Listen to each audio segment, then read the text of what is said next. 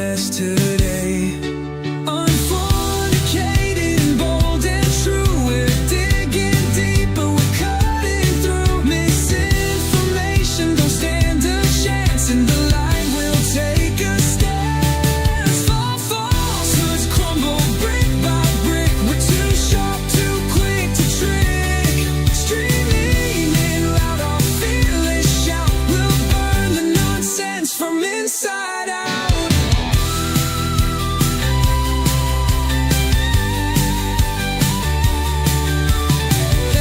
Chambers can't confine, we're the seekers drawing lines, flipping stories one by one. Battle's hard but we've begun. Unfornicated and bold and true, we're digging deeper, we're cutting through. Misinformation don't stand a chance, and the light will take a stance. Light it up, let the truth ignite. In the dark we'll spark the fight. Unfornicated, keep on strong.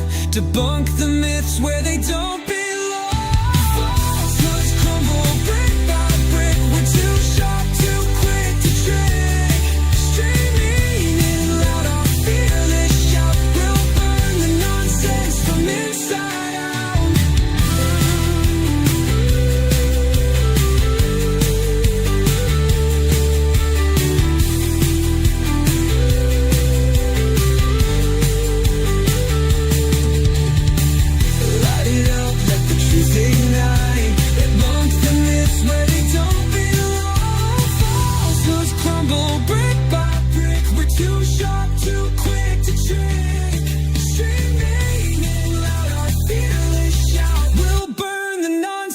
From inside out.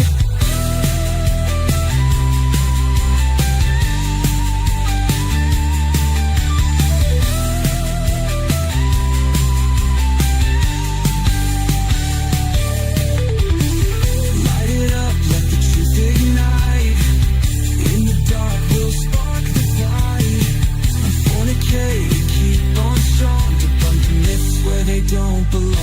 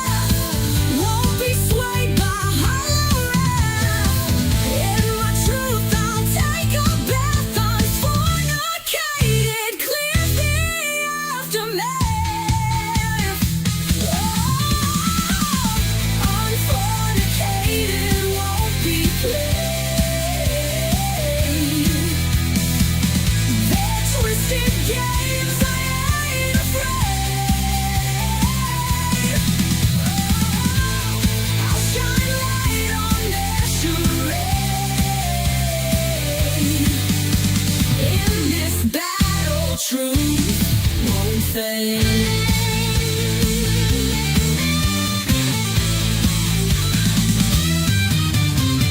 Through the noise, I'll carve my path. Won't be swayed by hollow wrath. In my truth, I'll take a bath. Unfornicated clears the aftermath. Unfornicated won't be played. Won't be played. There's twisted games I ain't afraid. I'll shine light on their charade. In this battle, truth won't fade.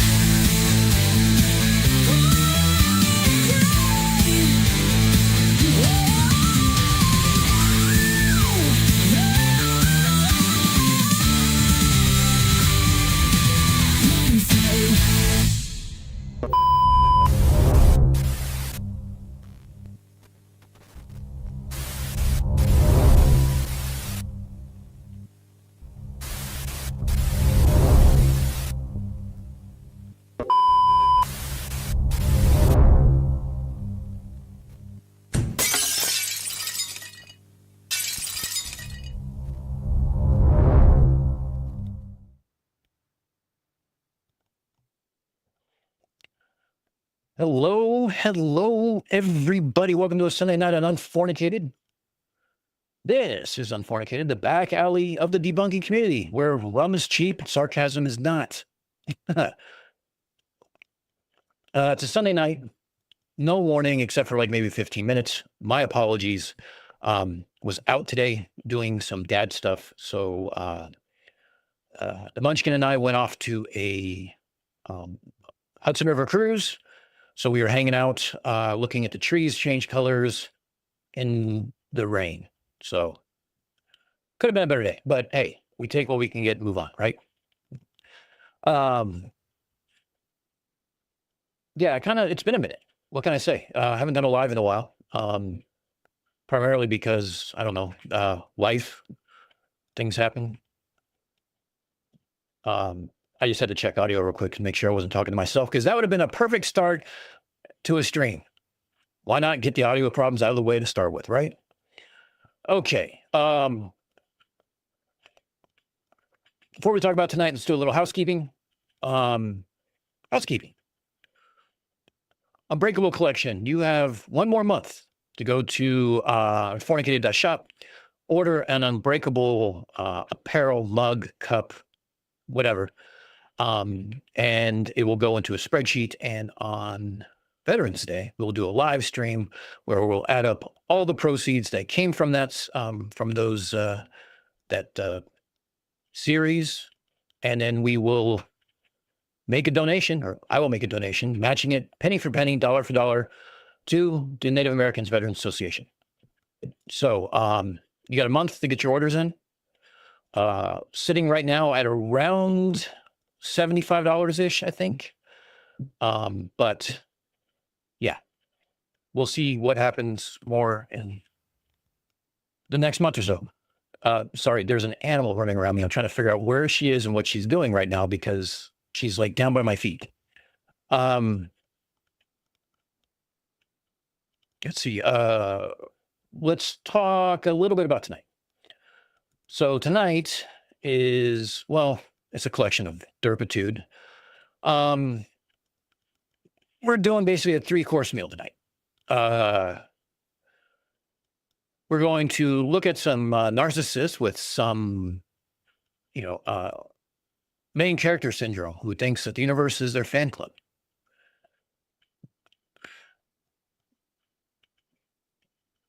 Words fail me on this. I'm just going to leave it up to you guys. There's actually going to be a reaction video to that, because I can't say it as well as they can say it themselves. Let's put it that way. We're also going to wash it down with a CC video about the New York Aqueduct, and he also has a couple of shorts that came out. So we missed them on Think About It Friday. So we'll have a summarize it Sunday, I guess. makes sense. And then we're going to go over some videos about radar and RF, primarily because we have the HARP video coming out this week, and also because of what I saw just baffles me how people don't understand how this shit works. But uh, we're going to dissect it because it needs to be thrown out with the garbage. Quick rundown for our chat. We got everybody here, the Zoo crew. We got Calder, CK, Connor, Lindsay, Roger, Jim Daniels, Big Fish, Icy, Flat, Monkey, and everybody else. So welcome, one and all. If you haven't put anything in chat, and I don't know you're here, by all means, drop a hello. We're happy to welcome you into the family, our digital family here called the Zoo Crew. And, well, such is life. So, before we get into tonight's main events, a couple quick things. Thanks to Amazon Prime Day, I have a new setup. So, I've changed a little bit of how things are, so I'm getting used to it. I have now 3 27-inch monitors. My fourth monitor, which is like my OBS monitor that sits down over here. And basically my light got moved to one side to another. It's made for a little bit of weirdness as I sit here because I'm used to like looking away from my light this way, and now I'm looking directly into it. So it takes a minute. Muscle memory is not what it used to be when you start getting old. But thank you, Amazon Prime Day, for having a couple of really awesome monitors going on sale and for me, and that the Munchkin can use because they are Asus ProArts, so they are like right out of the box, calibrated and everything else. And I now have 2 of those sitting right here, up and down, top from each other. So one of them might go vertical. I don't know yet. I'm still trying to figure out how I want to do things. But all I can say is now with 3 1/4 monitors now, if I can't find where I put shit on my monitor, I should probably just stop streaming. Just end it. It's not worth it anymore. It's just not. Oh, God. Couple quick things real quick before we get into tonight's things. Also, besides the new setup, which, again, it's been something I've been kind of like waiting to do. And I was kind of, I was going to do it, pull the trigger earlier this year on the Prime Day in March or April, whenever it is. And just things didn't line up the way it was. I thought, nah, I'm fine. I got 2 monitors. It's okay. Well, then once I started getting into streaming and doing it more regularly, yes, that term's used subjectively and kind of liberally, but as I did it more regularly-ish, I realized that I kind of needed more real estate for some of my things. So I have like Discord over here, and my notes and chat, and then I have my OBS monitor over here, and then I have my stream over here so I can see what's kind of going on to make sure there's no things, but that kind of gets dumped down here in a minute once I'm good, pretty clear that the video and audio is what it needs to be. And then up here is my share screen that I'm going to be sharing with you guys tonight, talking about all sorts of stupidity, turpitude, and everything else.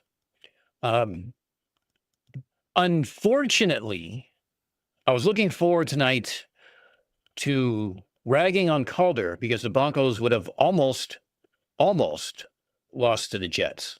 And I would have milked that for at least 30 minutes. But, you know, as most, with most Jet games, they imploded and did it themselves. And the Broncos snuck by. So, yeah. Patriots won, which is a plus for me. Thank God.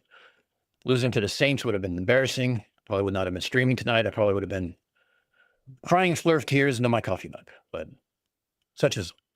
What else we got today? My last video, which was on the persecuted geniuses and paradigm shift and all that other fun, wonderful stuff, has well, hold on a second. Let's let's actually go into this a little bit here. Let's go into this. Let's go into this. It has 1,401 views. By far the most viewed video on this channel. You know how wonderful it is to see a comma in your views? It's like nuts.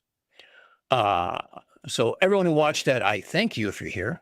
If you weren't here, or if you are here and haven't seen it, it's on the channel. Go back and watch it. It's basically a character assassination of a bunch of our favorite targets. Eric Dubay, Andrew Wakefield, Ashton Forbes. Some of these people might be making somewhat of a cameo guest appearance tonight. Let's see what else. Oh yeah, the other part of it that is still kind of blowing my mind and makes me wonder. Well, I guess it's validation for why I do this, but makes me wonder, like, what you guys are all thinking is, there's now 335 of you people subscribed to my channel. So I can't thank all 334 of you enough. I skipped the last one because it's my sister. She kind of feels obligated. She probably doesn't want to watch this shit. But I digress. So that's where we stand. So I want to thank each and every one of you for making that video and the channel. So far, a success that I had no idea would kind of get that far. So we're going to milk it for what it's worth. So the next video that is in the hopper is the harp video. So we're going to do this in two parts. The first part, we kind of talk a little bit about what harp actually does. We talk about some of the more popular conspiracies, things like mind control, weather control, and earthquakes, which is fitting since there was a, there's a 7.8 earthquake in Drake's Passage this last week.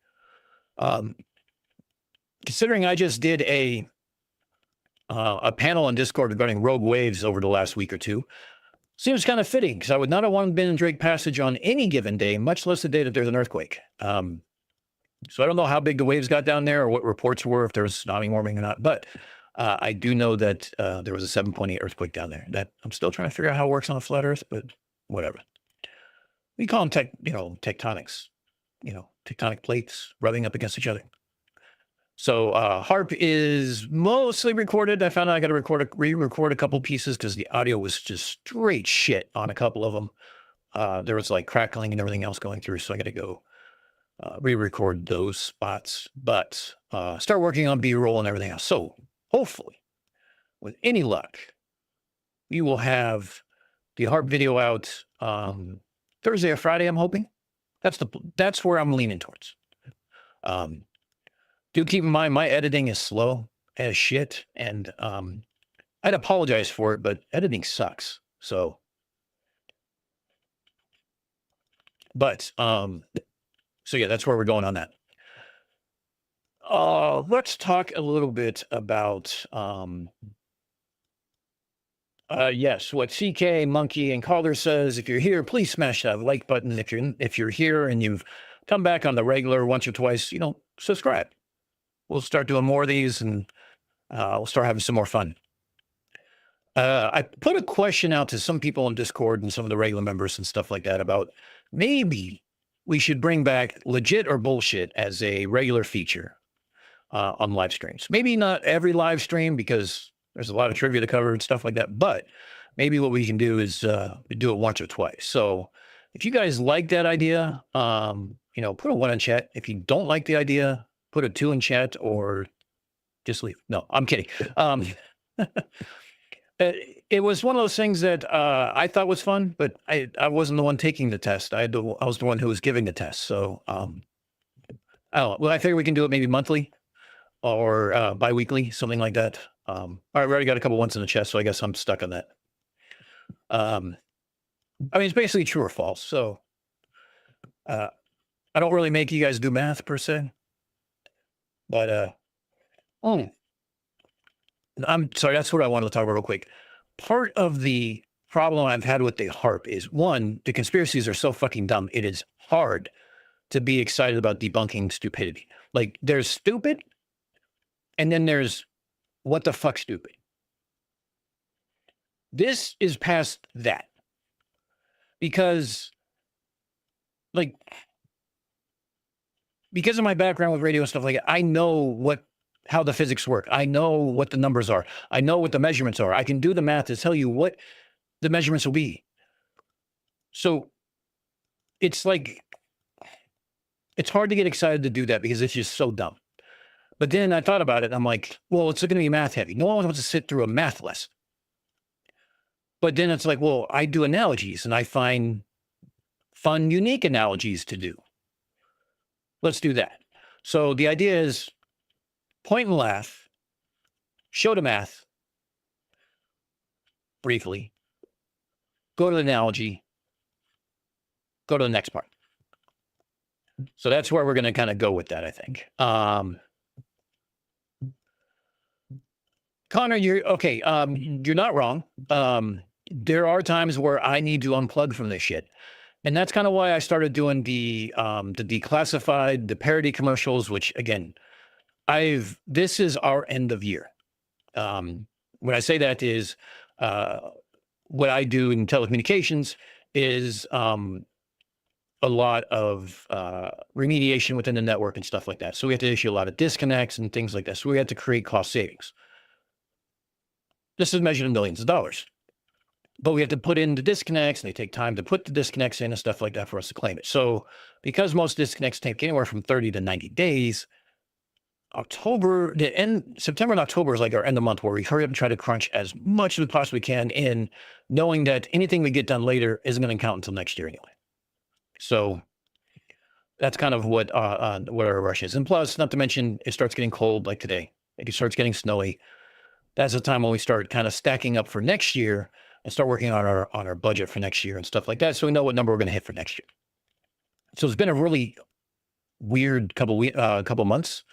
And throw my birthday in the middle of that. And that's, a milestone birthday at that. And that, that kind of takes things sideways too. So, yeah, that's kind of where we have to go today. So, but I just want to give you guys a quick update on HARP. I want to give you the video. I want to give you an update on the channel. And of course, as always, an update on the Code Talker set. Like I said, one more month ago. On November 11th, we will have done Veterans Day. We will be doing the live stream, and we will be doing a donation, penny for penny, dollar for dollar, of all proceeds from the Code Talker Unbreakable series into the National or Native American Veteran Association. But yeah, I've been slacking openly. I admit it. The paradigm shift video took me forever to research because it wasn't really on my list. It wasn't necessarily in my strong suit. So I had to reframe some things, had to find the right examples. But I thought I had the right examples, I had to rewrite it. So, but enough excuses.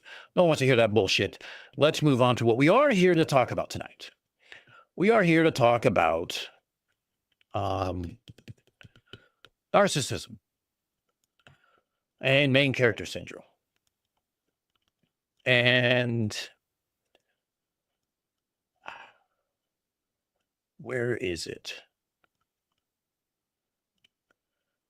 Oh.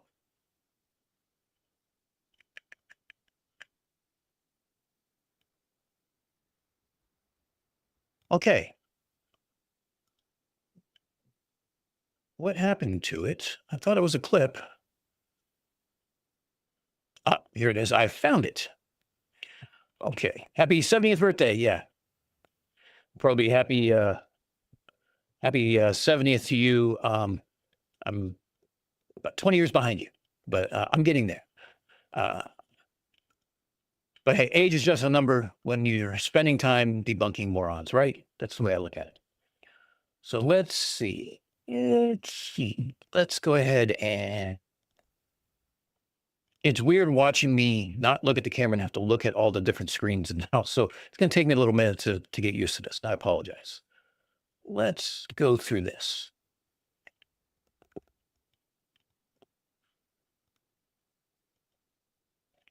I'm on level 24 and I'm still stuck in the life boss fight. Yep. I wish I was 20 years behind that too. Yeah, that's true. Steve's Creepy Van shows up. Welcome, Steve.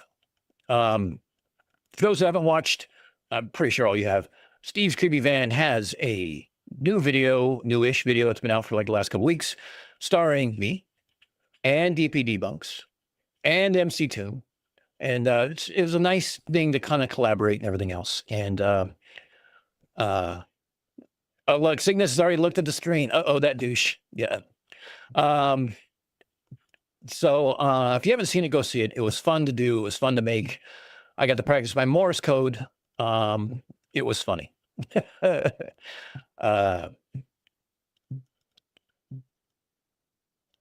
I can't wait for the game show personally.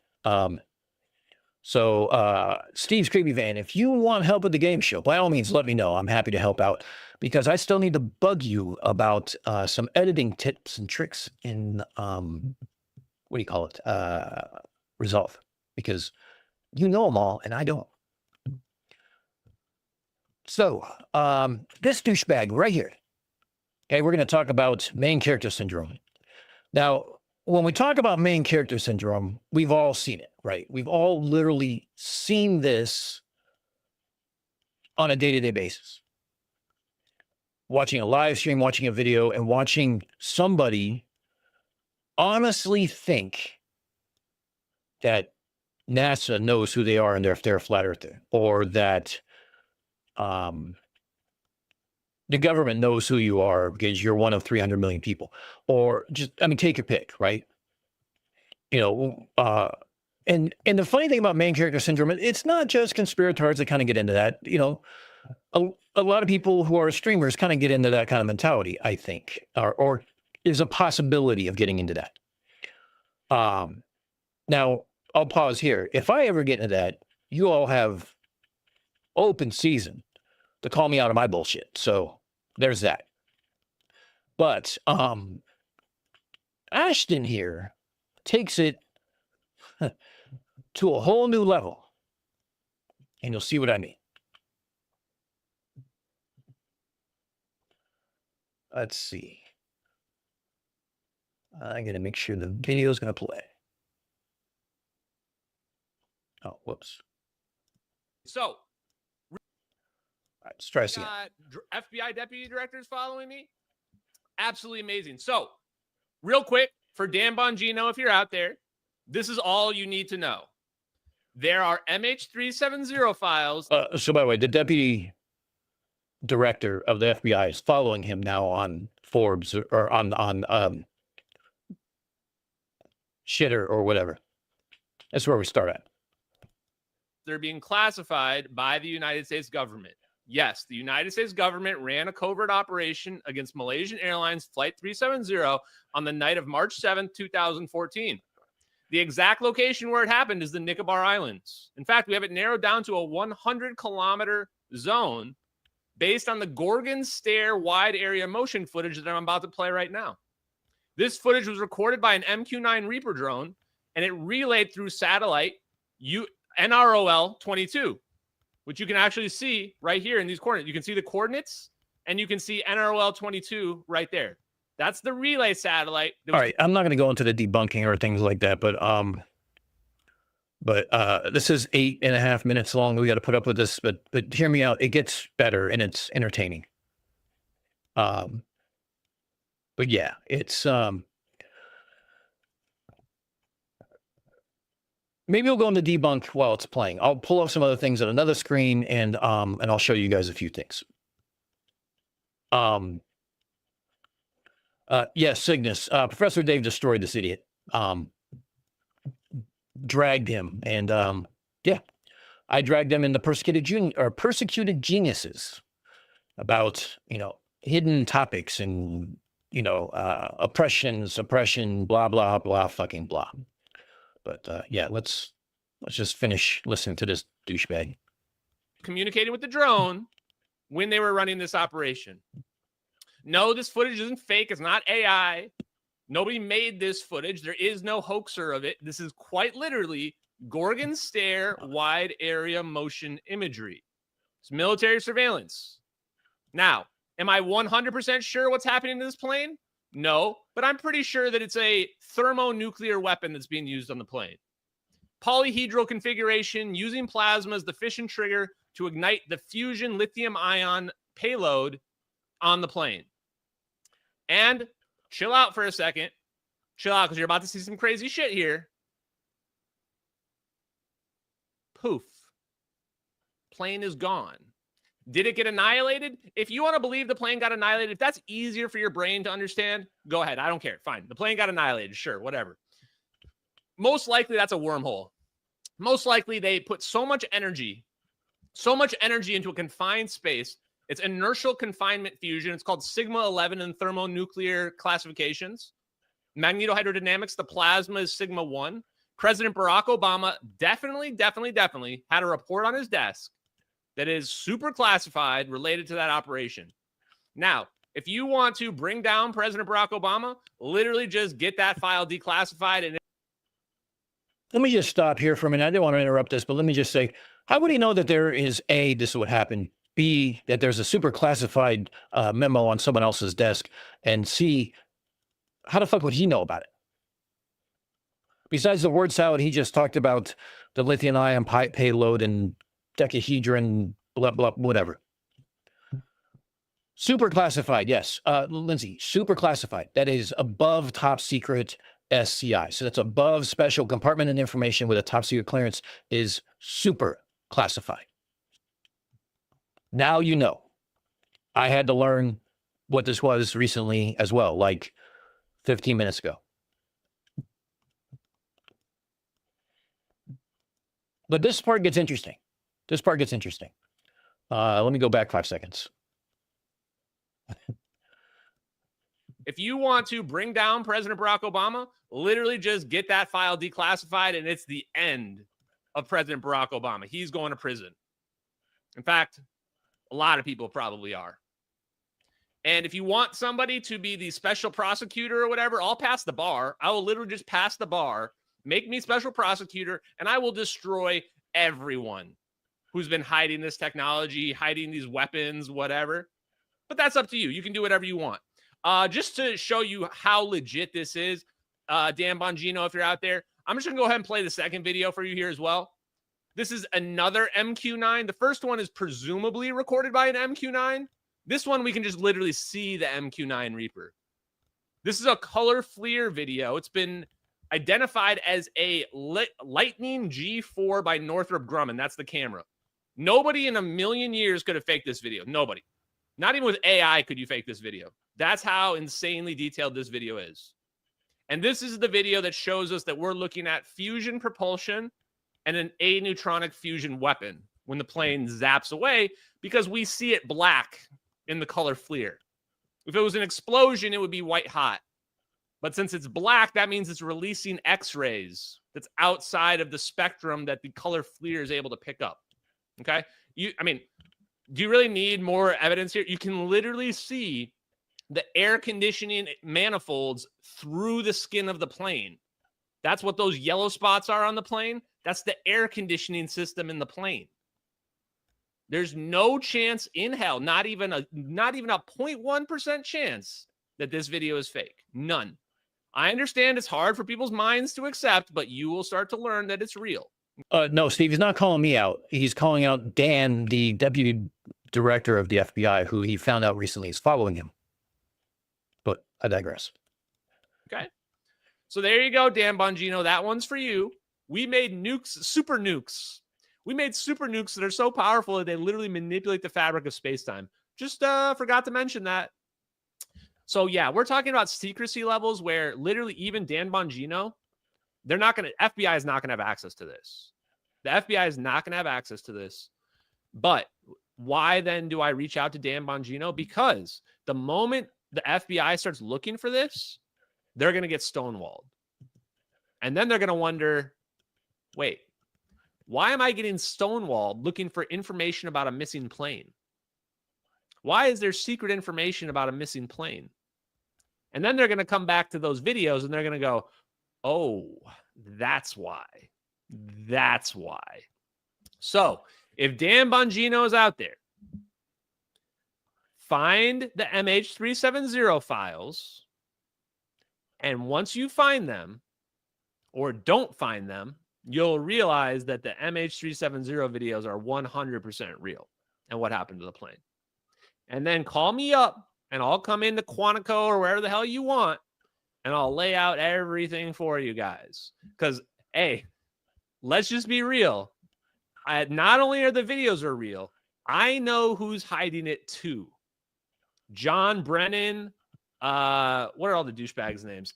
Avril Hines, James Clapper, Obama, Marco Rubio knows, Chuck Schumer knows. How many? It's sick how many people know.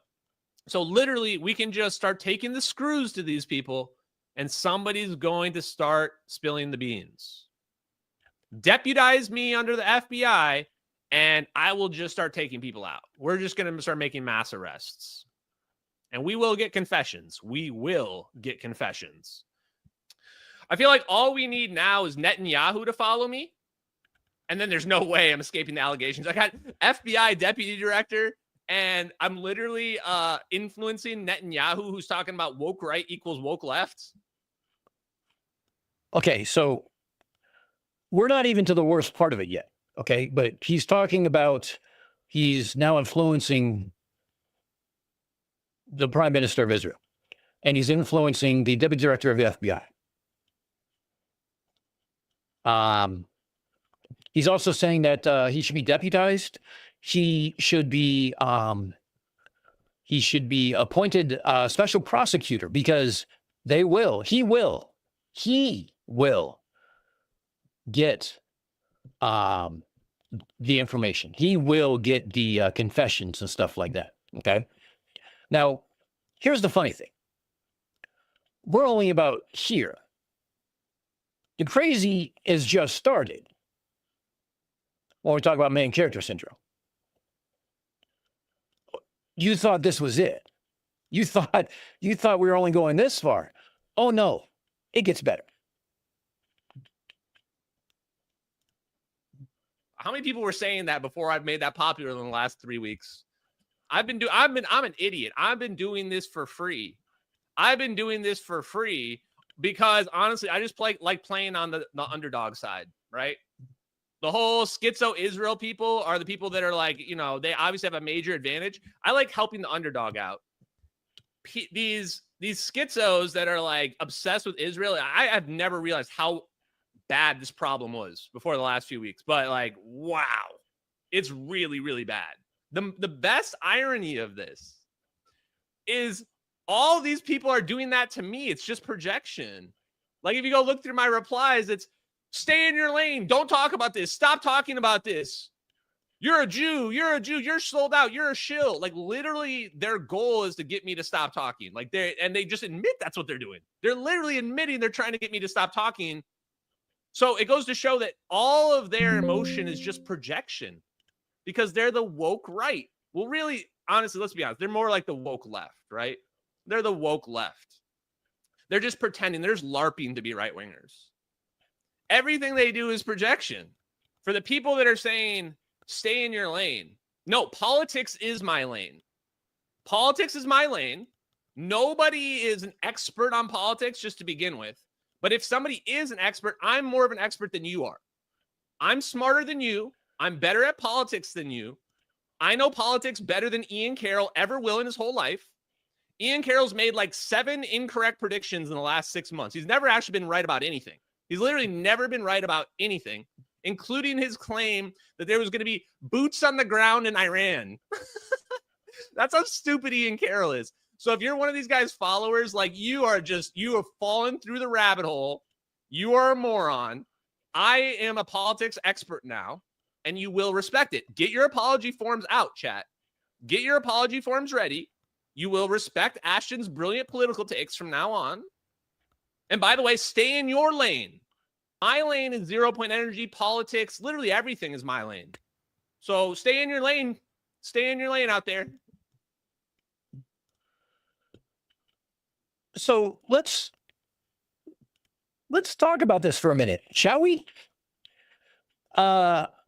Politics 0-point energy, physics, basically everything. Everything. Ashton Forbes is smarter than you. Everything. You heard it here first. So everything is his lane. Now, he claims, people keep telling this, say, stop saying politics, stop saying everything else, because they want him to go back to the MH370, his bread and butter, where he got notoriety from, because his takes are just too good. His predictions are too good. His whistleblowing is so good. His blowing of goats is so good. His what the fuck ever is so good, because they're all his lane. However, he fails to maybe think about that. Maybe they tell him to go back to MH370 because he's making an ass of himself.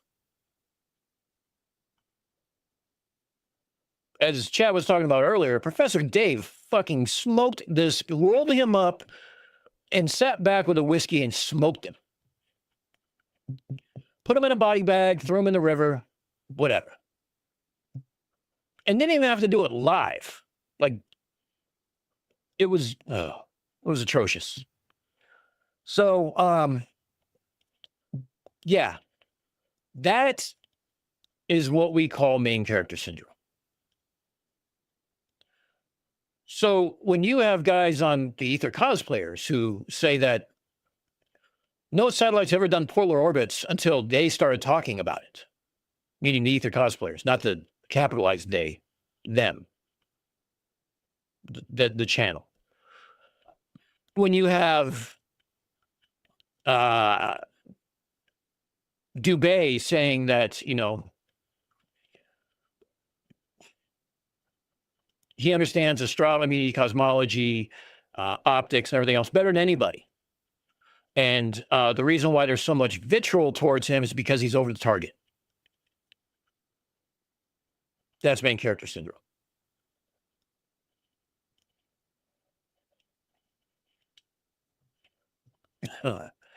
So, yeah. What do you guys think? Like, I don't know. I consider myself a reasonably intelligent person. Average to above average. And I consider myself pretty adept at learning new things. But my lane is telecommunications, technology, some oceanographic sciences, and physics, dealing with ships as a whole. That's where I stay. That's my lane.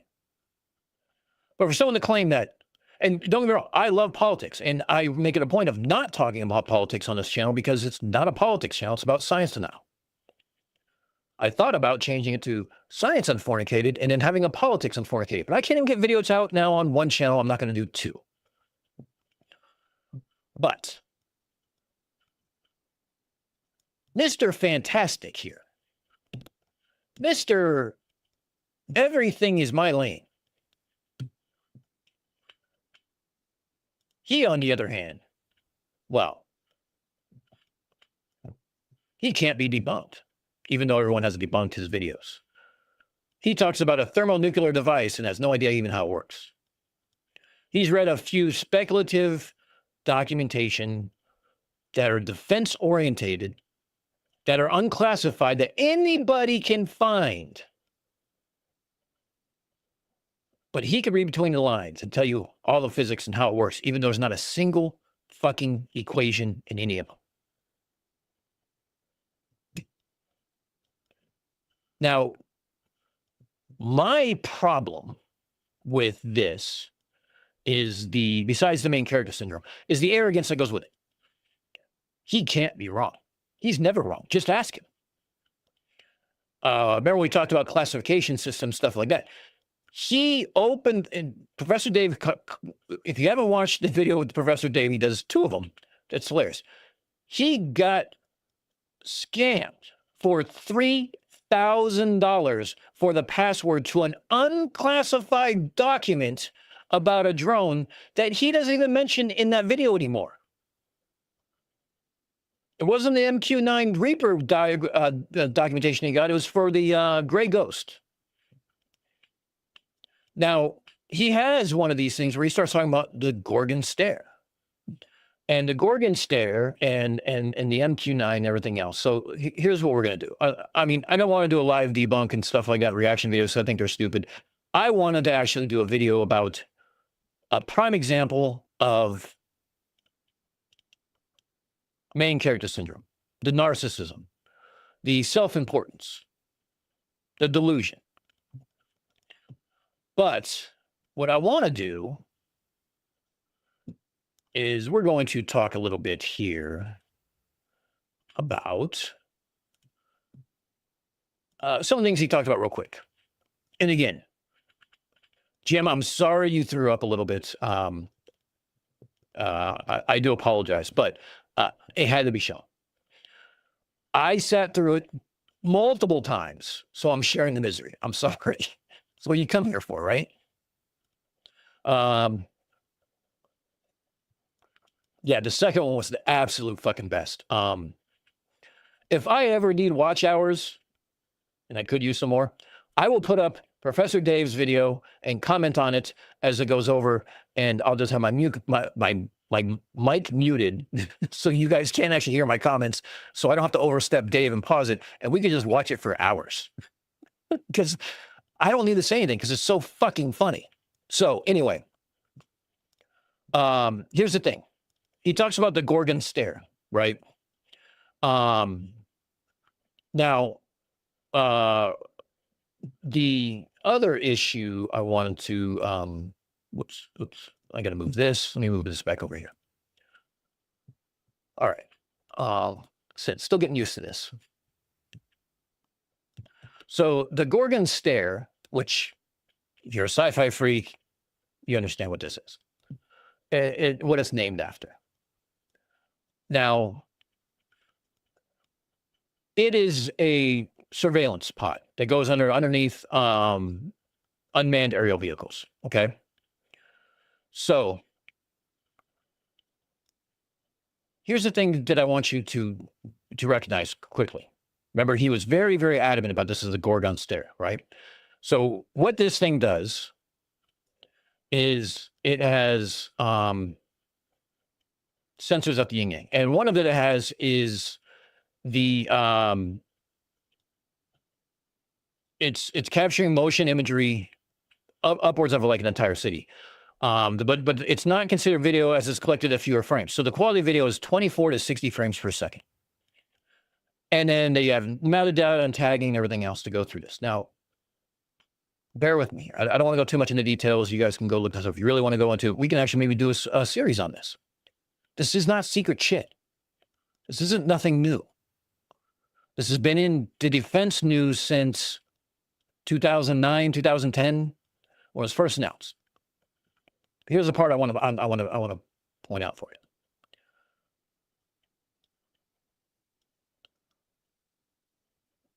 Right here.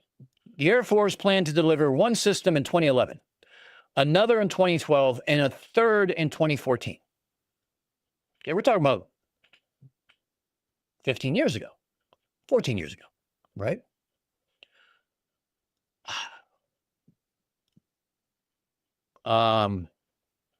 So that was the plan. They've been in development since 2009 by the Air Force's Big Safari Group and with Sierra Nevada Corporation. Okay. So the first ones of these were rolled out in 2011, 2012, and 2014. So there's 3 in 2014. 3 if you're in Europe. When was MH370?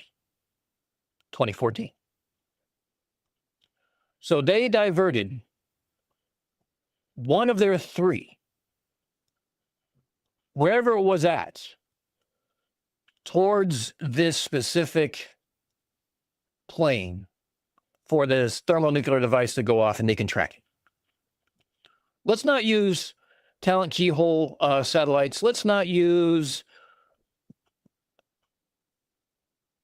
a bunch of other different satellites that I can't remember all the names of.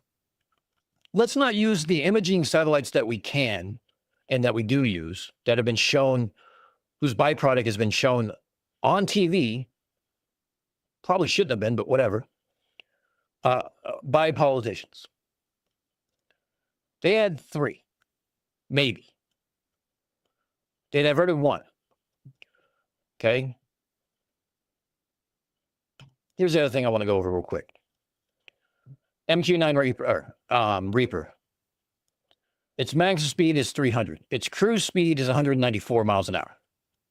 Okay. Now, a Boeing 777, okay,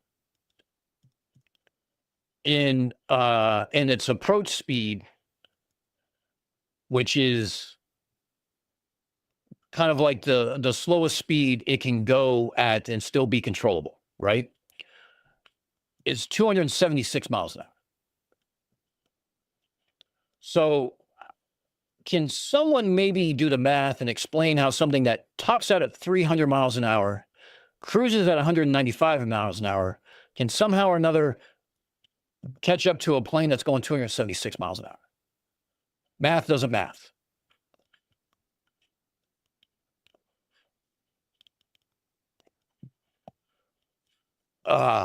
So this is it. Look, these videos have been debunked by the well, if you watch the Professor Dave, he goes into all of them. And actually, if you look at the video I had, they talked about the person who took the stock photo that was used for the clouds. The person who actually took the photo chimed in on X. Somebody who actually recreated the portal and the black portal because it was cold and dark, or radiation or whatever the fuck it was. I forgot what he was saying. It was radiation. It was too high of a wavelength, so it showed up as black. That was debunked. That was also on X. So, and the last video that I had, as far as the persecuted geniuses on Kuhn and the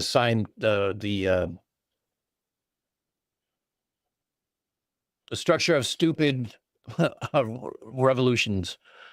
This, you can see it there, and everything else to kind of go into. So I don't want to spend too much time on Ashton. I just want to kind of show him as basically the reason why we are having this conversation today.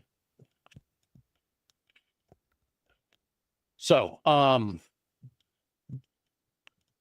me close it out. So that was like the first thing. So what baffles me and shows me every time I go into debunk channels or I watch these videos or things like that is that each and every one of them have this main character syndrome. Mikey Smith, no one else is doing the work. Roger Lebo, yeah, I know what you're going to say. Or I already know about that. Or I already know about this. I learned about radar because my dad was in the radar and was radar tech for 2 years in the Navy. Great. My grandfather was a tank driver in World War II, and I spent many summers with him. Doesn't mean I know how to drive a fucking tank. I digress. The main character syndrome that shows up in these people, in their videos, in their live streams, stuff like that, is baffling. Like, flat earthers honestly think NASA knows who they are. Dave Weiss honestly thinks that the final experiment was created just for him, but he said, nope, I'm not going. So he threw a wrench in the whole issue.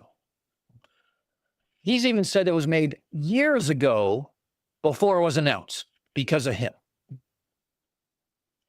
Main character syndrome. Doesn't acknowledge the fact that there was a vote that most Globers wanted him to go because we wanted to make him look like an idiot. See him fumble over himself trying to explain this. He wouldn't go. So then we picked Jaron. It was the second place one. Now, I admit, I voted for Jaron because at least I know he would have been at least the biggest opportunity, to be honest. Main character syndrome. Where the universe is, the entire universe, flat or globe, is your fan club.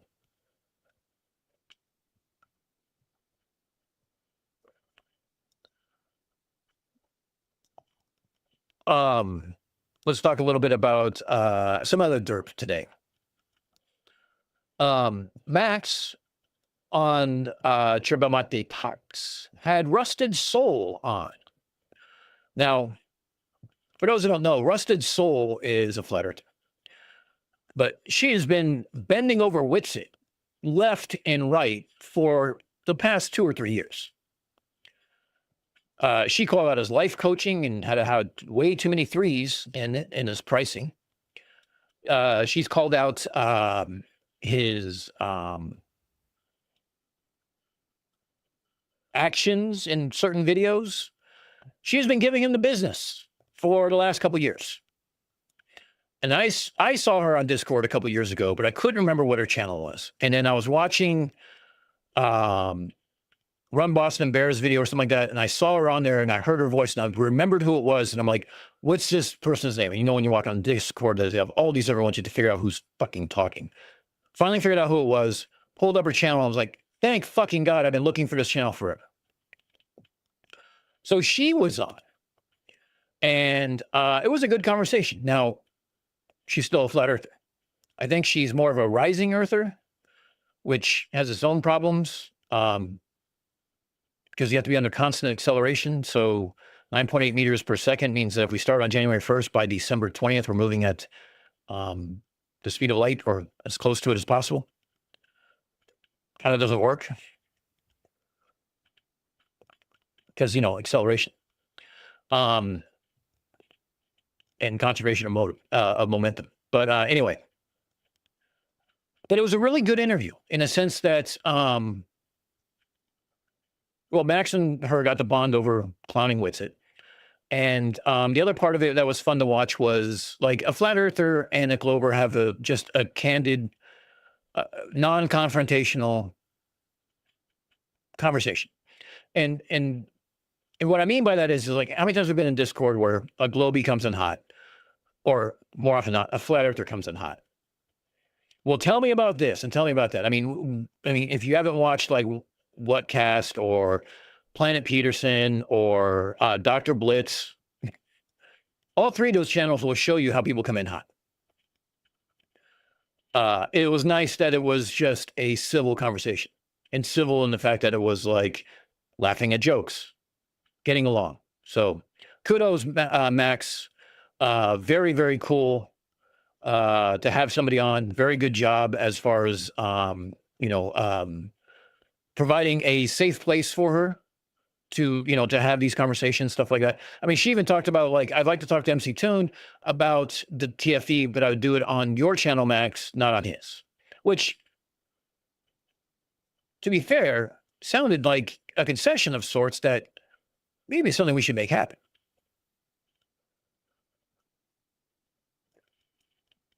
Yeah, Charles, look, I won't get into all the different things that were wrong, but the tone of the conversation is what I'm getting at. Toon agreed to it. It's in the works. Even great. Perfect. Yeah, I've been kind of out of some of the group chats that we have going on in Discord. So, yeah, doing dad stuff this week and stuff this weekend and stuff like that. So, yeah, I'm a little behind. Yeah, I'm sure Max will make that happen. For Max, it's huge. I can't wait.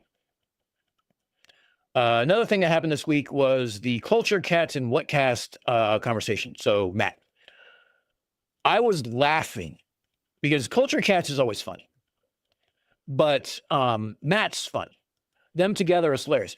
Matt saying that he wanted to get Professor Dave and ambush Dave Weiss with Professor Dave on his channel prior to the video of him going after Dave Weiss had me in stitches because he's like, fuck me, I'd still be making coin off of this. It's got millions of views on Dave's channel. Or that other channel, why the fuck wouldn't it be on my channel? And I was just kind of laughing because it was like that timing, that one variable changes and can change everything.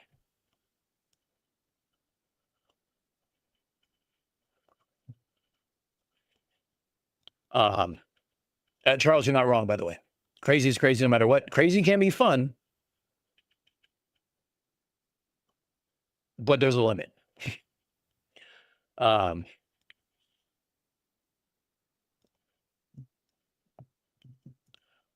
Rob, not wrong. There's a reason why I kind of glassed over that because I'm not one to throw stones at our own side here. But yeah, you're not wrong either. I agree that that is, if we had to pick one, that would be the one. But again, my own personal opinion, that's all it is. Yeah. So that's where that's kind of where we stand on that. So that was kind of like a review of the Derp that's kind of been going on. Well, not necessarily Derp, it's more of our side kind of coming on. Both great videos. If you haven't seen them yet, What Cast with a K. If you aren't subscribed, subscribe. And while you're there, watch the Culture Cats video. Highly entertaining, well worth the watch. I think it's like an hour long. And his conversations, his debate with Fred from Australia was rather comical. And you know, he does a lot of TikTok stuff, so it's good to kind of see where that goes, and somebody else fighting the good fight on another platform that I don't have to be on. Although I'm starting to think I have to be there on TikTok now because that seems to be the only place where Flirts will have arguments with. Copium Emporium, welcome, bud. Welcome, welcome. Glad to see you, and glad you're here. One of our Aussie family members, who actually paid me a compliment because we were having a conversation about some things, and he sent one. He goes, "Oh, I forgot you're not in this country." And I'm like, "Well, shit, I'll take it as a compliment." That means I'm an honorary Aussie. I'll take that.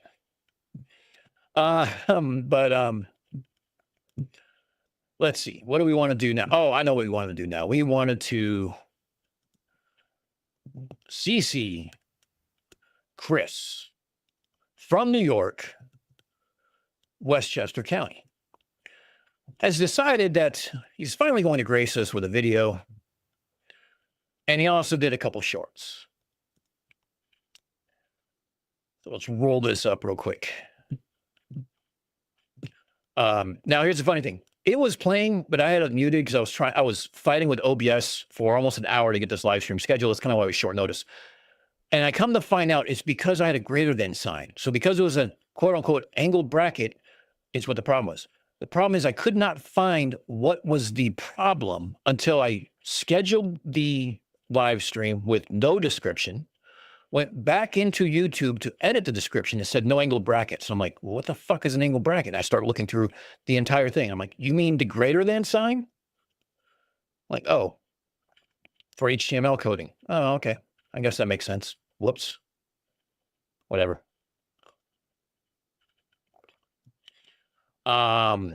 So 3 hours ago, we have 1841. Are you fucking kidding? Because no, CC, we aren't kidding. We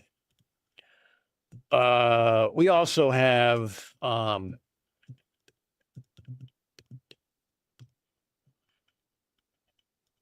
on a second. I'm just kind of pulling up my, my stuff here. And,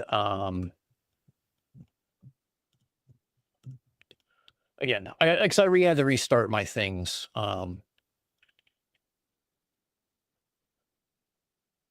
So he wants to talk about the New York Aqueduct. Now, the New York Aqueduct is the water system that it's actually multiple aqueducts that funnel water from upstate New York in the area where I live.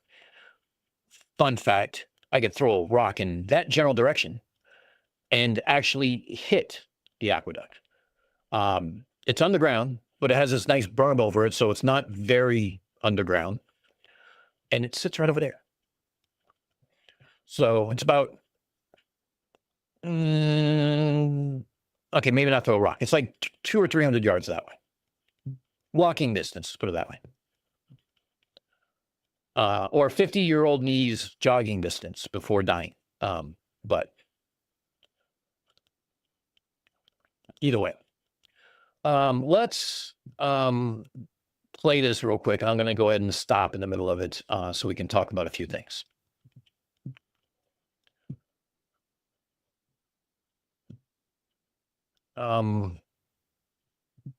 That's not what I wanted. Sorry. I need this one. I'm looking for the map of the aqueduct system so I can show you guys. So here, let me play this, and then I'll stick around over here. Let me make sure I got the right scene up. Yep, got the right scene up. Okay, here we go. Morning, good evening, good afternoon, wherever you may be. CC here, Chris from New York, Westchester County. It's 10/12/25. I see you probably watched the last short that I did, and you know, YouTube fucking does this all the time. All right, they put these things in that I don't want to be put in shorts, but they decide to do that. So it doesn't make a difference. All right, who cares? I just want to touch base with you on this Day of God. You know who God is? No. God, who created everything here. He or she or whoever may be loves you. And we love all you. Of this for you. I want you to think about something. This is an interesting thing. I want you to look back to 1841. What do you picture in 1841? What do you picture? Horse-drawn carriages. You picture log cabins, fireplaces, smokestacks. Yeah. Industrial Revolution. What kind of instruments did they have back in 1841? Nothing. A lot of steam power. Just to answer your question. They had nothing. But yet, they developed an incredible aqueduct system that runs hundreds of miles. Hundreds of miles. Yep. Hundreds of miles. Light wasn't even introduced to houses until the early 1900s. Correct. Light. You know what light is, right? Yeah, that's how you're seeing me. See, the sun's out right now. CC doesn't know what light is. And that's how you're seeing me, but yet they were building tunnels underneath with no light, apparently, with nothing but a shovel for hundreds of miles. And you know how long it took them to build that? 5 years. 5 years. You know how long it took the duration of building the new Tappan Zee Bridge? And I'm always going to call it the Tappan Zee Bridge because that's what it is, as far as I'm concerned. It took about 10 years to build that. A bridge. Connecting Rockland to White Plains. But, you know, I mean, they whatever. My point is, are you fucking kidding me? They've been fucking with our history. They've been fucking with everything. Right from the beginning.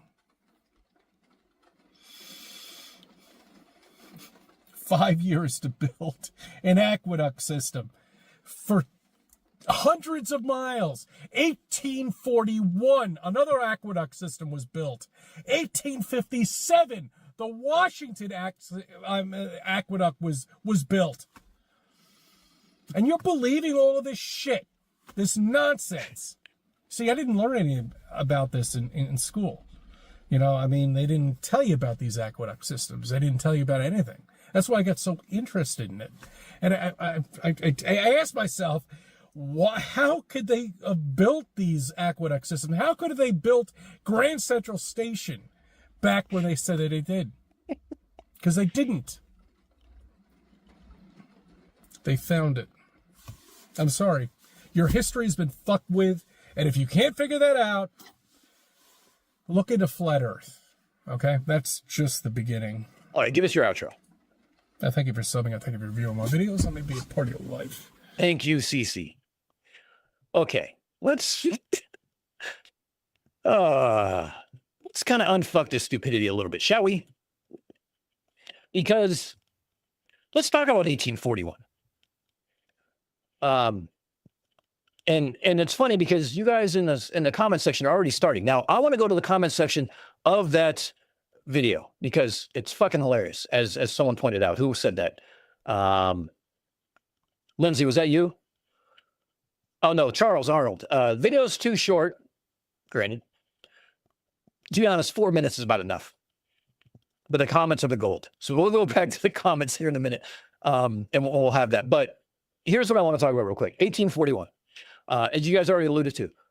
The Greeks and the Romans had oil lamps, not a fucking candle. There's problem one. Problem two, if you look up the aqueducts, actually here, let me bring this over here.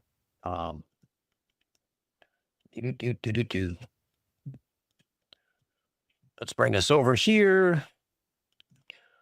And let's transition here.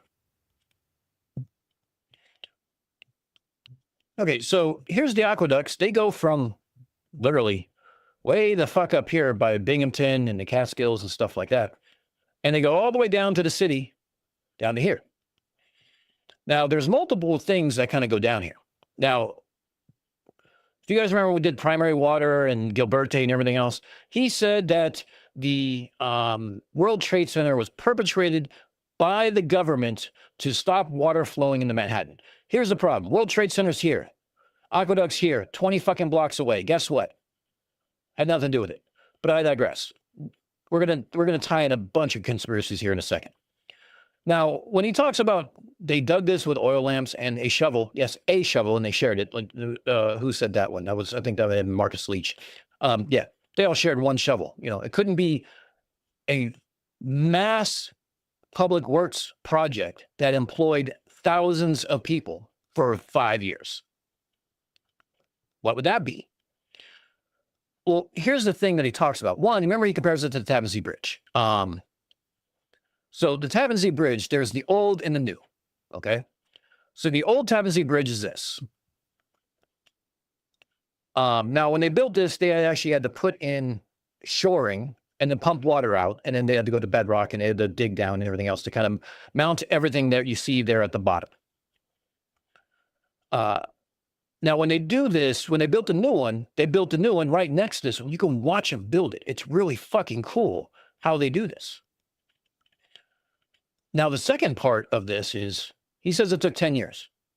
It took 3. 3 years.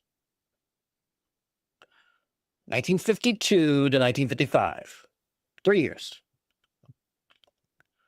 Not 10. So when this was built in 1955, how many people were being used on this? I don't remember how many it was, but it was a lot. Let me see if I can find what it was. Planning, construction. Yeah, let's see.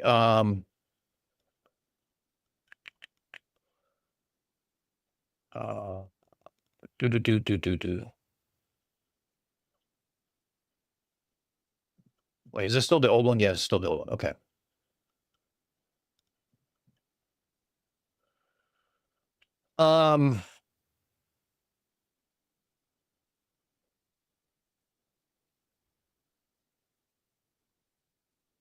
All right, I'll have to go find that. I'll actually have to go find it. It might be under the MTA website. I'll find that out in a minute. But anyway, it took 3 years. Now, here's the other thing I want to show. So the aqueducts we have here are, let me span out a little bit. We have the Delaware Aqueduct here, and we have the Catskill Aqueduct. Now, he's talking about specifically the Catskill Aqueduct. Because that's the one that kind of goes right through Westchester County. That's the one that he drives up here to Orange County and Dutchess County and stuff like that's all up in here. He talks about the Catskill Aqueduct that comes from the Catskill Mountains. It's 100 miles long, not 200 miles long. It's also a portion of, like half of it, more than half of it, is what they call cut and cover, meaning cut a ditch, make the tunnel, cover it back up. That's what's right over here. Remember when I said there's a mound? It's not cut under a mountain. It's not cut through a mountain. It's cut on the side of a hill where it's flattened out, dug down, covered with concrete or whatever they used at the time, and then covered with grass or with dirt and grass and everything else. So it's not necessarily hidden, but it's protected. over half of it was just literally digging a really big ditch and then covering it up. Not digging down 1,000 feet and going straight along with a compass or, with oil lamps and everything else. This is open air cutting and covering. But does CC know about that? No. Does CC look into shit before he says anything? Absolutely not. We know that. Just look at that just that one video, 4 minutes alone. Wrong about the Tappan Zee Bridge, how long it took. Wrong about what type of aqueduct it is, how long it took, how they did it. I mean, like, everything he says is always wrong. But we're the NPCs. It's like, I swear, CC was put on this earth specifically for one reason. And by the way, it's a globe earth. And that is to test us. How much do you know? Now, I learned about these aqueducts. I'm not from New York originally. I grew up in Los Angeles. Well, technically, all of Southern California is like one big city, but I digress. Our aqueducts there are cut and not covered. They're just cut. They go through the deserts and they drop off in Los Angeles. They're wide concrete freeways for water to flow down. You can watch them make it. You can watch them repair it. You can watch them do everything else. Don't think it was found. Don't think it's Tartarian. But because they covered it, he thinks that they're 1,000 feet underground to go on. And they are now, when they crosses the Hudson, it is underground and they had to go deep to go underneath that. But it's that deep for like a mile to cross the Tappan Zee or to cross the river. Like these two crossings right here. Oh, by the way, here's where he's wrong too. This is the Tappan Zee Bridge. And the crossing is way the fuck up here. By Cornwall and Garrison, Cold Spring, Garrison, and and the other crossings over here by this bridge up here between Newburgh and Beacon. So he doesn't even have the crossing right. Now, should they have probably come down this way and maybe gone this way and been shorter to cross? Yeah, probably. But at this widest here, we're talking about it's about a mile. I did a triathlon in this area, and it's about a mile across.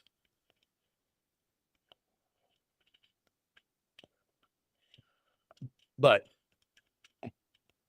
anyway, I did not admit the Earth is flat. It's fucking whatever. But yeah, everything was steam powered back in the 1840s. You mean to tell me they couldn't figure out how to use steam power? I mean, like, go watch a steampunk movie and tell me what they can power by steam. Go back to the inventions of the 1800s with the steam locomotive, what they could do with that. I mean, Christ. CC is one of the most frustrating and ignorant people possible. Because I swear he is here for one purpose. And that purpose alone is to test us. What do you know? What do you don't know? Like I said, I grew up in California. I learned about this stuff when I moved here because I was curious. What's this thing over here that I drive by all the day? It's like this mound on the side of the road. What is that? Well, my coworker's like, oh, that's the aqueduct. What aqueduct? Where does it go? Oh, it's a Catskill aqueduct. It goes down to New York City. You know anything about it? Nope, not a thing. Cool, I'll go look it up. And then we go to the internet and we look things up and we go learn about it. Because there's newspapers talking about accidents, the digging. It's a huge public works that was going on that talked about how many miles they covered and things like that. Everyone wanted to talk about it because there was, that's what was going on in this area at the time. Otherwise, it was farming. It was to help New York grow into one of the biggest cities in the world. It needed these aqueducts.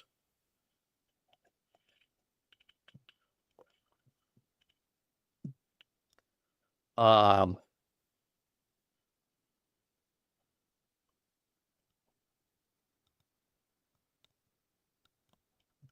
right, hold on a second. I clipped that. Dan said it was like, no, I didn't. LA's fine. LA shines the time.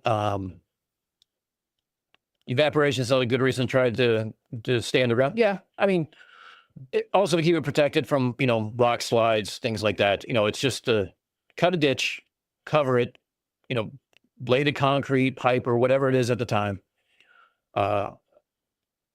I doubt it's lead, but you know, it might be a real big lead pipe for all I know. You know, encase it, right? Connect it all up and then bury it. Protect it somehow. That's it. I've actually been on a couple of steam engines, by the way. There's a couple of them up here that do fall color runs, as we call them. So you can go out on an old line out of a town called Kingston, and you kind of go out to here, and then you come back, and you're on a steam engine. The same steam engine they dress up to look like Thomas during the summer for kids, and the same engine that they dress up to look like the Polar Express during winter for the kids. So it's a great thing. I've taken my daughter to it a few times. It's a great thing. And again, this is one of the things that we talked about. They talked about on our river cruise today, that there is the there's a Delaware Canal, and there's also there was a canal. There's a canal system that was built from this river here that goes to here, and this canal system goes right through this town down here. It's made by the brothers Wirtz through Wirtzboro, and it has locks and everything else at 1,100 feet of elevation that they built, hand dug it all the way across to get stuff, get coal up from Pennsylvania to come up to New York. But like, these are things that were going on at the time. Yes, people were good at digging trenches. That's basically what it was. Yeah, Shifty, you're down here a little bit.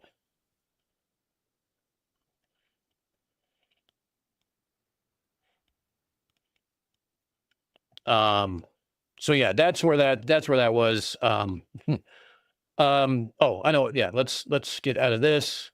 Let's go back to the video. Let's shut him up because I don't want to listen to him again. Oh, look, Charles Arnold is one of the first ones on top of here. Oh, you know what? Can we, let's see. Let's do this for a second. Let's do,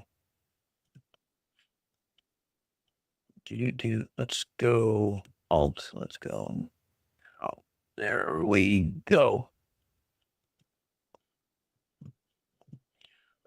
Now, here's the funny thing. I love going into the comment section because, hold on, let me transition this with the fade real quick.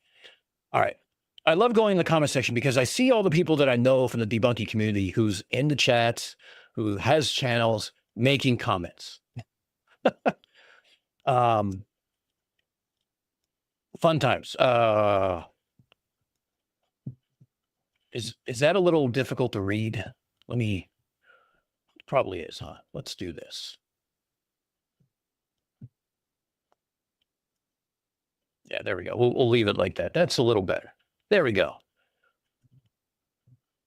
Okay, can I just get rid of this? How do I get rid of this? Well, let me get rid of that? No, it probably won't. All right, so let's do this. Oh, you fuck.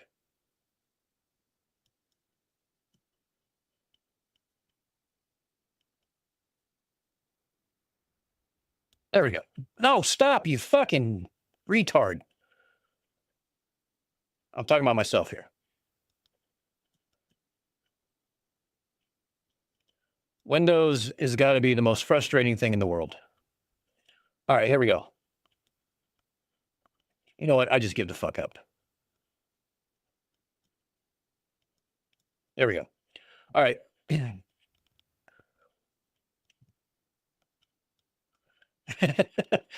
Broby, you can't understand why? Oh, I know, it's a shame. So let's go back up to the top because these are the, now, Charles Arnold, who's here in the chat, one of my favorite people, was funny enough he must have got a notification and watched the 8 minutes on turbo speed to put up this fucking comment right away. CC, they have been so busy trying to make you look like a fool, they must obviously be lying because you have all the evidence you need. How dare they try to convince us it takes different amounts of time to build completely different things. They don't know who they're messing with. Go get them, CC. Now, here's the funny thing is we all know that's sarcasm. How many of those thumbs up do you think are flirts?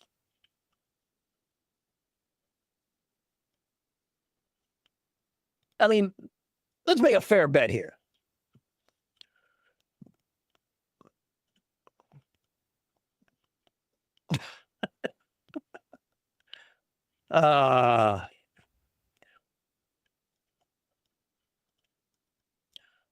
Calder, Salem is about, if you're talking about Salem, Massachusetts, it's about 4.5 hours. This time of year, it's nuts. If you go to Salem on Halloween itself, it is wall to wall people. You might as well be at Disneyland. It's nuts. I've only been up there once around this time, and I went with my roommates at the time when I was living there, and it was only about an I don't know, 40-minute drive or something like that with traffic. Then it took us 40 minutes to find a parking space and walk into like the downtown area where things were. So it took us just as long to find a parking space and walk into town as it did to get there. That's what you're dealing with. So it's a nutcase. It is a madhouse. Don't get me wrong, fun as shit. You see some really weird and cool people. You meet some really weird and cool people. But yeah, it's I don't like people that much. Yes, definitely fun. So DP wants to, chime in here with wait until he hears about the Romans. Of course, Charles Arnold was there to expand upon that. Says, really, I was going to send him a link about Persian agates. Those even blew me away when I learned about them in university. Fair point. I came to the comment section looking for this one. Just waits until he finds out about Roman, Aztec, and Indus aqueducts. He will lose his mind. All Tartarian. Now, do we know when Tartaria was at its height? Like, when was the Great Reset? Do we know? Do we have any idea? Has anyone narrowed it down for us? They say the history is a lie, but at what point is the history a lie? Is it before the Greeks, the Romans, and everything else, and the Egyptians? Or we got to go back even further? Like, we're talking about like the so-called cradle of man point? I don't know.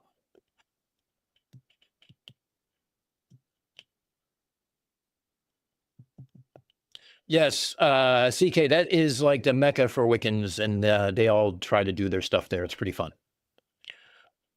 But aqueducts were around in 300 BC, but somehow it's impossible in 1841. Lols. Best hair in the game. They have been up to their tricks again, eh? Somebody needs to send a They commercial to CC and see if he actually reposts it and believes him.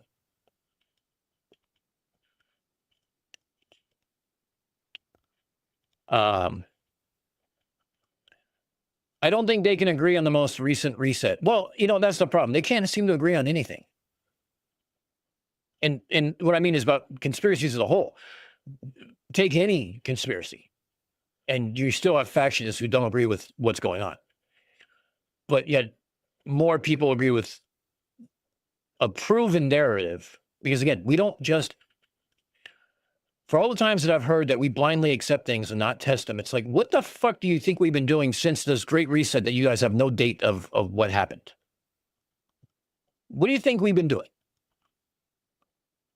We've been writing, we've been annotating, we've been building, we've been learning, we've been sciencing the shit out of things. We have been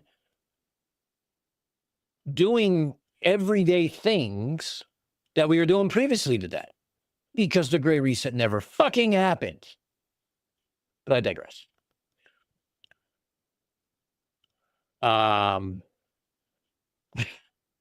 Greatest punchline I heard all weekend. They found it. CC, you're the best.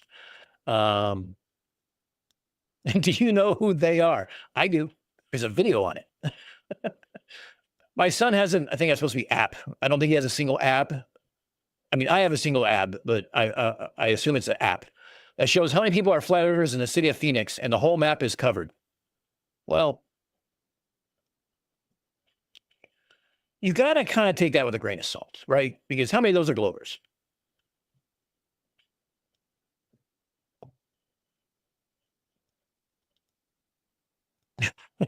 Charles Arnold. The reset was somewhere between 5,000 years ago and last Tuesday afternoon. You're not wrong. You're not wrong. Blackburn, you're absolutely right there.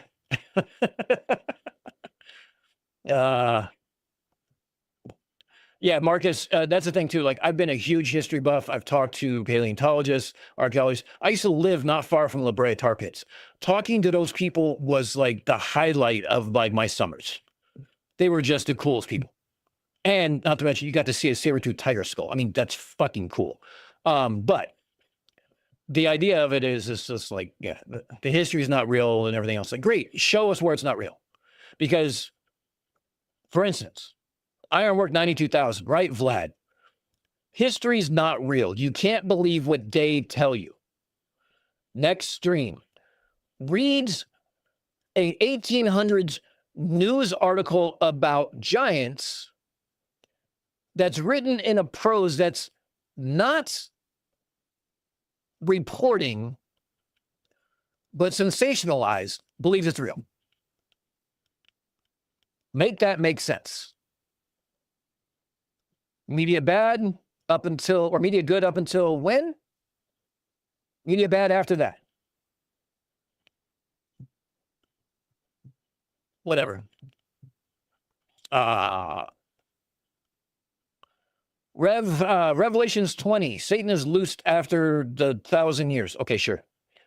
Just plain nuts. I think it's salted nuts because he is angry. He's a bit salty. No light underground back then. Torches weren't a thing. Or oil lamps or candles. I mean, like, we were mining coal in the 1800s. How do you think we did that? Just cut open a bunch of skylights? No, we had oil lamps. Candles. We found out the speed of light within 5% in the 1800s using oil lamps and lenses. Don't you think if we could figure that out, we can dig a ditch for 100 fucking miles? I mean, oh, Jesus Christ.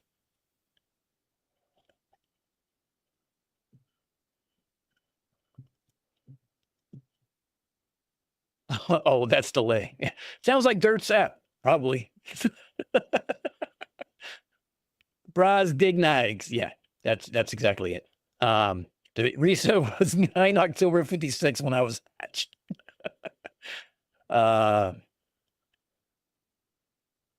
There are flat earthers in Antarctica on the map in Derp's app. Not surprising. The Great Reset was the last time they hit Alt F4. Let's try it. No, I'm kidding. Yes, Marcus, the mining was going back. I was just using the time frame of that, but you're absolutely right. Bronze Age mining and stuff like that. No light underground. Lanterns. Romans constructed aqueducts hundreds of miles long. Timeline span from 312 BC to 226 AD. Yes, getting water to run downhill is very difficult. Now, is it downhill or is it south? Because, you know, CC has a problem with that. Because it's south, but south, well, sort of east. I don't know what direction it is on the flat mat, but whatever.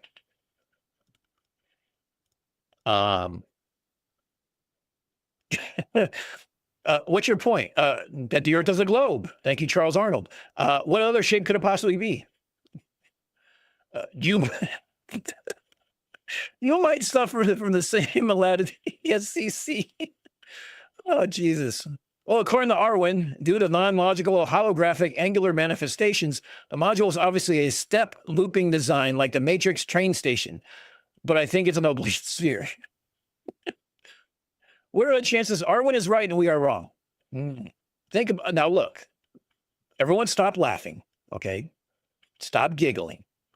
I want you to think about that sentence from Charles Arnold, okay? What if, no, let's not say what if. What are the chances that Arwen is right and we are wrong? the thing that comes to mind is that line from Dumb and Dumber. So there is a chance, right? 1 in a million.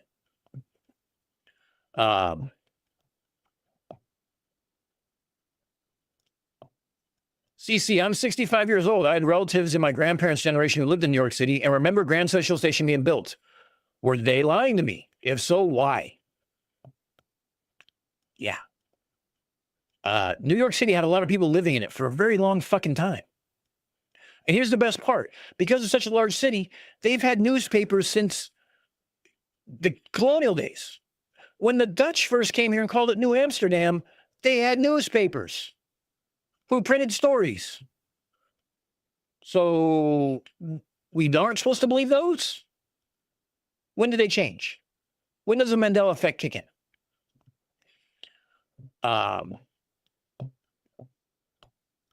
Yeah. Yeah, north up, south down. Exactly. It's good roadkill. You guys are really bad. Donut Earth. Writing had been invented? I don't believe it. No, writing wasn't invented. Typesetting was. I love this one personally myself. Hey, CC, the Industrial Revolution was between 1760s and 1840. Holy shit, this is a long one. We had large-scale production of goods through factories, textile plants, sawmills, shipping construction yards, and massive public works. All of that shit was going on here in New York at the time. Like I said, the aqueducts were built in the 1800s. The canals were built. The Delaware Canal was built. I mean, there's industry going up and down the Hudson River. When the Dutch first landed in the whatever 1600s or early 17, I think it was 1600s when they landed here.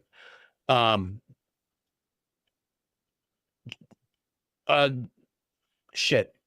The explorer Hudson, that the Hudson River is named after, went up the river as far as Albany before he had to turn around because it got too shallow for his ships. And he basically said that this area is ripe with furs and farmland and stuff like that. And it will grow. How do we know this? Because he wrote it down. So yeah, let's see. The Romans did it. Have you ever read an early Victorian novel? Oh, sorry, I forgot who I was talking to.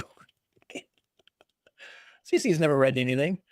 Anyway, journalism and fiction is overflowing with references to gas lights inside and outside of homes. Light was very much available inside of homes way before the early 1900s. Not electric, but whatever. So who on earth built the Grand Central Station, then CC? A train station for trains. Charles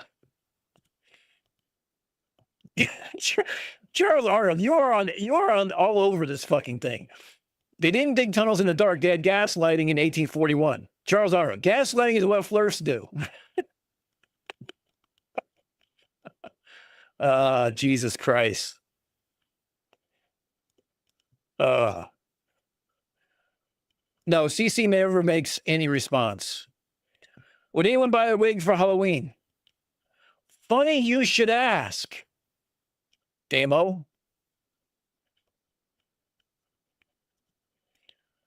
Aye, my friend, it's been a while. Good to see you, my fellow smart true earther. Yeah. Oh, look, Charles Arnold decided to weigh in here. Haven't seen you in a long time. Only people commenting on CC's posts are those terrible Glober trolls. You need to comment more often to show the FE love. I'm not getting notifications. I did. I changed subscription now from personalized to all. It does that.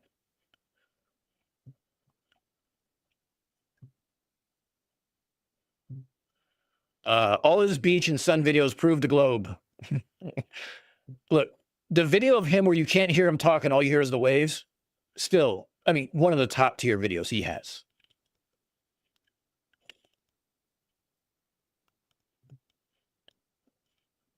Where is my tribble? Oh, here we go. I'm sorry. We were doing a CC video. I was I was out of uniform. So there we go. Now we're back in uniform. So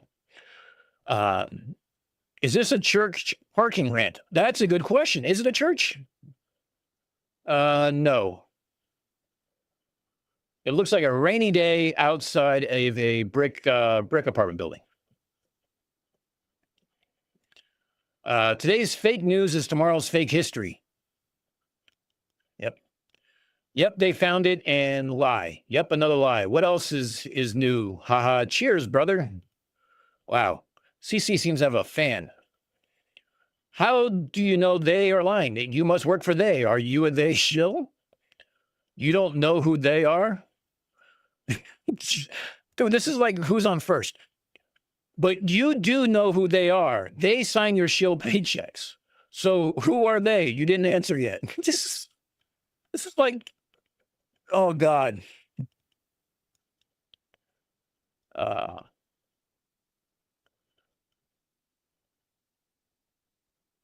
Yeah, I need to style this a little bit more, and it's getting.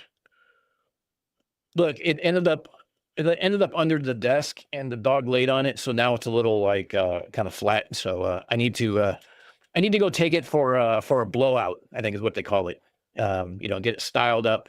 I should take a picture of CC, take the wig, go into a hairdresser, and say, "Make this work." And then when it's done, spray it with shellac so it stays that way permanently.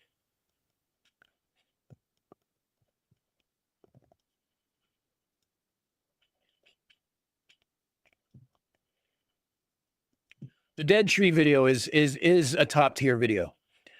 I almost raged at that video just because it was just so bad. So yeah, 1841, guys. In case you didn't know. He also posted a short about defies the laws of gravity. This should be fun. I missed this one too. Wow. These should be short ones. Let's see what this is about. Regenerative life support system, which is a fancy way of saying that we've got a toilet that you use and then a machine that goes chugga chugga chugga chugga chug, and then you go to the galley and you make yourself a cup of coffee. And that's exactly what regenerative life support system, which is a fancy way of saying that we've got a toilet that you use and then a machine that goes chugga chugga chugga chugga chug, and then you go to the galley and you make yourself a cup of coffee. That's what they do on ships too.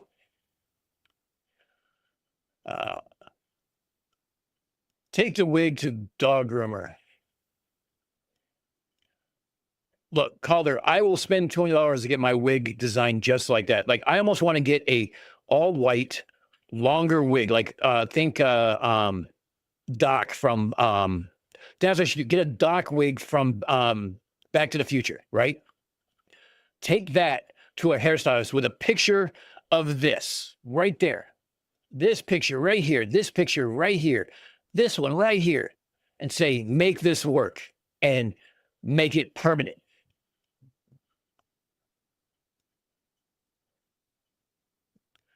Yeah, ISS chat. Let's see what this one is. This is how stupid the population is. Yeah, look at that piece.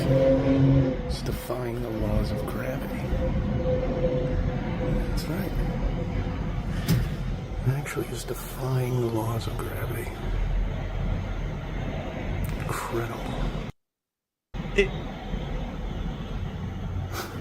Oh, dum-dum. It's a spider web. It's got a spider web on it. You can see. Look at though. Huh? You can see the spider web, right? Yeah, there's a spider web. Oh, okay. Thanks, CC. So, Kind of neat. what's the point? But someone would post that, and they would probably. Whoops. Regenerative. Shit. This is. Sorry, I missed a close-up of CC. But someone would post that, and they would probably get 1 million hits because they would think that defies the laws of gravity. Dum-dum. That's how stupid this population is. So he thinks that someone would post that, not say it's spiderweb, post it with a clickbait saying defying the laws of gravity and get 10 million views, right? But yet he reject does the exact same thing, more or less, and he got 124 views. I guess that's bad news for him. Yeah. Thank you, CC, for the entertainment tonight. I don't know what to tell you. That's just fun stuff. Yeah, CC is a favorite on this channel just because I want his hair.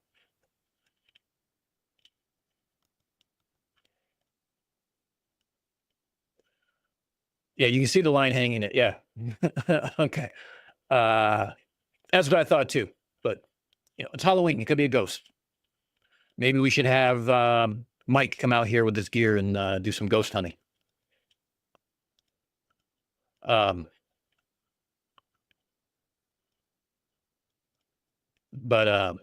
Yeah.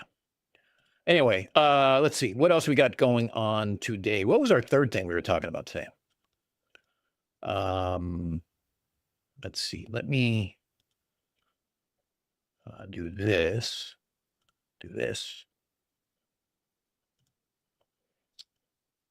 Okay. Oh, okay. Radar and RF wizardry. So I've been meaning to cover this for, I don't know, 2 weeks. When did Roger have his TFE debate thing to rival Duffy? CJ, hey, welcome, bud. GG, I just want hair, full stop. Oh, I'm sorry. I have to go to the new channel. Creality Jesus Saves. Now, we're going to flats. It's going to be fun shit, right? Live. He's been busy. Holy shit. He flamed Witsit for his testimony. He played PUBG for members only. I see he's trying anything now. Let's see. What was the one I was looking for? See, Rapture, Charlie Kirk, Charlie, no one gives a fuck.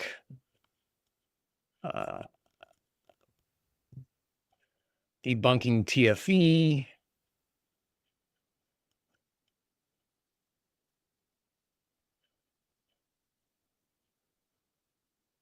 What's Roger's?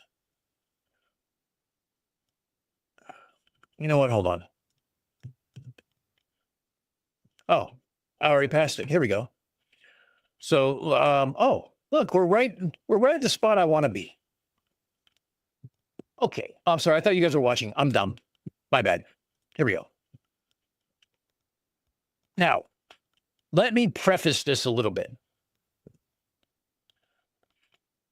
We are talking about Roger's debate. Now, FTFE went in and said, how do you explain a radar horizon? The idiom of flying under the radar, if it goes line of sight, blah, blah, blah, all this other stuff. Now, I would have fine-tuned that a little bit more, but that's me.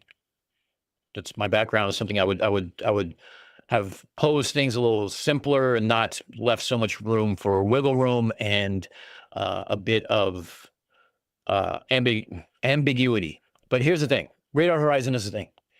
And it's very much a thing. And because it's very much a thing, there's no explanation for it. No surprise there.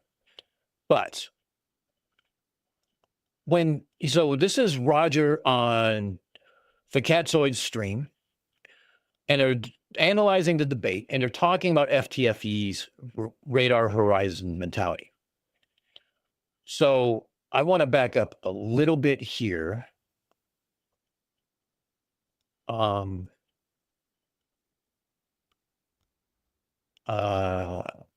Because Sav says something that you have to hear to believe.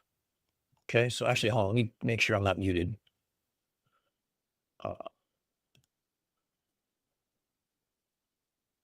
Okay. that's taken into account when we. Oh, you just said there's no refraction, Craig. But see, this is what All right, Craig does, though. No The other factors like refraction that would actually cause your radar to stop going after a certain distance. Well, yeah, but we've quantified refraction, and that's taken into account when we. Oh, you just said there's no refraction, Craig. Hold on. I missed that part. And overlay. All right, so we're going to listen, we're going to stop, we're going to listen, we're going to stop, and everything else.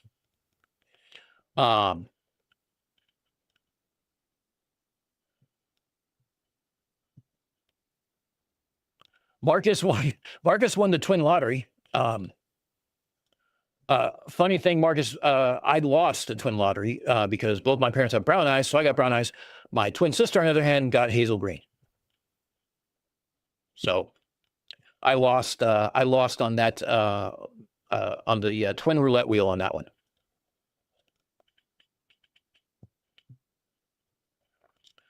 So let's see what is it's talking about, and let's I might have to turn this up a little bit on my side so I can hear them.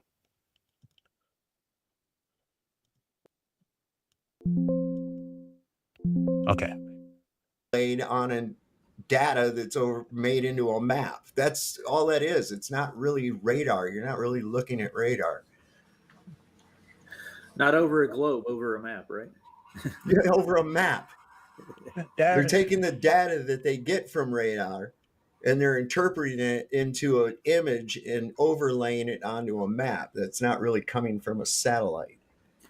Yeah, not much different than a radio telescope, neither. All they're doing is bouncing radar waves off of whatever image they're trying to get with it. Marcus, step away from the spoon. Okay, put it down, step away. Pretend you did not hear that. He basically just said a radio telescope bounces radio off of whatever things that they're trying to do.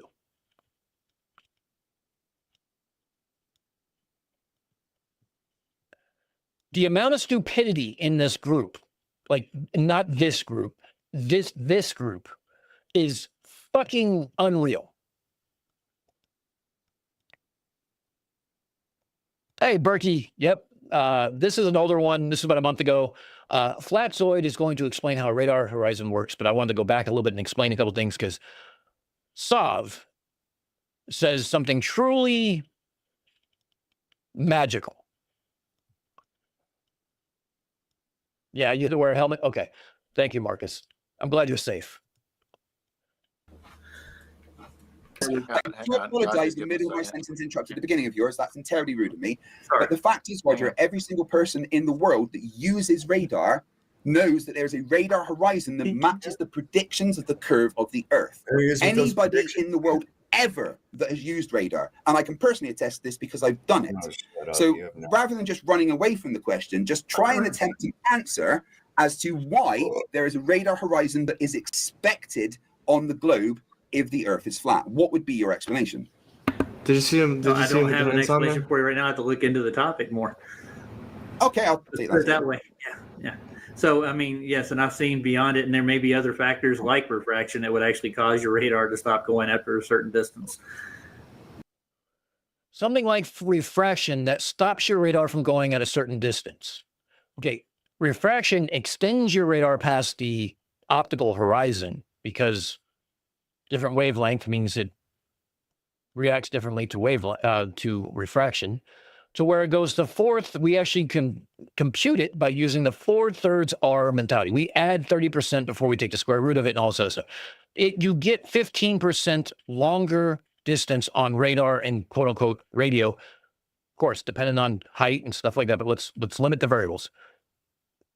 Just on the line of sight, right? Let's say it's right on the ground, everything else, you get 15% more coverage, depending on frequency and stuff like that, because of refraction. It doesn't stop it working. The curvature stops it working, but not at a distance, at a height. So because there's a correlation between target height and distance, it means it's a cone shape. Why would it be a cone shape? If the Earth was flat, it'd be a fucking dome. It'd be a hemisphere. It's not. So if you're Spy 1 radar on a Ticonderoga class cruiser sitting in the middle of the ocean, nothing around, middle of the Pacific Ocean, surrounded by water. It sits at roughly 55 feet above the water. If the Earth was flat, that 350-kilometer range would be the same in every direction, including height. It would be a dome. He's saying that refraction stops the radar from working at a certain distance because it's cone-shaped. So it bends it up? Is that what he's saying?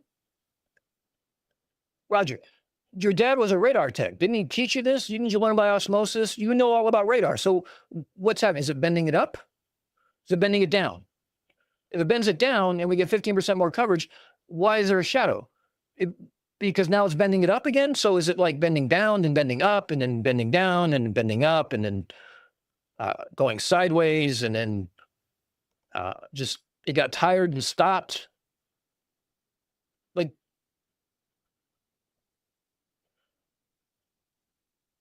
an aircraft at 27,000 feet, I can see 300 miles away, 300 kilometers away, 350 kilometers away, whatever the aegis is. So 350 kilometers away, I can see it. And if it's right above, and let me rephrase that. Okay, so let's say we have a helicopter at 1,000 feet, and it had just taken off from a destroyer that's in the battle group from an aircraft carrier, right? So the battle group carrier, we have radar. We are looking, and the radar, that's about, it's not Aegis, so it's like, let's call it 200 kilometers. But we have the E2 Hawkeye that extends our range, right? So here's the thing. We have a destroyer that's 50 kilometers away. Let's say 75 kilometers away. I can't see it on radar. But the helicopter takes off from the ship and goes straight up, and it shows up on radar. Explain that to us. Explain how refraction makes the helicopter only 1,000 feet above the ship, that the ship isn't on radar, but the helicopter is.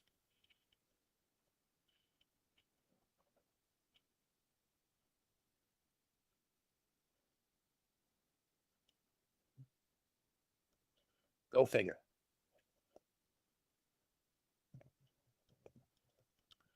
I want to see Roger get his dad on and ask, so we can ask him what shape the Earth is. Oh, I just got an alert. It's raining outside. Great.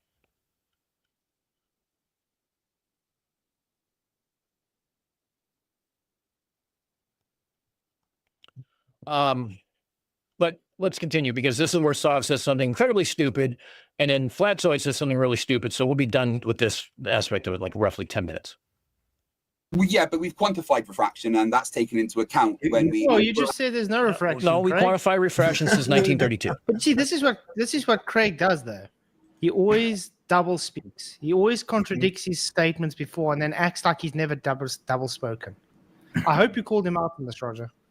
I don't think I called him out on double speaking. I did just present didn't present the Black Swan, but he did not want me to bring it up, so that was good enough for me. He didn't want me to show one, and he didn't want to explain what refraction was in that instance. No, because the topic wasn't refraction; it was about radar. I think we came back even killed.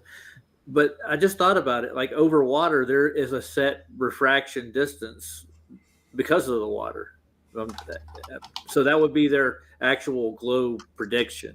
So they figured out how far their radar would go over water. So that must be the curve of the Earth. But there's no actual. This is never shown. But you're never shown to you, Roger, or never shown. Period. Because even if it's an overlay on a flat map, okay, it's still altitude over distance, height over distance. It's still a cone shape. Why is it a cone shape, and not a dome? That's how it should be presented. Is Earth is flat, and my radar has a 300-kilometer range. I should have a 300-kilometer range at sea level in all directions, 360 degrees, and upwards in a dome shape. Why don't we? Why is the coverage, and you can look at this on any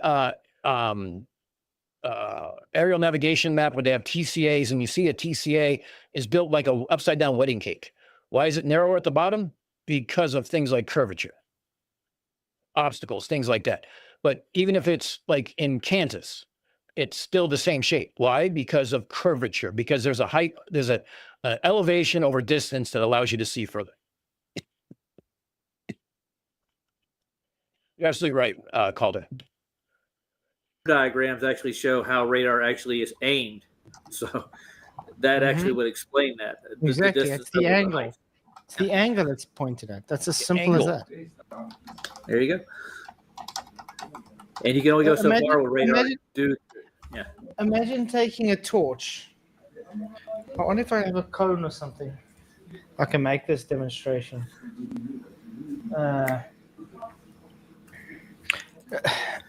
Let's just imagine my hand is this like angle. Okay. Let's say this. Oh, no, it's difficult. I can't do it with my. Okay. Wait. Let's go to Sean Hawkins' favorite program. Yeah, it might be easier.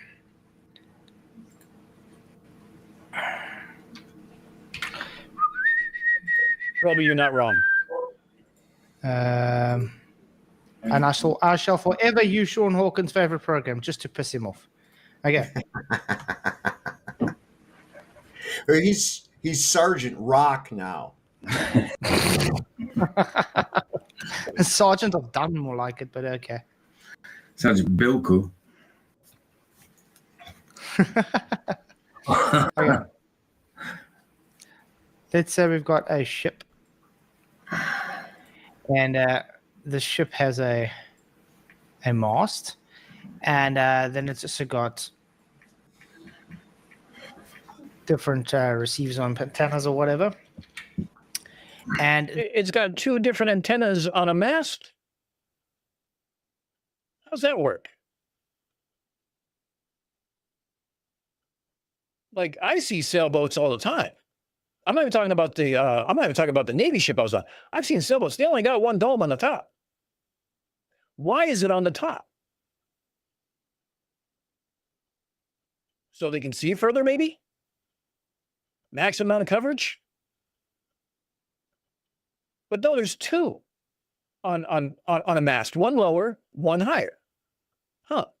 This is a new one. Let's see where Fracazzo goes on this, because he might be onto something here. Exactly, Big Fish. Thank you, PJ, for chipping in. We thought you were dead. Or, I mean, asleep. Sorry. the angle it's specific beam. So let's, for instance, say this one is angled this way. Okay, you see, because remember, it can only open so far, the beam. Of course. So there can only open so far.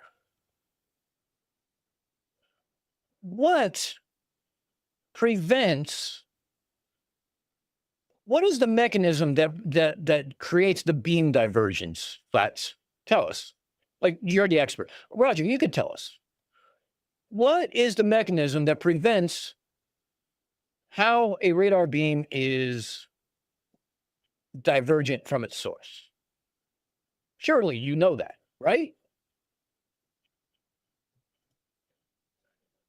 So if someone's traveling here, they're going to be flying under the radar. You understand? Right. So let's take another one. Let's take another, and we say this one is angled like this. You see? It's not going to pick up anything here. So what they're saying is that there's two antennas, two transmitters. One is pointed up, one is pointed down, and that space in the middle is the radar horizon. Fucking Christ. So you have twice as much equipment now to do what exactly? So anyone can just stay right there in the middle, right? It's just, oh, okay. Probably it's very simple. So when you talk about the antenna divergence, it's based on the design of the antenna. So let's say it has a divergence of, let's say 12 degrees. So radar has a sweep that it goes through, right? Now, when you start getting more advanced systems like Aegis, it has like, it's a phased array that has a directed beam. And it can be directed off any of the panels that you see. It's not a rotating radar like the old ones are. But same principle. So the beam has a certain divergence that goes out. So let's say it's 12%. Okay, well, for every 100 feet, it goes, it diverges by 12 feet. Okay. And it keeps going, keeps going, keeps going. Well, if you're on an aircraft carrier and your antenna in your radar is at 100 feet high, you have to go 1,000 feet before it hits the water. You can see 1,000 feet. That's why you can pick up targets that are close. So you can pick up targets on the horizon. That doesn't explain the radar. So that's the divergence. And then from there, it goes upwards. Now, when you talk about phased array, you can actually point that in different directions than different elements and stuff like that. It's a little more advanced, but it also uses a passive system to identify targets. Look, I'm not going to get into all the different parts of it, but maybe I'll do it unclassified on the Aegis to kind of go into the different parts of it. But there's elements in there that you can direct the beam up, down, sideways, and everything else. So what panel it goes out of, what bearing, and things like that.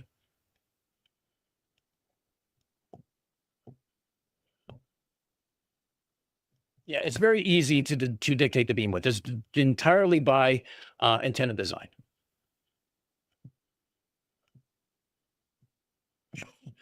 Blackburn, you're assuming that they do research. This right here is what we call vibes. This is their research. Preconceived notion, Earth flat. How do I make radar work?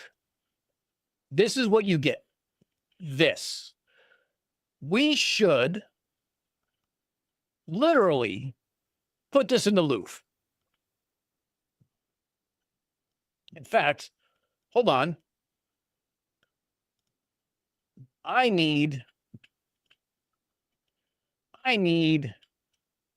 this.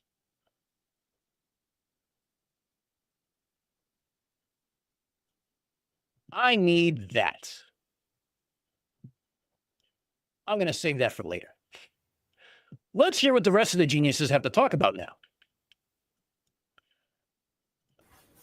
Rob, both. Exactly how the angles work on the radar. It's not got anything to do with Earth curve. It's literally just got to do with the angle of the radar, because the beam can only be so wide. You can only get the beam so wide. You can only get it so wide. And the inverse square law of light, we said, what happens with signal when it gets further and further away? It gets weaker. Yeah, it's got And weaker. Let's talk about the inverse square law, Roger, and the cats. How big of a transmitter is this going out of? Do you know? How does radar work? Okay, so when we talk about radio connections, we're talking about one way, right? You have a transmitter and a receiver. So when we talk about things like Koenig-Bine, right, and how they went over the curvature with the different diffraction and things like this, the receiver was 7 times more sensitive than it needed to be if it was just a regular Lorenz landing system. Why was it so sensitive? So it could get that barely audible signal and amplify it to create a tone that they could hear. Radar uses a very powerful transmitter. Then it also has a very sensitive receiver. Your inverse square law doesn't change anything. It changes your distance, but if it says it's a 300-kilometer range, it goes 300 kilometers, probably more, but that's the public one. Let's say it goes 400 for shits and giggles. No declassified information here that I'm providing. Let's say it goes 400 miles. And we can see that. What stops it from going 500? Inverse square law, because of the return signal, right? That's what you're going to say. Cool. Let's say we agree. I'll give you that. Let's say we agree. Inverse square law applies. Therefore, the amount of signal that comes by. Now here's the thing with radar. So you have the transmitter, you have the receiver. You also have the pulse width. You also have the pulse wave. You also have the radar cross section of the thing, and all these other things all these variables add up, right? It's not just, Oh, look, I see something. Well, what's the size of the thing? What's the cross section of it? Does it have any radar absorbing materials like a stealth plane? Does it have any weird angles that are going to cause it to not reflect directly back? Is it going to cause scattering? Is there backscatter? Is there atmospherics? Like all this shit adds up. This is what radar techs do on a daily fucking basis. It's why they go to school for 12 fucking weeks to learn. That's why when they're done with school, they go to a C school to learn about the shipboard version of it, and why they actually learn even more when they go out into the fleet, where they have OJT. But no, we can learn anything we want from this fucking clown parade.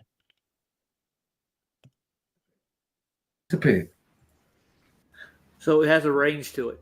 So if you're on a Navy ship, they have radar aimed at all different. It's going to be impossible to get near that ship close enough to actually hurt it. That's why they have it. So it has nothing to do with Earth curve whatsoever. Yeah. Hold on. I want to back that up a little bit, because I want to hear what Roger says right here, because I think he says something almost truthful without knowing it. It gets weaker. Yeah, it's got And weaker. weaker. Disappear. So it has a range to it. So if you're on a Navy ship, they have radar aimed at all different. It's going to be impossible to get near that ship close enough to actually hurt it. That's why they have it. Oh, so he's saying it's pointed. They have transmitters up and down the mast, so there is no radar horizon in the middle, even though we experience a radar horizon because of curvature. Because if you're talking about an Exocet missile, okay, French made from the 1980s, typical French fashion, sold to everybody. Now, when you go into the through the Straits of Hormuz to go into the Arabian Gulf, and you're on a U.S. Navy ship, you go to general quarters for almost 24 hours as you go through the strait. Do you know why? Because the Iranians have the strait covered with missiles, anti-ship missiles, frontwards and backwards. It's common knowledge. They also have mines and everything else that they could be dropping at any given time. It is the biggest choke, one of the biggest choke points in all of the world.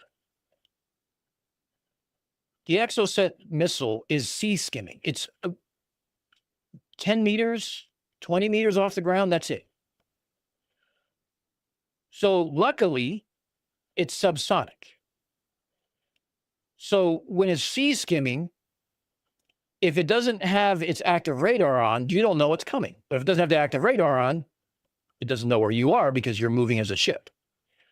So as it's coming on, we can see a radar and we can classify the radar. It's coming towards us. We can see it's an Exocet. We can see the direction it's coming in, but we don't necessarily know the range until it pops up on radar. Guess what? That's the radar horizon.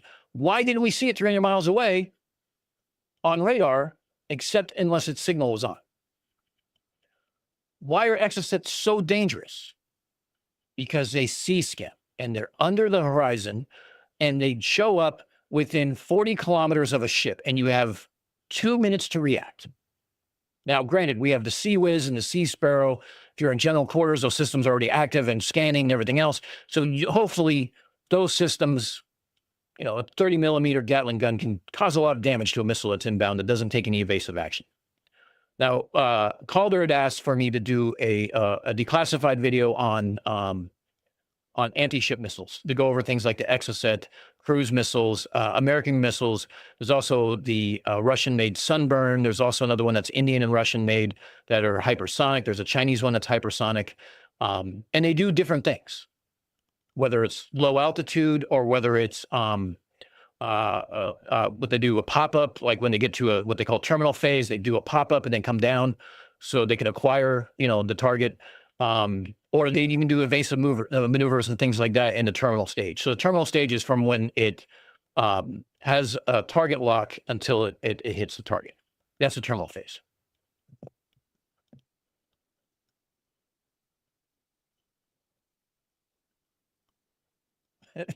Berkey, you're not wrong.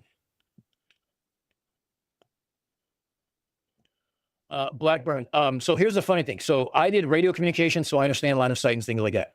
Now, you can cross-train to different segments of the ship, especially if you're getting what we call a surface warfare designation, which means you have to learn all about the ship, everything from the engines and the bowels of the ship to the plumbing, to the steam generators, to how water is made, to flight ops, to steering, to navigation, to radar, you stand watches at all these parts of the ship to become proficient enough to be able to pass an oral board. And when you sit there and you have an oral board in front of you, you have 6 to 10 people from different aspects of the ship asking you questions.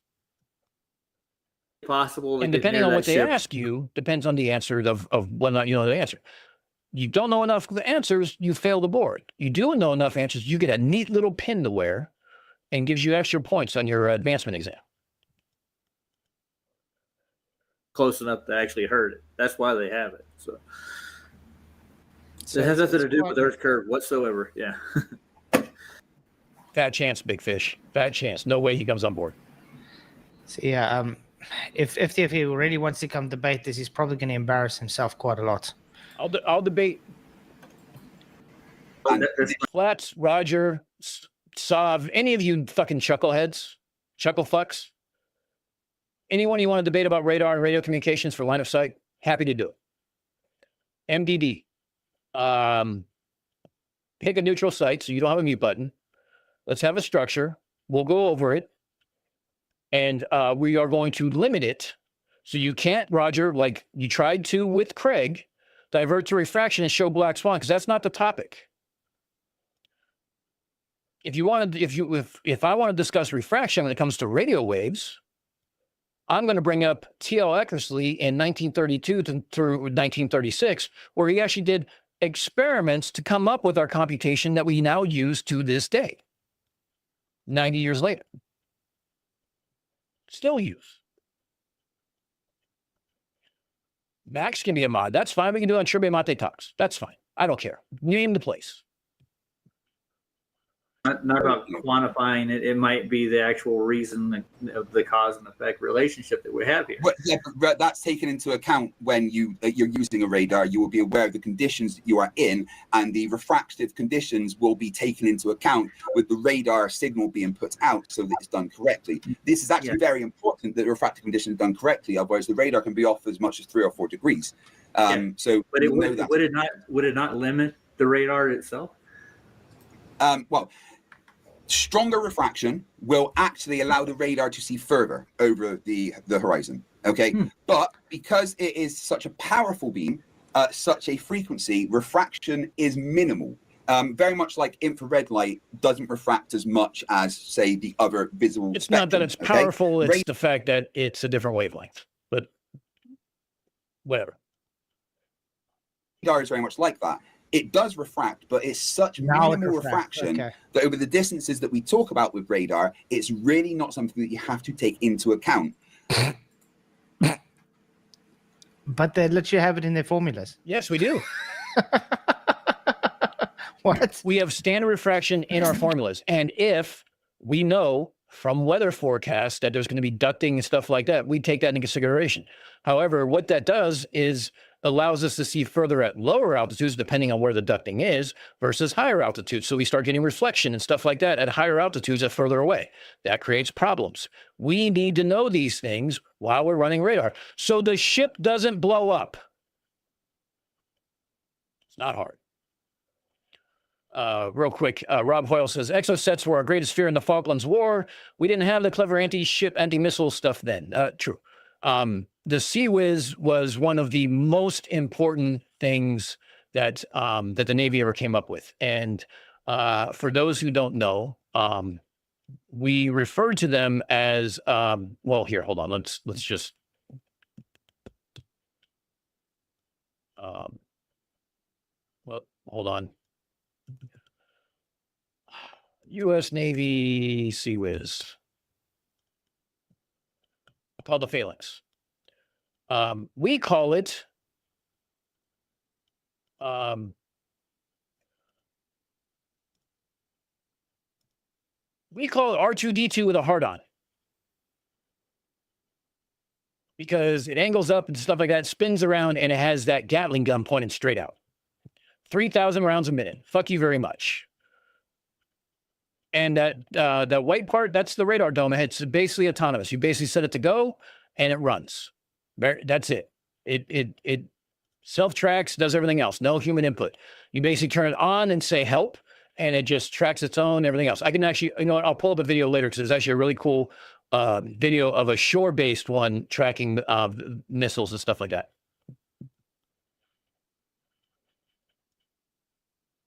CC commenting. I didn't see CC. If someone else did, maybe point it out. Could have been one of the Zoo crew playing and being fun. I was reading some of CC's comments earlier, Bruce Wayne, so maybe that was what you're looking at. No, here's the thing, Monkey. I don't want to be on Roger's stream because what am I going to do? I'm going to clown him. He's going to mute me. He's going to kick me off when I clown him, right? I'm going to make it so he rage quits. I'm going to make it so Ross rage quits and his RF fucking things. I want to make it to where I have 10 minutes to present information from the get-go. Before we even get to open that thing, they are going to be disconnecting.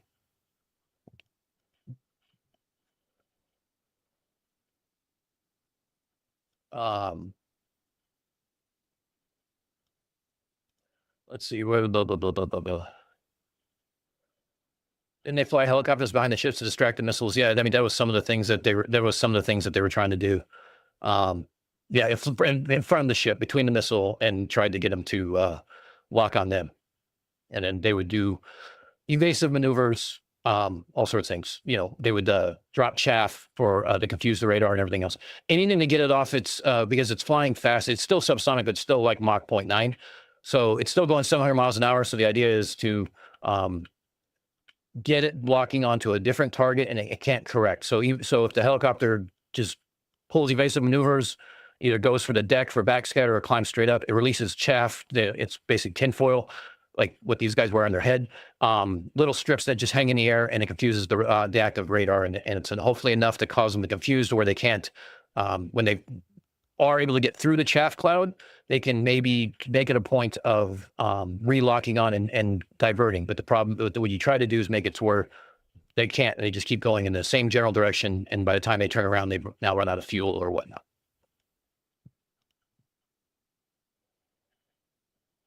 Bloody big rounds and a virtual wall of them. Yes. 30 millimeter rounds, spent uranium, 3,000 rounds per minute. It is a wall. And it just sounds like it sounds like an A10 warthog is what it does. Just a constant vibration of brrr. That's it.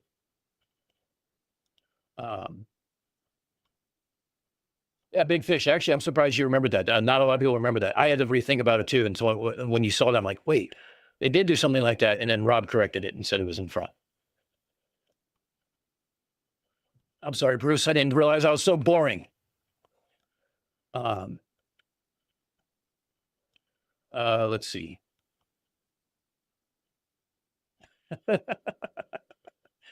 Yeah, he would need a new microphone if you rage quit. Pull it up. Yeah, Blackbird, I can still get a lot of the unclassified documentation or the declassified things. Things like radar are classified for a reason, but it talks about resolution and stuff like that. That obviously we don't want people to know. But there are unclassified documents that talks about things like range and acquisition and stuff like that. So.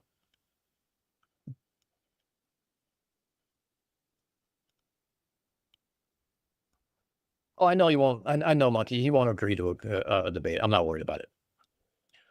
I'll just do a video about it, and I'll just tag him and Facatzoid on it, and they can provide their own comments in the comment section. Or if they want to have a conversation, they come here.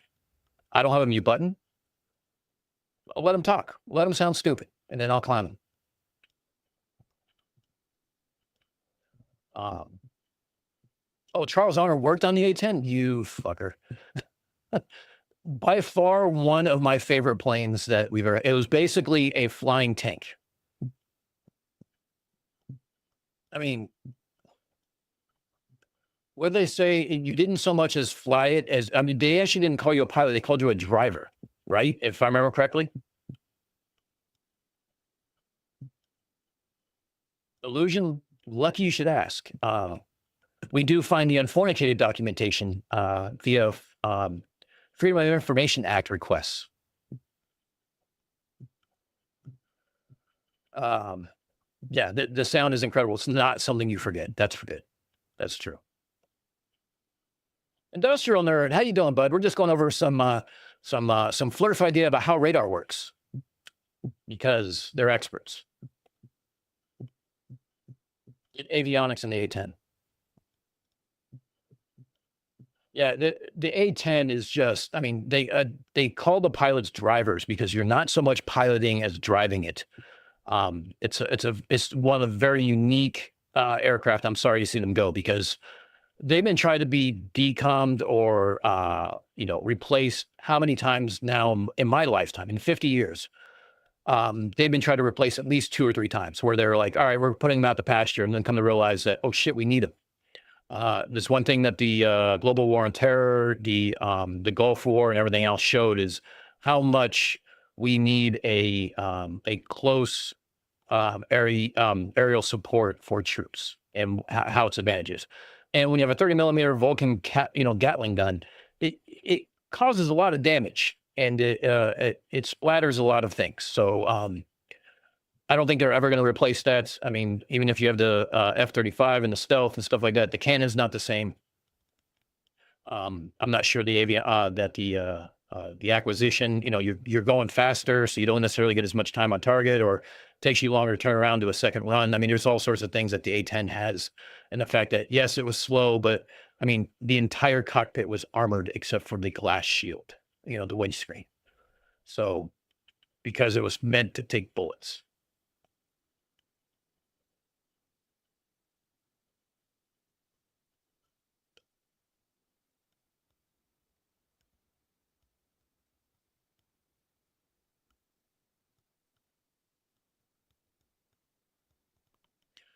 You're right, Charles. Yeah, exactly. Tried to dump it in 89, and they refused to bring it to Iraq in 90 until Schwarzkopf threw a major shit fit. Absolutely right, because Schwarzkopf knew what the advantage of it was, being that it's built for anti-tanks, going against a shit ton of tanks in open desert. I mean, it's basically, you turn a war of attrition into a one-sided war very quickly with an A-10. It becomes what we call a force multiplier at that point. If you have one A-10 over 100 tanks going against 100 other tanks, well, you've now multiplied your 100 tanks by 5-10 times.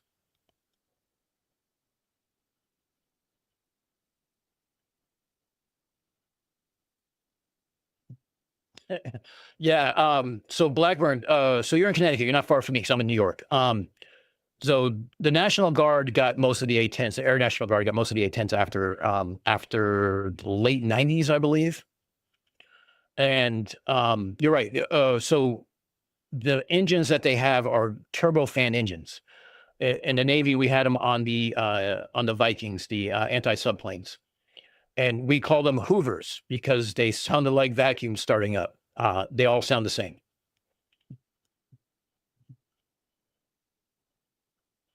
Yeah, look, Charles. There's a reason why that the generals are generals, and they forget what it's like to fight the war. So politicians should never have input on how a war is fought. They should be left to the generals who actually have the experience and hopefully remember enough of the experience to do it correctly.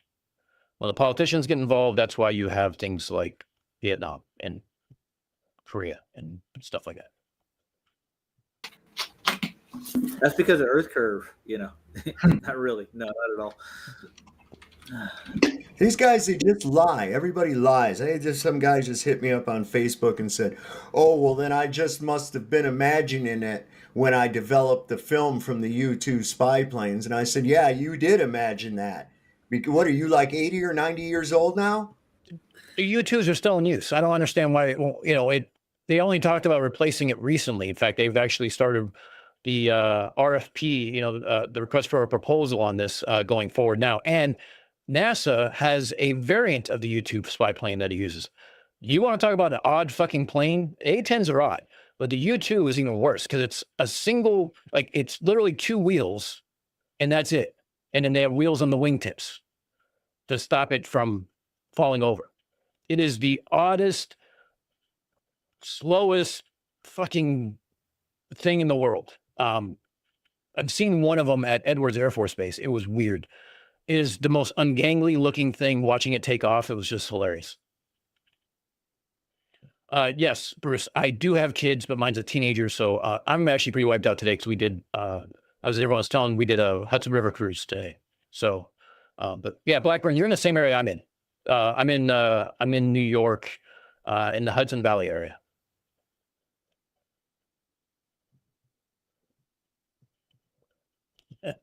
Proby, you're getting me started. Don't get me started on politics. Really, you expect me to believe that you are the guy developing film from a U-2 spy plane? Shut up. These people, they just lie. That's all they do is just lie about everything. So somebody came on and told you that they were working for the military and they developed film for the YouTube spy plane on Facebook? Yeah. Didn't the pilot of that confirm the Earth was flat? Because he said he saw, like... I forget how far he saw, but it was like 800 miles or 900 miles. He said he saw, like, the entire Rocky Mountains. And that goes all the way up into Canada, so... The dude who flew the plane literally, like, came out. And he didn't say it was flat, but he accidentally revealed that he saw way more than the globe ever thought he could. I showed that last night. Oh, nice. I did. Yeah, it's pretty cool. I wish I could get that quote. I can never find it, but I've seen it a few times. I'll get you the CSA, video. you're right. It needed a guide car to land because it could not see where it was landing. So as it came in and landing, it needed a guide car to follow to know where it was in relation to it. So because of the shape of the plane and its attitude, it needed a chase car in front of it to help it land. And then they also had chase cars was on the side of it to make sure that the wings didn't tip or something. I forget. I'd have to look into it more. But yeah, it's a weird plane. Yeah, very high. Tried to sell A-10s of Venezuela in early 90. They didn't want it. I bet you they'd like it now. I digress. Was the band named after U-2 spy plane? You know, I don't know. Good question. Yes, I remember Adam Savage being in the U2, and yes, he did see Curve. And I trust Adam Savage over these fucking chuckle fucks.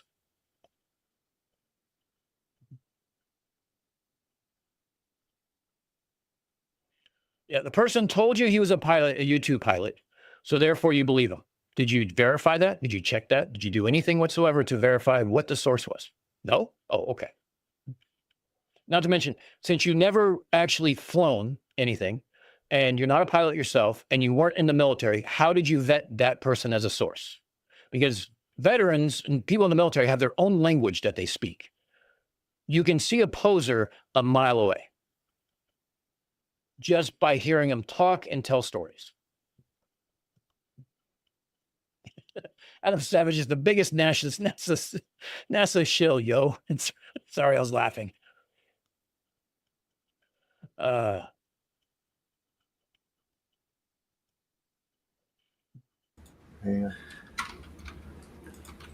Oh, big fish coming in. That looks like a formula on the screen there, doesn't it? For refraction, maybe? Looks like a formula, but we have no idea what the fuck it's for. Huh.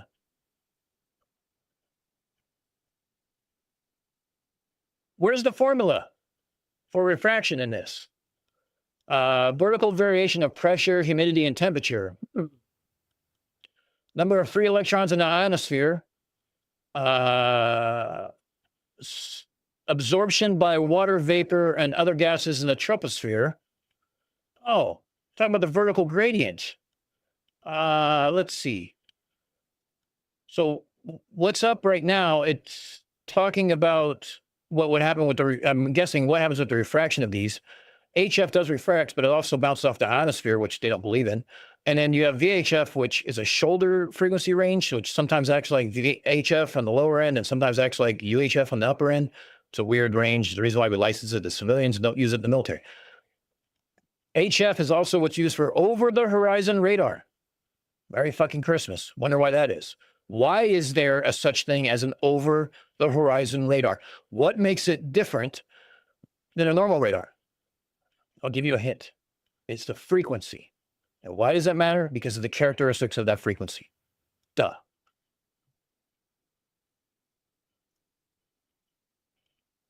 Here's your different bands. KA band, K band, S band, C band. Okay. So anyway, you see this one, the different frequencies give different wavelengths, correct? Which gives it different waveband. So the different strengths. That also debunked him. Now, look at what it gives for different things. Air search, 1 gigahertz. Surface search, which is different to air search, Not correct? always. See, they have different wavelengths for So- everything. The cats. Let's ask this question. Why would you want a higher frequency for fire control and missile seekers? You know what? I'm not going to wait for the answer because you're just going to do word salad and it's going to come out that you don't know. The reason why you want a smaller wavelength is for resolution. So you can hit fast moving smaller targets. Surface ships use a different, it doesn't necessarily use a different frequencies. They have different frequencies that they use, and they also have air search. But your radar that's on a ship is doing both, especially on a Navy ship. No, Bruce, this is a dick free zone. If he shows up, I don't see him because I have him blocked.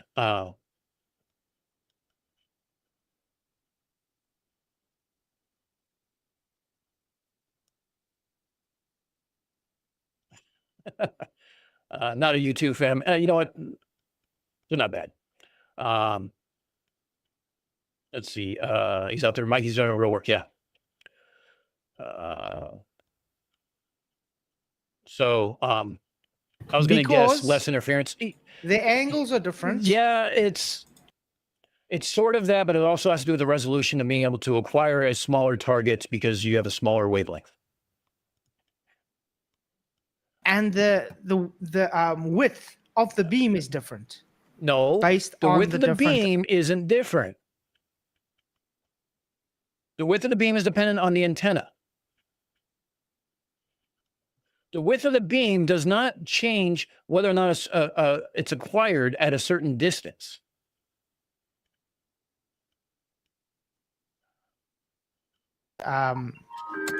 Wavelength of light. But I don't think he understands this stuff. Oh, it's this one. I were doing a training mission around the United States where you just were building on up to back into Sacramento to hit a tanker. It was just to gain crew coordination. So get built. this thing that they're showing, I'm going to fast forward this. This thing they're showing is about an SR-71 pilot who did who was relaying a story. Great fucking story. They were coming back to Sacramento and they wanted to buzz the tower because they just got refueled. They were going to be landing with too much gas, so they wanted to burn some gas with afterburners. They wanted to do a flyby of a regional airport, which they did. So imagine an SR-71 doing a flyby at an airport. Pretty fucking amazing. Now, the story goes, he finds a woman who was an air traffic controller or who was in the air tower the day he did that, like on another plane on a flight somewhere, and they were talking about it, and it turned into a long conversation. And that she's like, I was there for that, and they started talking about what it was like to see it from the observer point of view as opposed to the pilot point of view, because obviously if an SR-71 is buzzing the tower, they're not seeing the tower for very long.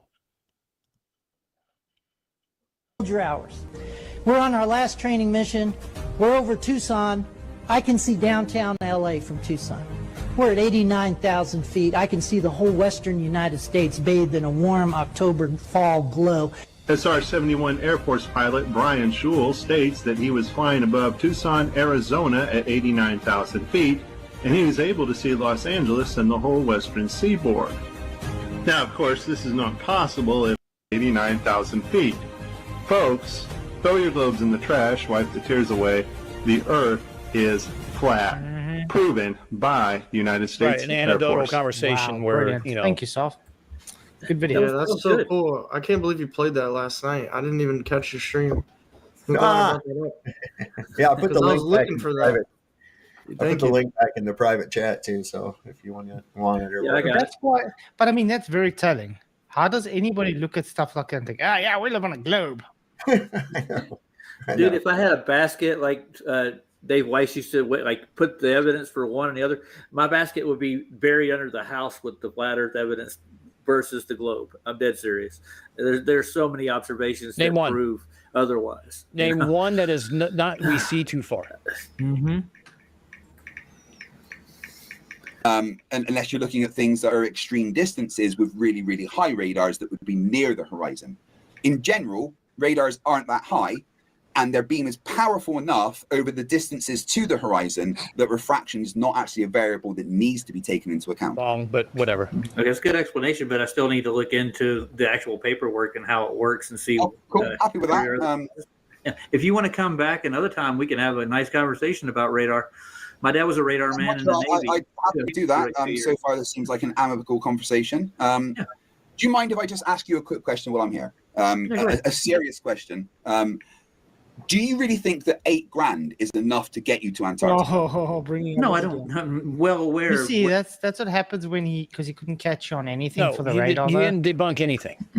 So now he's gonna go, oh, Yeah. you don't have money for this. Look, what's that got to do with the argument he just brought up? Not a thing.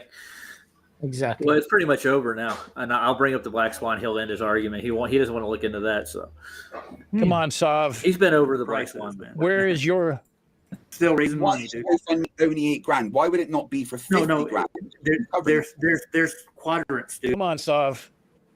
Dude, I did it in 4 sections. Look, Sav's 4 sections times 8. Sav's drifting Think about there. He's going to sleep. And there's four different. It's going to this stop is the there. first one. This is still the same first one, right? No, I'm in the second one now, so I'm going to the second climb. It's You made $5,000. it. Hang on. Let him finish, Craig. Yeah. Yeah, no, I was just clarifying. All right. Yeah, Hold on, Marcus, it's in your blood. I gotta turn my speakers back on. It's like Give it's me in a my second. daughter's blood. What's that? All right. Power on. Bluetooth pairing. Give me just 1 second. Okay. Yeah, Can you? I can hear you now. So let me finish. Yeah. So I'm doing a section. It's $5,000 each one. There's 4 of them. It's going to go to $40,000. and no, how much have you raised so far? Just out of interest. By the way, I'm sure It was a someone else little over noticed 5. this, but I noticed when I watched this, the background of the more you notice with the nice little anti-Semitism going there, you got to want flirt's got to flirt, right?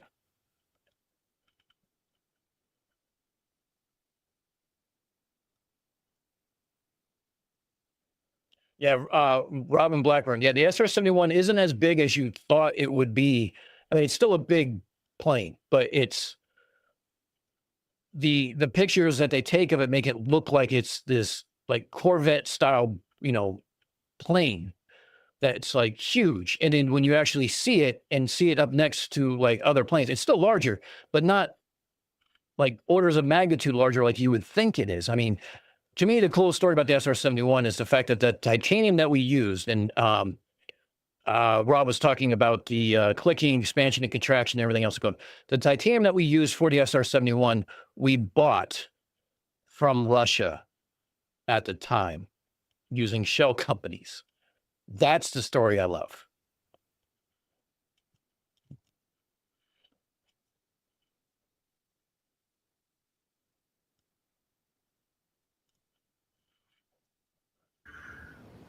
Right. Do you think that you're going to meet the amount needed? No, me and PJ actually set this. If I didn't make it this year, it's going to be the next. So I should be able to get the money to do it. It's not going to. The years don't change the observation. That's true. But yeah, no, obviously, right. Now, here's the thing, Roger. Right. You know what can make it to happen though, because I always have the Globers moaning about this. Give him the damn money if you moan that he hasn't enough. How's that? A good point. With you, just give him the money. Then it takes 10 years.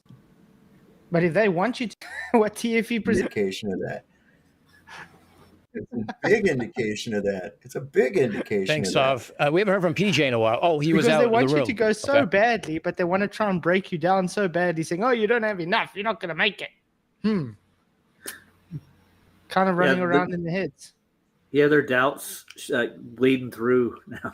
Yeah, they may have lied about TFB. They could have. They might have. Not really sure. Yeah. They did. No, I'm not sorry. Ooh, Roger was talking. Roger just... Why, man? Yeah, I could just see you there with your Colt dress. Hold on. Did you guys I missed the part I'm looking for. Hold on. The kilt. Okay. Kilt. That's it. I'm thinking kilt. Yeah, I see you with the kilt there, and then your bagpipes. It's probably about the right kind of weather I like, to be honest. You know? Yeah. Hey, PJ, I will bring the haggis if you come. Yeah. Yeah, no, I think it's just me and Roger were talking about it and stuff like that. Yeah, when I first set it up, and you were there with me, and we could say it's going to take maybe more than a year. It doesn't matter. We said about 2, possibly 3. But I mean, at the rate that it might take to get the money to cover it. But he said, but you've got to keep it going. He didn't just say I'm going to do it this year. I'm going to aim for this year. That's what he said. But you've got to be realistic as well. It might take a few years, but it'll happen. I think I may have missed it. Hold on. There's already people donated, so I can't see why not. There's people that want to see it happen. Some of them do, and they're not rich. They don't have stuff. So. I want you to All right, so lunar eclipse. So hold on. I think you said it beforehand. Let's see. Which aren't actually planets, but balls of energy that interfere with celestial bodies as they pass. Oh. Available D as well. Oh, there's FTFE. Yeah, he's in here. Craig's joke. Can't hear you, Craig. I need to select. Yeah, a little bit annoyed that you like in compression for years, and that's not something I've ever done. And I wasn't sure why you would lie. I'm sure Craig has. Yeah, I remember what do you call it, north to south observations on a shore. Remember they built that apparatus and stuck it up on top of a hill, and they're trying to show how it bends left or right. They use compression. They were saying when you compress it, you can see the curvature in the horizon. Yeah, that was one that I thought of right away about Craig and McToon both. I'm sorry for not having this. And we don't get that. We get a radar horizon. Game over, Roger. Earth's not flat. Okay, I've got. I can present. Is that it? All right. So let's back it up just a minute, and we'll go back. Life power does not matter. A small fishing boat right in the front of you disappears over the horizon. Power does matter as well. Of course it does. And he's actually. Why do you think they use different frequencies? It's not the power, you moron. He's actually got this ready. This isn't off the cuff. He's got this ready because he's reading, isn't he? He's reading off something. Yeah, he's using a Navy manual, I think, and is that what he's doing? Yeah. Horizon, well, a big tanker further away is still visible. That only makes sense if the surface is curving away. So radar has a horizon that moves with height. That's literally the Earth's curve showing up in technology that's used every single day. Peter Markley. Welcome, Peter Markley. Joined a few minutes ago to hear Facatzoid's panel talking about radio frequencies. It was like running into a crowd of Teletubbies and scrubs in a surgical theater pretending to be surgeons. You're not wrong. Except, as Cygnus says, worse. It makes me seasick. Yeah. And you're right. It is disturbing. It's just one of those things that I just try to tune out. I don't really look at the comments anymore. Would simply mean an infinite radar. We don't get that. We get a radar horizon. Game over, Roger. Earth's not flat. Okay. I've got. I can present. Is that it? Wow. Is that it? Amazing. Wow. Okay. If you would like to see, I'm well aware of what you're talking about, Roger. But that's not a big deal. I've just got 10 minutes. I've got his 10 minutes started. If you want to give me. If you want to go into more details, you can. You got 10 minutes. He's got 9 minutes left. I gave all the details that I needed there. I explained Dick exactly Wayne, nice to see you. I was. can't see you, so I could care less. So Merry Christmas. Thanks for joining, though. I appreciate it. And why it shows that the Earth is curved. As someone that was in the Navy for many years Marcus, and worked, you are absolutely right. Radar, I can confirm to you that the radar horizon matches the predictions of a globe of the purported sizes that we live on. If the Earth is flat, there would not be a radar horizon. So, Roger, the question to you is, why is there a radar horizon if the Earth is flat? Now, can you demonstrate it? Can you show us right quick? My dad was a radar man. Can I show you a radar horizon? I can't show you a radar horizon because I don't have a radar with me, but I can present to you some. Can you show me one real quick? Yeah, hold on. Let me power up my radar. But here's the thing. Now, this gets funny. I can pull up the way cap, okay? And I can show you based on, I can create an antenna. I can create a radio receiver without having a license. And I can show you a coverage map. And I can show you that there's skip zones on HF. And I can show you where the line of sight ends because HF isn't just shot up in the air. HF is shot, let's say it's shot at the horizon. When it's shot at the horizon, it goes past the horizon till it hits the ionosphere, and then it skips downwards. It gets reflected downwards. At the same time, you can take a directional beam and point it upwards higher instead of at the horizon. You can point it upwards and stuff like that. Either way, as you're pointing it, the divergence of it's going to grow to where it's going to cover the ground, and you'll see on a coverage map that it covers the ground. What's the biggest variable we need for this to show a coverage map is the height of the antenna. Why? Because of curvature. And you'll see bands where there's no coverage and then there's coverage. Why is there a skip zone if the earth is flat? It's not because of power, because if it was a power problem, the ionosphere attenuation from the reflection would make it nothing. Like there's still enough coming down for you to measure it, right? So let's say you have point A that's within 40 kilometers and you have point B that is 1,000 kilometers away. In between them is a skip zone. No radio signal whatsoever. Maybe a radio signal that you can acquire, but not really something you can lock onto. Let's say for communications, for two-way communications. Now, why is there a skip zone on flat Earth is the first question. The second question is going to be, why isn't that signal that goes 40 kilometers off a 100-foot mast, why isn't that continuing past 40 kilometers to reach 100 kilometers? Why does it have to bounce off the ionosphere to get there? You can't say it's power because the reflection off the ionosphere takes the power and knocks it down by 1,000,000 because of absorption, scattering, things like that.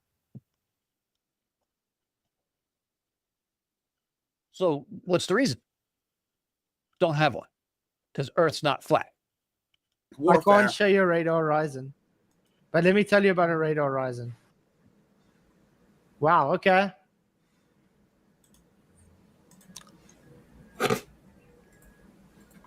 And the radar, if you would like, I've got. So in other words, Picasso doesn't have anything to say on this because he doesn't know what he's talking about. Gee, he's silent. Best part of the stream so far. Screen sharing options. That's this one here. That's what I want. Okay. So there are limits to the reach of radar signals at the frequencies normally used for radar. Radar waves travel in a straight line. There we go for you, Craig. There's the radar horizon. See what happens?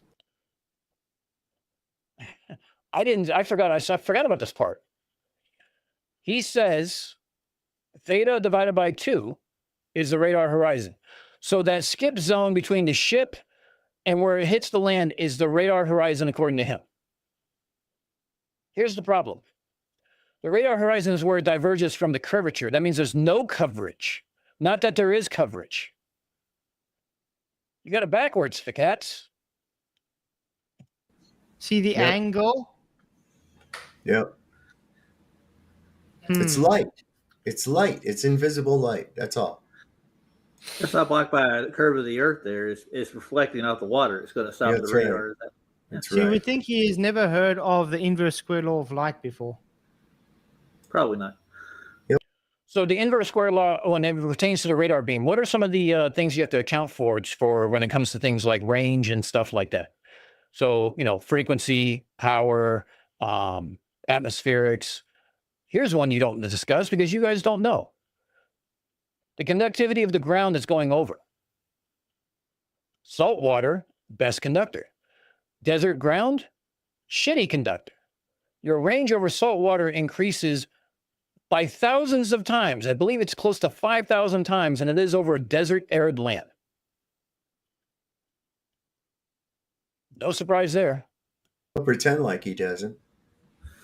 Yeah. So if we understand an angle, does that opening of the angle eventually hit something, like maybe the ocean? That's how surface I don't targets know. are Or acquired. maybe there's a wave. How big of a Or fucking wave sometimes does it there's have to a- be? Other objects. You mean to tell me that there's a wave, a static tsunami, that is 8 inches per mile squared in relation to distance from the boat that never hits the boat? Come on. Really? That's what we're going with? Objects like a buoy, which gives a signal back. Odd. They can get them from a long distance away, can't they? For some reason, it's not blocked by any Earth curvature when they do that. But the same effect, I looked into it, doesn't happen over land at all. Radar can go a lot farther over land than it can over water for some reason. Oh, can it? So, what could possibly allow a radar over land to go further, per se, than a ship radar? I don't know. How about, let's say Kansas, middle of Kansas, right? Flat as fuck all the way around. The radar horizon over land is the exact same as over water. Done. He's saying that there's a larger coverage of radar over land. Now, he's talking about the cone. You can see further on land than you can on a ship. The reason why? Let's make it simple. Power. A ship is defined by how much power of it can fit on a ship. A land, you want more power, you pull up another fucking locomotive diesel generator and you increase the power. Tied in, done. There's a reason why HARP has 5 fucking locomotive engine style generators for the power it needs. You can't put that on a ship. Where the fuck are you going to put it? And if you design it on a ship, you have other assets, so you don't need that much power. Even though you have the height on an aircraft carrier, you don't necessarily have the power on the aircraft carrier or the same sort of application, meaning the panels, the phased array that is part of Aegis radar. You have usually the spinning radar. You might have a phased array, but it's a little bit smaller than what the Aegis is. Aegis is really unique. So you don't get the same coverage as Aegis because it's a different application. But why does the ground go further? Because you can load up as much power as you want to shoot it. It's not hard. Inverse square law. It's not a reflective surface. Oh, okay. There you go. Yeah. Answered the question. Wait. Why does it go further over land? Because it's not a reflective surface. So they're backwards on this. It goes further over land because it's not a reflective surface. They think that salt water and reflects off salt water causes enough backscatter to where that's what causes the radar horizon. But we take the conductivity of the ground into account for our ranging, as well as the curvature. Same thing with radio communications. As soon as if I point at the horizon with a directional antenna, I want to point it over water, so I get the conductivity to 5,000 times more conductivity than desert arid land, because the signal will go further.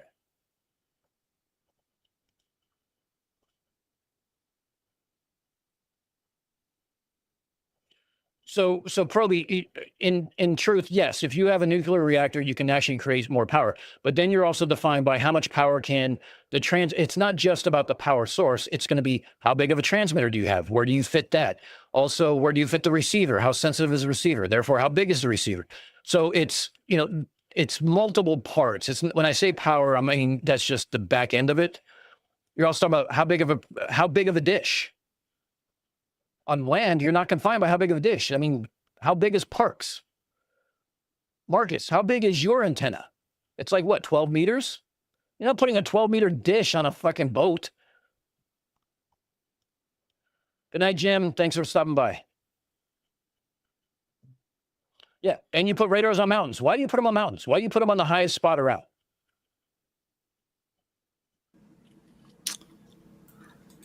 So was he reflections? I'll be back now. Yeah. An illusion, you're right. Inverse square law never goes to zero. If you have a sense enough receiver, you can still receive the signals. Here's an idea. Marcus, you don't get to play this game. 13 meters? Okay, yeah, that's a big-ass dish.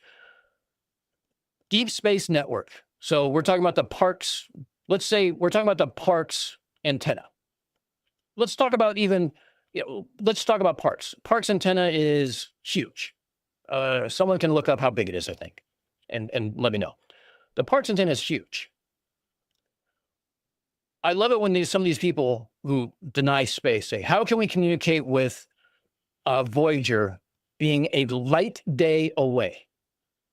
Almost a light day away. Very, very simple.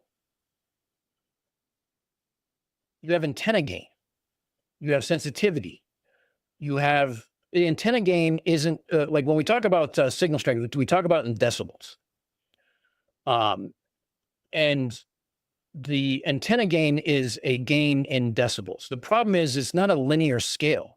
It's a logarithmic scale. So if you go something that's 30 times, if you add 30 dB, it's 1,000 times better, more signal, even though it's just 30 dB. If you go 20 dB, it's 100 times. I'm sure my numbers is off. Parks is 64 meters. Big ass antenna. Okay. A lot of gain, parabolic dish to focus the beam as small as possible in a vacuum. And we're not sending 4K video to the fucking Voyager. We're sending lines of code. ASCII. 8-bit. That's all we need.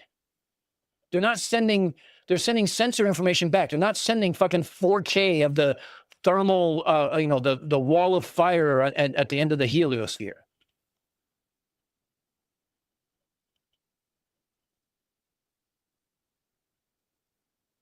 Yes, thank you, Illusion. Yes, 64 meters is how big that antenna is. I'll pull it up in a second. Was he a radar guy? Was he a nuclear engineer? What does it matter? Is he kind of like how Rihanna was in the Battleship movie, where she was a gunner and radar and? Why would a gunner know radar? Oh, because they fucking need it. You cross-train. Join a fucking military. Serve on a ship. Do you know why you cross-train? In case there's a catastrophic accident, people can man watches. You can survive. It's about survivability. Everything, all in one shot. It's also about curiosity. Because if you want to learn something new and you have the clearance for it, you can learn something new. That's not how a military MOS works. They don't just say, hey, nuclear guy, come up here and be the radar guy. You can cross-train. He's just lying. He's just lying. That's what he does. He lies. Oh, you have no idea what he does because you're a fucking moron, deceitful liars. Every single last one of them is just a liar. Yeah, my dad was in the Navy for 2 years. They put him on radar for 2 years. He did not go down below. Okay, so this part I want to address. His dad was in the Navy for 2 years. They put him on radar for 2 years. When you join the Navy for 2 years, you do it under a program called undesignation. You're either a seaman, a fireman, or an airman. You go to basic seamanship school. A fireman basically means that you're going into damage control and engine. Airman means you're on the flight deck. You're undesignated. You do not have a specialty. You do not go to you don't have an MOS, as it calls it, but in the Navy, we call it a rating. You don't have a rating. You have not gone to a specific tech school for that rating. You are undesignated. It's almost like try it to see how you like it. Here's the problem with undesignated, and the reason why more people don't do it. You don't know where the fuck you're going to end up. You could be a fireman, end up standing 8 hour on, 8 hour off in an engine room and not see the sky for 6 months. Not high on my list. Or you can go to technical training And here's the thing. If you're in that rating for a couple of years, and we had a couple undesignated in intelligence, they wanted to become an intelligence specialist. So as they were, one was a seaman, one was an airman. They were undesignated. So they wanted to be intelligence. So they they put them into a billet in intelligence.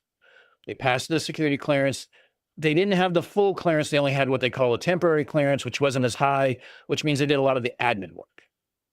Now, the beautiful part about it is they got to see how that job was and whether or not they wanted to re-enlist for 4 years to go to that tech school.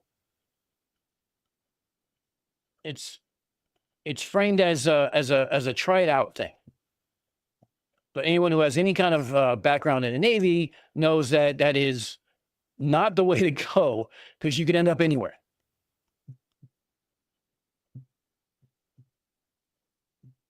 Yeah, you could be cleaning windows.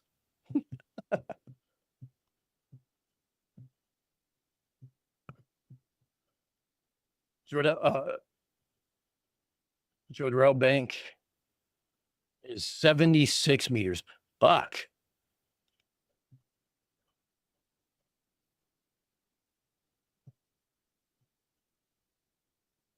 Oh yeah, don't. Who's that fucknut that is the French sailor who supposedly sailed around the world and knows all about time zones and comparative speeds for a because he drove down a car past a sign, and they're talking about the America's Cup with the carbon fiber dagger boards that rise it up out of the water and things like that. Okay, look, no more telescope envy down there. Slow and work on the engines. Not about the size, it's about the gain. You don't say, hey, while you're not busy flying that fighter jet, can you come down here and work on these bearings on the shaft? No one who rides a fighter jet does the bearings, but someone on a fighter jet will absolutely help with the maintenance of the fighter jet. They'll work with avionics. They'll work with the aviation boatswain's mate. They'll work with their plane captain. They'll work with the aviation electronics technician, the AT. So they understand the systems. They're not going to fucking pull out the Gatling gun from an F-18 Hornet, roll it out, and put a new one in, but they understand enough about the preventive maintenance to understand how it works, how it affects them. There's cross-training that goes on. It makes you a better version of that person. I knew how my radios work. I learned how all the radios work. Reason why? Knowing how all they worked as well as how mine worked allowed me to see the bigger picture. Just like I understood how radar worked, and I stood watches at a radar station. Why? So I understood more about the EM spectrum than just my little small tiny ass window. Because all I had was HF, UHF, and SHF. That was it. But by learning about the different applications, I learned more about the EM spectrum than I could have got just by going to tech school. Because you got real world application. That's the thing. None of these fuckheads have ever applied anything to this. They've never stood a watch at a radar station, never seen a radar station. They assume whatever they see on a screen somewhere is what it means. They've never actually applied anything. I'd like the Catsoid to show me on a boat where the second antenna is and how it's pointed. Show me. Show me on a sailboat. Yeah, what? That's not, I don't know how to. Oh, no, but you're in the Navy. You should know everything. Yes, Bruce Wayne, I was in signals intelligence.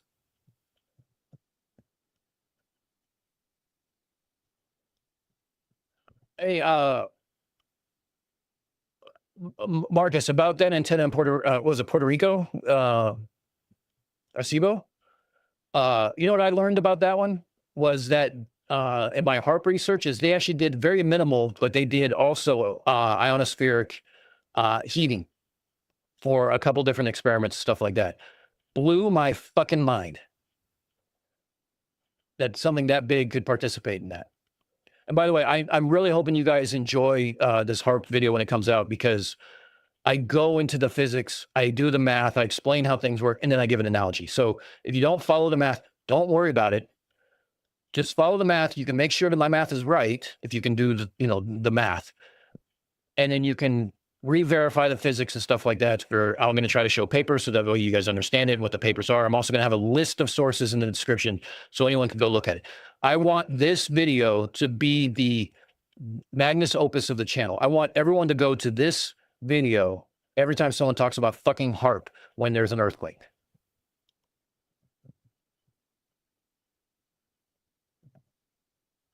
Oh, Marcus, you know that. Okay.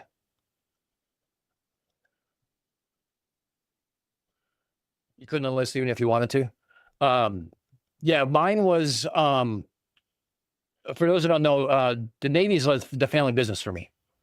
I've had, my family's been here since William Penn ran Pennsylvania. And the first ancestor that we had that came here from my last name was actually a pirate or a privateer, take your pick, who landed in Philadelphia.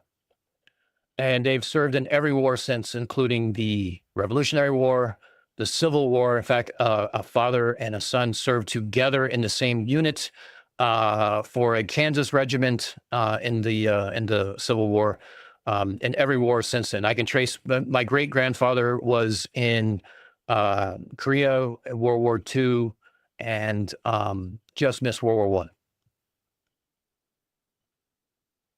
No, was it Korea? Oh, sorry, I might be confusing the two.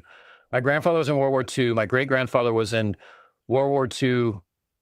Yeah, and Korea was at the end of his. It was the end of his time in the service. He retired. Everything.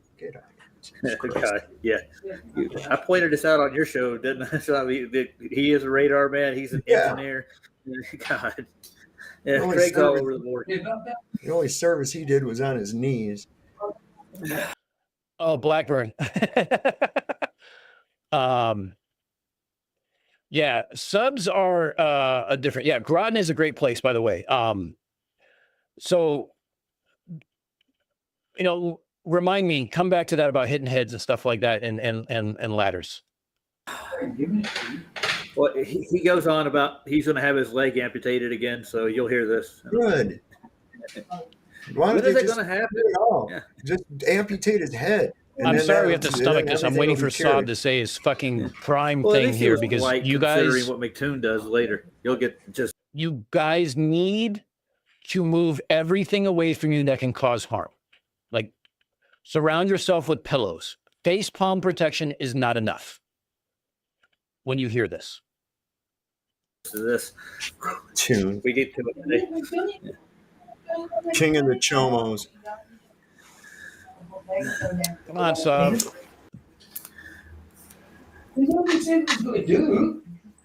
Who's that fight? That's a good one, Chili.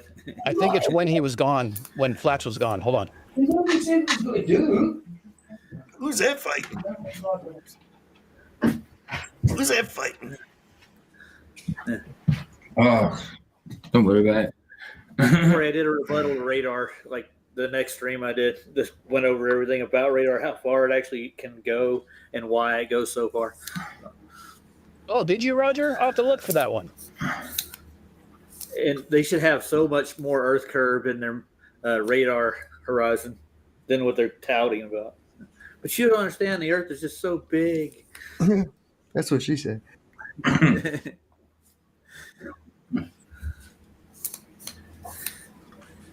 Just add a G to it. It's the girth so big. The girth curve. Girth curve. Girth curve. I think the kids are being handled right now. Yeah, I don't think he's going to get through the whole debate today. When does that ever happen? No. But I had my butt handed to me, you might say, in this debate. There were so many valid points. Wait till you get to the school teacher. It's going to get fun. Oh, God. Yeah. No, they're cooking for themselves. Okay, sorry about that. Okay. That's all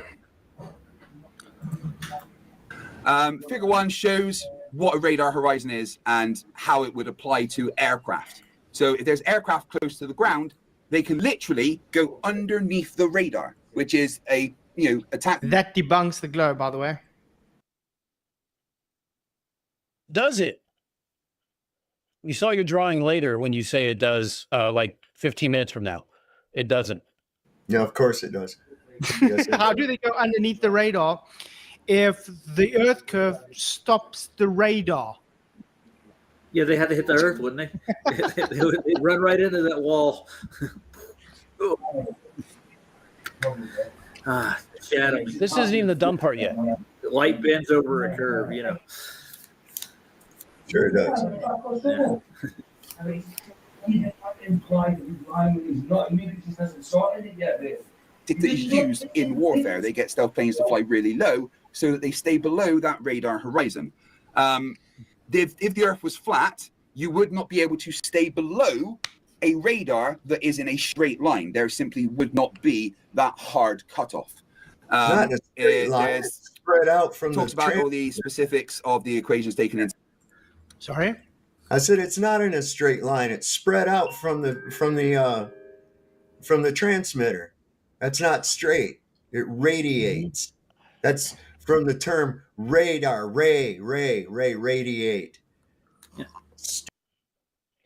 Hey, Soph. Radar is an acronym. Radiate's not in the acronym.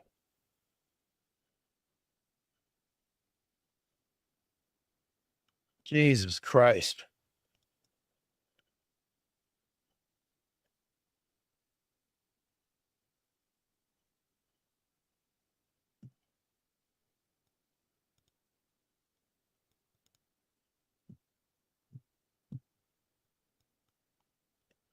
Sorry, I just got a Discord message here. I'm just trying to, somebody asks for something. Hold on a second here. I blame DP.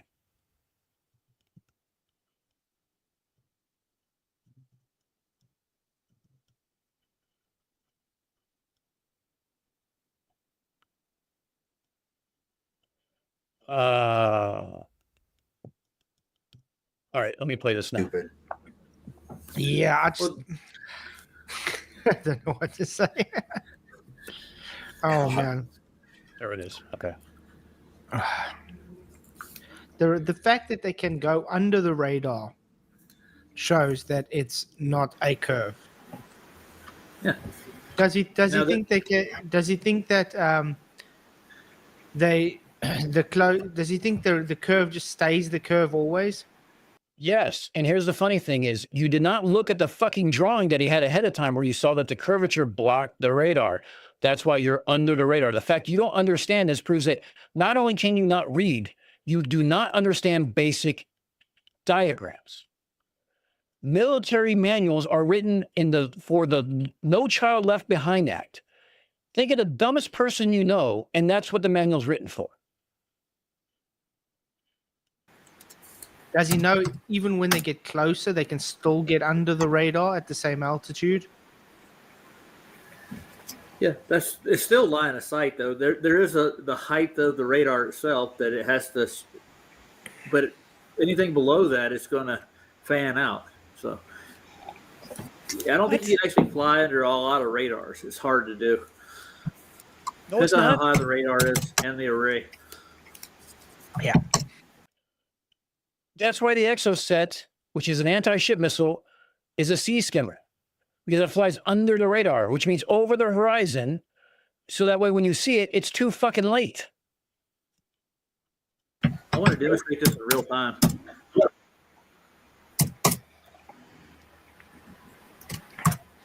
To account and the target altitude that you would expect the distance to be able to see based on how high something is.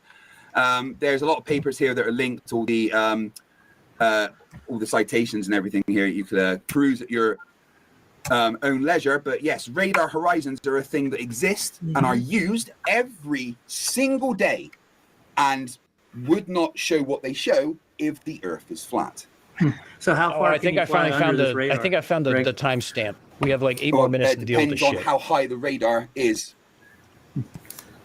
Yeah, and wouldn't that affect how far the radar would actually be broadcast? How high it is?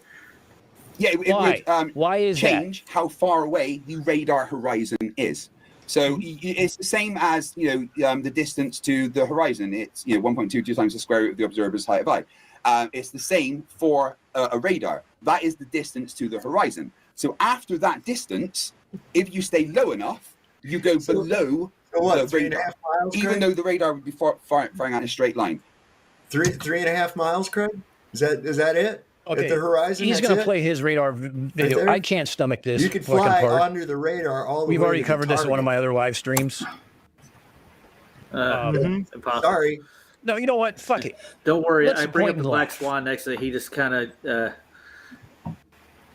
We're guess, gonna point and laugh concedes to a point because we can see way beyond that. So take everything that we explained tonight. I know it's a lot. Try to recall it when he starts playing this video, because this is a point. This is a work of art. And here's what we're going to do. I'm going to go to full screen real quick because I need to go take care of something real quick.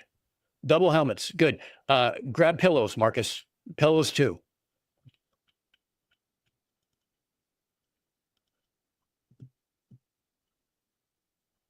Distance. So Yeah. Shout out to Godzilla, $5 says shout out to the chat members at Top Place, the last station of sanity on YouTube.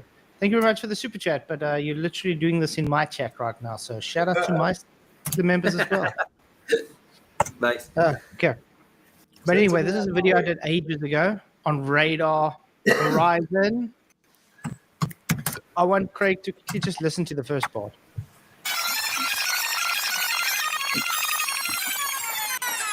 An echo radar emits a sound wave and then waits for the echo to come back to its receiver. By timing the returning echo, you can work out exactly where another object is. And when using multiple receivers positioned at different angles, it can determine the basic size of the object that the sound waves have involved. Different angles positioned at different angles. All right, hold on a second here. One, he's talking about echolocation to begin with. So that's the first problem, but let's go. Angles. Why would you have to do that? Guys? yeah. There we go. I think you just answered the question. Oh. I'll go on screen for you quick.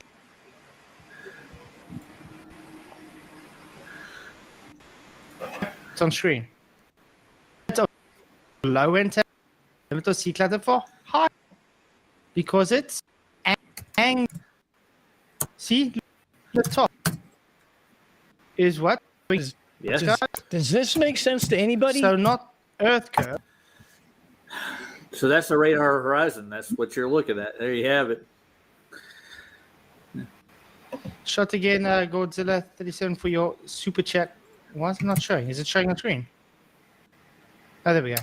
Thank you for your super chat, man. I really appreciate it. It says, I know flats is still provided place, hence the support, so we have places to go. Yeah, for sure. Thank you very much. Shout out to you too. Okay, so yeah, Craig. I think Craig just reads things on the internet or gets it from people like McToon and Phil Bell and them, and then just runs with it. Hey, the cats. You want to know something interesting? Some of us actually applied this and did it. You should try it sometime. Oh, wait, you never will. Yeah. You may have a point.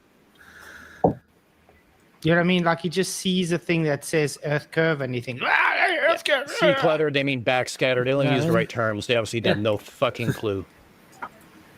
Quite insane. Yeah, CSA, Circle they're talking about around the sonar radar, and which if echolocation. you go low enough, you go below it. Does not make sense if the Earth is flat. Well, remember what I just showed you on screen? With that angle, if the angle's pointing down and you are able to go below it, that's because the angle, correct? Not Earth curve. Yeah, and they do radar sweeps, right? So how would they get below that? Is when the radar sweeps to one side, they could get below that curvature, and they would avoid radar. That's it. That's real simple. It has nothing to do with the Earth curve. That's just the range of the radar and the height of it. Yeah. Put your paper in private chat for me. I'll look over it. I'm not just going to take like, oh, you give me this and I'm going to accept everything in it. So I'm not asking you to accept it at face value. Obviously, that's not the point of a debate. I'm going to dig through it. Yeah, I'm going to dig through your. Okay, we only got a couple more minutes before Saab comes. Get ready. I'm not going to refute it, not without any preparation at all. So, well, isn't that the point of this debate? This is the last warning for concussion protection. It's that the horizon's well beyond that point.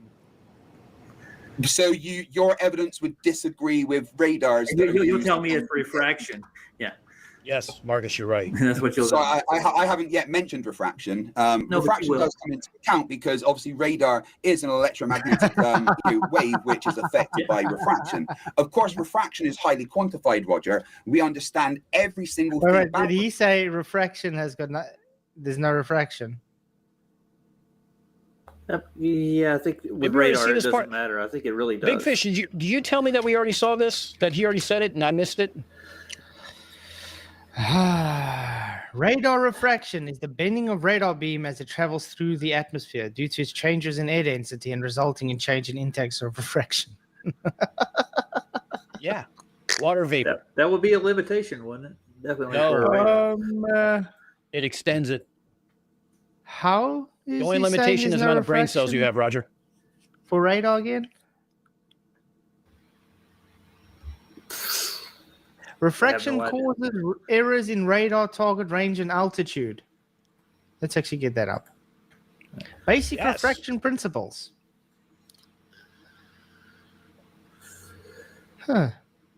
Propagation mode, okay. Refraction causes errors in radar target range and altitude. Yeah. Now, hold up. Something's interesting right below this, but we'll come to that in a minute. If you know it causes errors, you can apply an error correction. This is how we've been able to do direction finding with HF radio with like German subs since World War II. We still do it today. Watson Watt helped create the mechanism that allows for error correction. It's still part of the algorithm that gets put in today.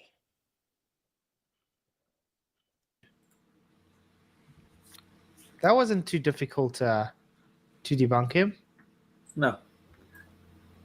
I was going to bring the Black Swan up and the Sea Sparrow to debunk their Earth curve at the radius they claim it is. So, but there's several different options I had. But he didn't want to get into it. He said he just basically conceded. He didn't want to see the Black Swan. Yeah. Because, I mean, I don't know if you guys can see this. Let me zoom in a bit. Is that better? No, scroll down a little further. Scroll down a little further. It's quite something. It is. So it shows you. Hold on. I'm going to pause it because I want to go back a little bit here. You see there's different types of horizons that he talks about that he ignores because he doesn't understand it? You have a geometric. You have a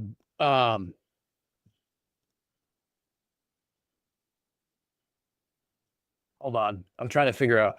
A is a geometric horizon. B is the optical horizon. C is the radial horizon. Obviously not to scale. D is this grazing ray that you can do where you use the diffraction off the curvature of the Earth to extend it further. Here's the fun thing. If you use a grazing ray, which means you point a large antenna with a lot of power at the horizon, when it diffracts when it hits the curvature and diffracts, that ray becomes a secondary ray. And what it can do is also subject to refraction. So it goes even further around the curve before it continues on. Granted, not to scale, but that's how Kanikabine worked. It used a grazing ray at the horizon with a shit ton of power with a big ass antenna. And what it does is when it hit the curvature of the Earth, it diffracts downwards and therefore becomes a secondary ray, which allows it to also be refracted even further. And then as it's going over the English Channel and the the North Sea, which is salt water, it maintains the conductivity and the signal strength, or doesn't attenuate the signal strength as much So therefore, it can be received by a very sensitive receiver and not be lost.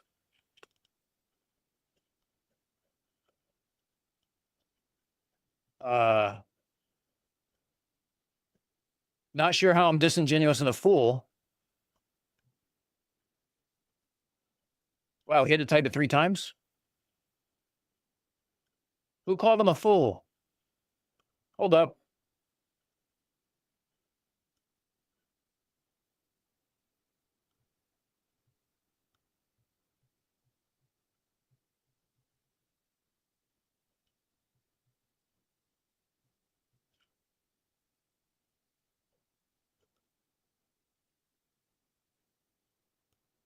No, I didn't get this from, by the way, Craig and I didn't get this from MC Toon. This is stuff that we looked up and we found out. And again, some of us applied it.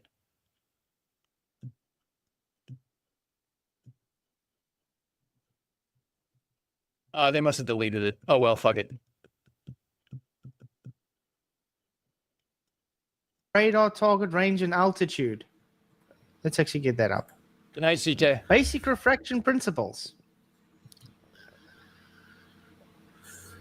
Huh. Propaganda mode, okay. Refraction causes errors in radar target range and altitude. Yeah, we heard you say that. No. I was bring the Black Swan up and the Sea Sparrow to debunk their Earth curve, the radius they claim it is. So the Sea Sparrow debunks the flat Earth because it can hit targets miles away. Do you know why that is, Roger? I tell you what, I give you the answer, but I want you to do your own research. You know what? You won't. So I'll give you the answer anyway. It has an active radar itself in the warhead. Fuck you very much. But there's several different options I had, but he didn't want to get into it. He said he just basically conceded. He didn't want to see the Black Swan. Yeah. Because, I mean, I don't know if you guys can see this. Let me zoom in a bit. Is that better?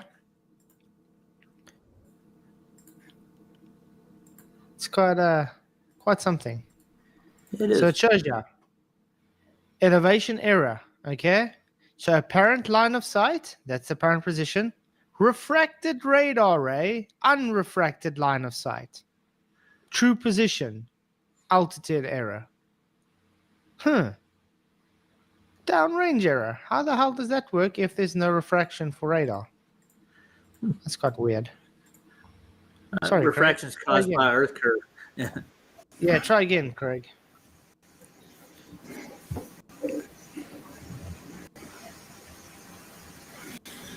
Refraction, and we can calculate. God, for cats, get a better internet. We know the the conditions that the light is traveling through. We know refraction so well that I'm wearing glasses that were designed because of our knowledge of refraction. So refraction every single time matches what we say, but I haven't brought up refraction. I'm simply talking about the radar horizon. And you can speak to anyone who may be every radar. There is a hard so I can repeat explanation for it. I tell you what, me and you, we should have this talk after I look into the radar stuff. See, this is not just straight up evidence. This is just a paper. So I need to look into why. What do you mean it's not straight up evidence? The existence of radars and the horizon that they give is evidence, Roger. This is just a factual thing. Every single person fucking drawing, Craig. It is just a drawing. It's a drawing, Craig. Okay.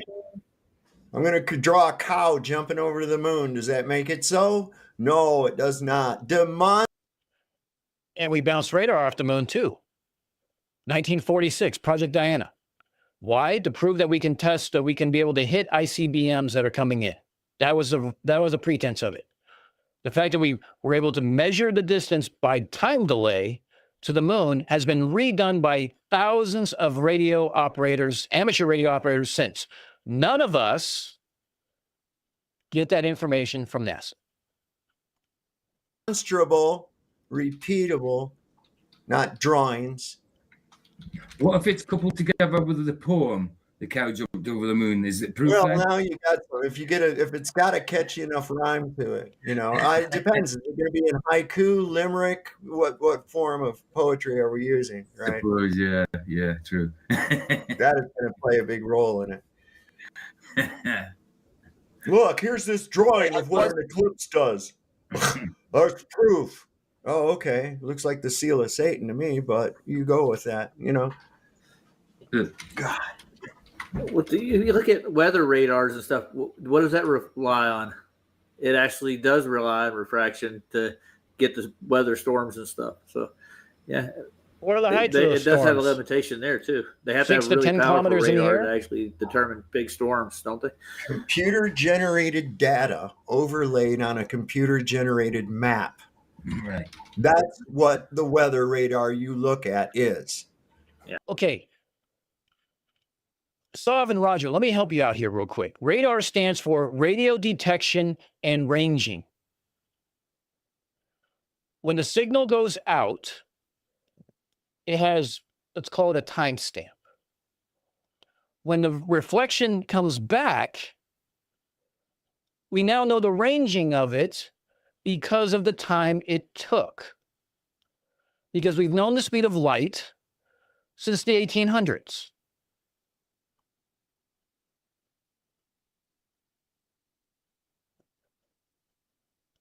It's not really sending a picture of the clouds over your house and shit.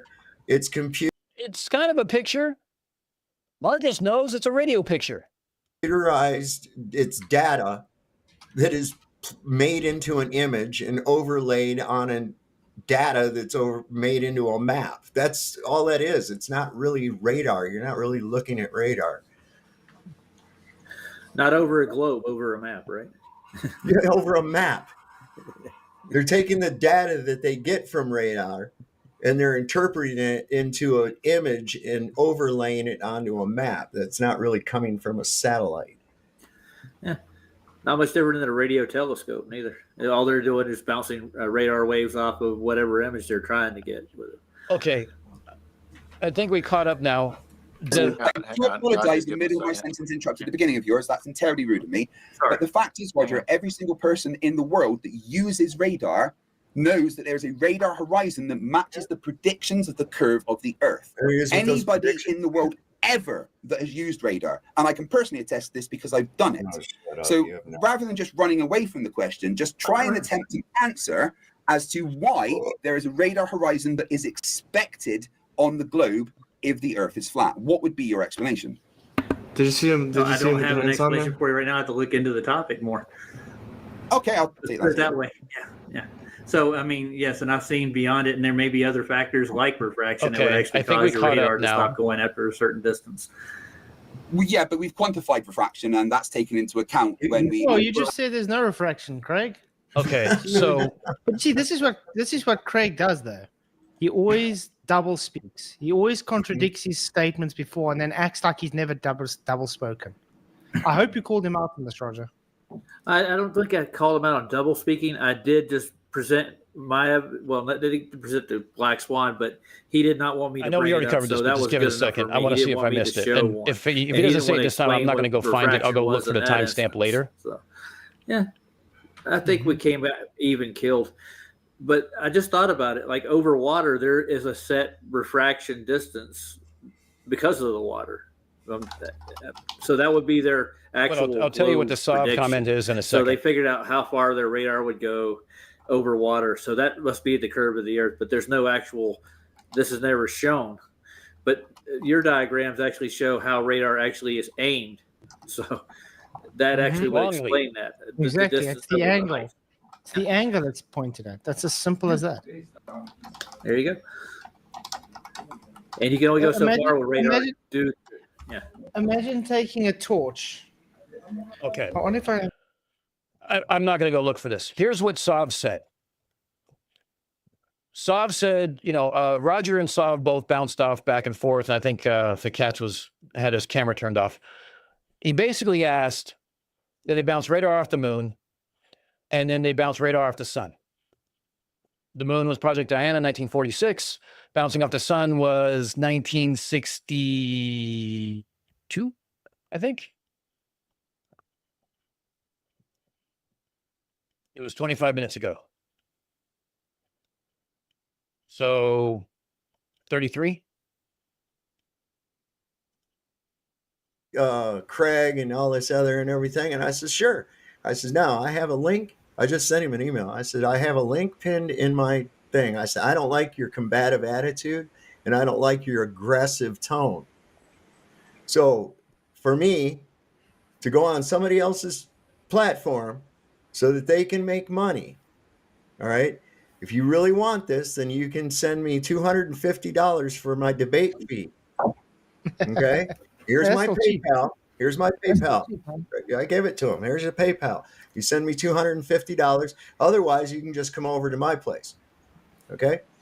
But for the low price of $250, if you're that desperate, that eager to debate me that you would try to request it by acting like an ass, well, I'm definitely not going to waive my debate fee for that. Not at all. Might not be this one. Just to bring up Nathan Oakley one more time, he did the same thing, dude. He does exactly the same thing. You can come over and debate me on my platform anytime for free. The door's open. But if you want me to come over, it's $500. I do a charge right up front. Ooh, I'm getting them off cheap then. I'm getting them off cheap. Yeah, Grumpy, there's people who've done it multiple times. They're legends. Anyway, and they I've been are streaming for about absolutely 53 hours, like. so I'm sure that There is someone an that art says to it. tired There as is I am. an absolute art to doing this, because it's not only like obviously where the moon is positioned. You have to also frequency. You have to top. There's a Doppler shift. There's a time delay. All this stuff you have to take into consideration. And there's a great video. I'm going to show it to you guys here in a minute. I showed it to the Drunk Debunk show too, but I'll show it to you guys in a minute. It is the most picturesque type of thing, because they use a very large radio antenna that's actually at the same location as where Project Diana was, or it was where Marconi had his antenna, maybe. I think it was where Marconi had his antenna. So you're second guessing me. Okay. Well, we'll see if it goes here. If not, I'll just say what it is. Have you heard, Roger, of Radar Horizons? Yeah, I know what you're going to now. Radar Horizon. You've heard of Radar Horizons, have you? Yeah, I know they actually make the equipment. They actually See you later, Con. supposedly account for it. And that's Thanks where for you get your stopping by. shadowing on radars. What about it? Okay, right. So flat earthers say radar can see forever. No. Ask anyone in the Navy. Stop that. Radar stops at hard distance. Wow, he Stop already that for a starts with a second. straw man. Where's your radar horizon when you're checking the sun with radar? Right there. Right? I just scared the dog. Right there. Listen to this shit again. Listen. Radar stops at hard distance. Wow, he already that for a starts with a second. straw man. Where's your radar horizon when you're checking the sun with radar? Where is your radar horizon when you're checking the distance to the sun?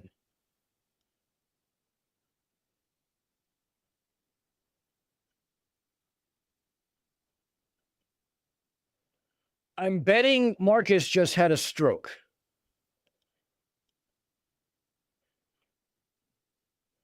Because I had a stroke when I heard that. Rob did too.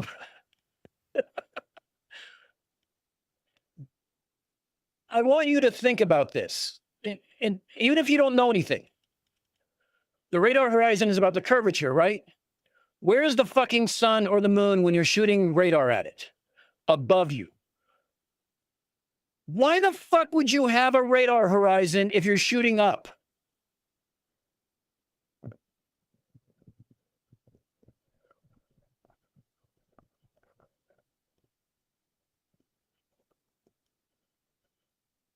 Oh my God. That right here, I'm going to clip this because I'm glad I found it. It was 34. I thought it was 54. My bad. I'm sorry you had to stomach through the rest of that horse shit, but that was what I was going for. I'm going to clip that. This is how fucking dumb they are. That sentence right there.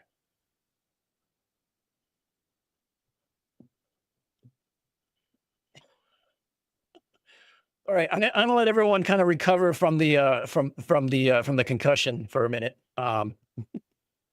Big fish collapsed, but it's okay. That's good. All right. To the person who said they no longer remember my name, your name is Marcus Leach. Write it down. You might need it later. Blackburn, that gave me physical pain. Oh my God. That was what I wanted to share with you.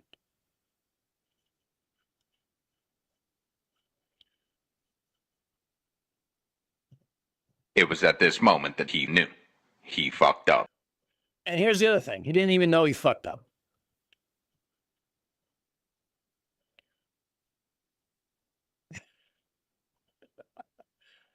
Now, look, I'm a radio nerd, so to me, this is funny. And anyone with a radio background immediately heard that and was like, what the actual fuck is going on? Even if you don't have a background, you heard that and immediately thought, wait, what did I just hear? The fact that all 5 of these chuckle fucks just nodded along with agreement tells you everything.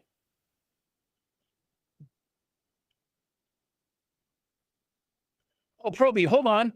Wait, you're here?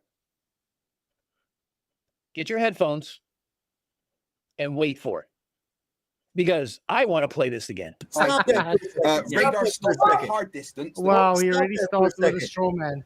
Where's your radar horizon when you're checking the sun with radar? There you go, Proby.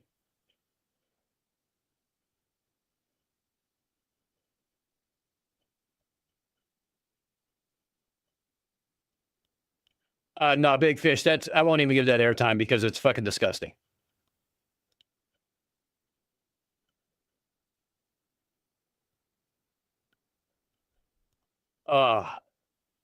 Now, look, I warned you 4 times, okay?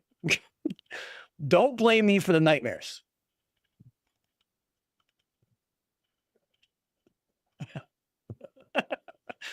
Proby, misery loves company. You had to deal with that shit too.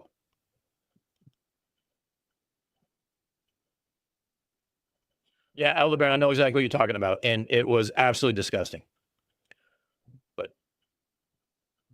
But let's hear what these assholes had to say after the fact too, because we'll hear the line one more time just for propensity, posterity.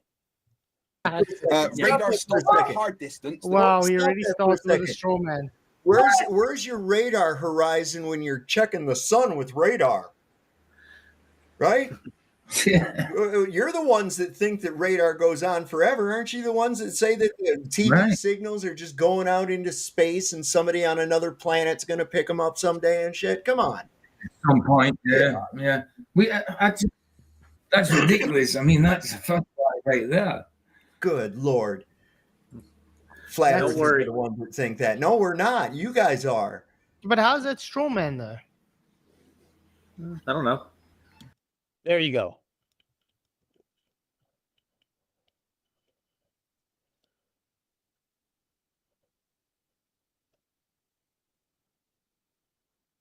Aldebaran, you're not wrong. I think that needs to go with that. But yeah, I will be clipping that. So let's go to a new tab here. No, let's go back to this.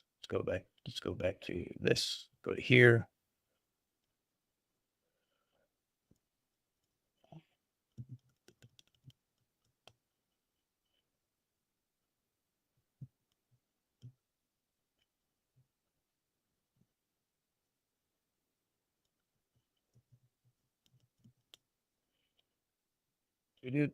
Do. Oh, come on.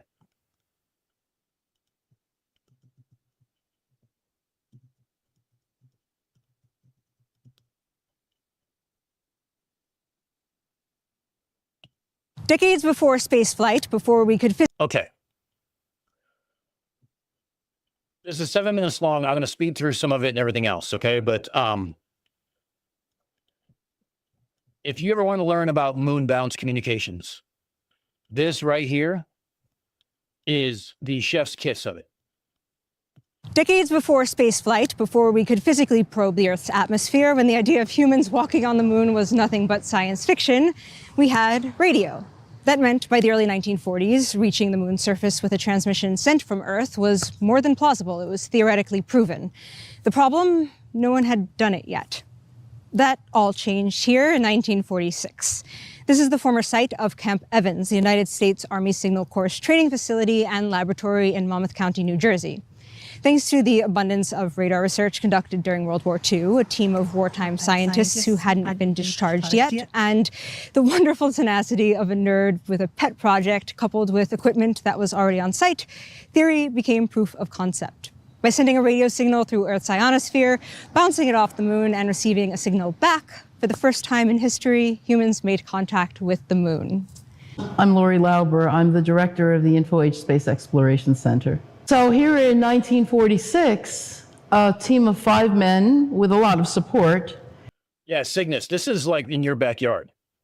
Were able to send a radio signal, bounce it off the moon to prove what they thought was true, that we could receive a radio signal from above the ionosphere. And the reason that that was so important is because if we were to create any kind of a machine that we would be able to communicate with, we would have to know that we could do that. We could communicate with the machine. And so on January 10th at 11:58 in the morning in 1946, this team of 5 guys who had been trying for many years to do this without success were finally able to see and hear the signal being bounced off the moon. The experiment, named Project Diana after the Roman goddess of the moon, was arguably the birth of radar astronomy, the practice of studying the universe with high-frequency radio waves.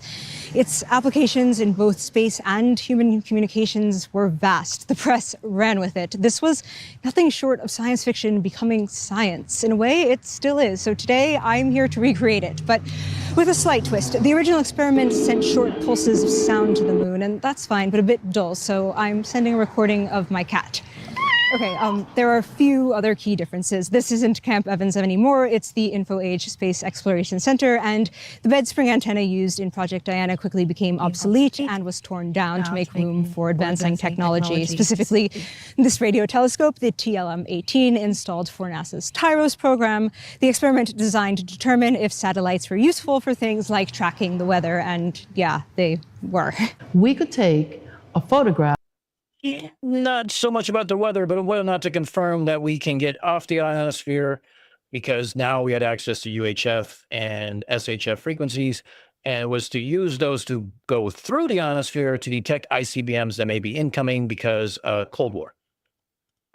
Using infrared data of a hurricane forming on the Earth that might threaten millions of people's lives. And if we could take that picture and be able to kind of know where it was going, then we could save millions of people's lives. And when we look back at the original moon bounce and think that that is how we got to the point where we could save millions of people's lives, it was all worth it.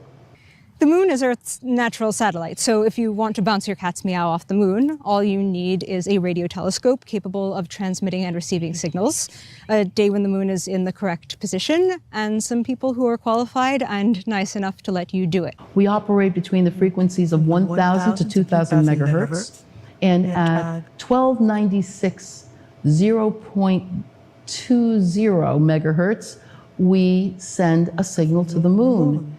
Our dish also receives the signal back, and in 2.5 seconds, our radio signal, having traveled 250,000 miles to the moon and 250,000 miles back from the moon in 2.5 seconds, returns an echo. So what we do here is the echo of what we send. Now, we send this signal in 2 ways. As a continuous wave, if you can imagine, a wave that would sound like me, and then with UHF, we send a carrier of voice on top of that continuous wave. So now we can say, hello, moon, and hear our voice bounce off the moon. So it looks like I'm in luck. So today we're going to send the first cat meow to the moon and back. Let's see if we can get this done. This is KD2, OMA, Kilo Delta 2, Oscar Mike Alpha at the InfoAge Space Exploration Center, sending the first cat meow to the moon. And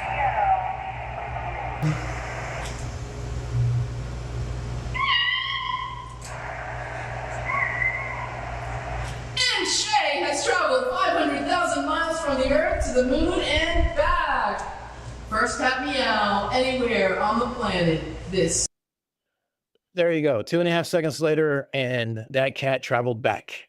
So one of the coolest videos I found on YouTube, especially for a radio nerd like me. Now, the funny thing is that she was talking the whole time. And if you heard when they switched, she was already hearing her own voice back.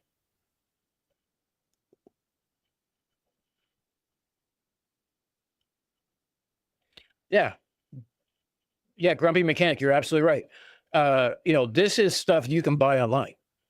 This is stuff that like you can study for. And you know what they teach you about? Curvature and the ionosphere that supposedly doesn't exist.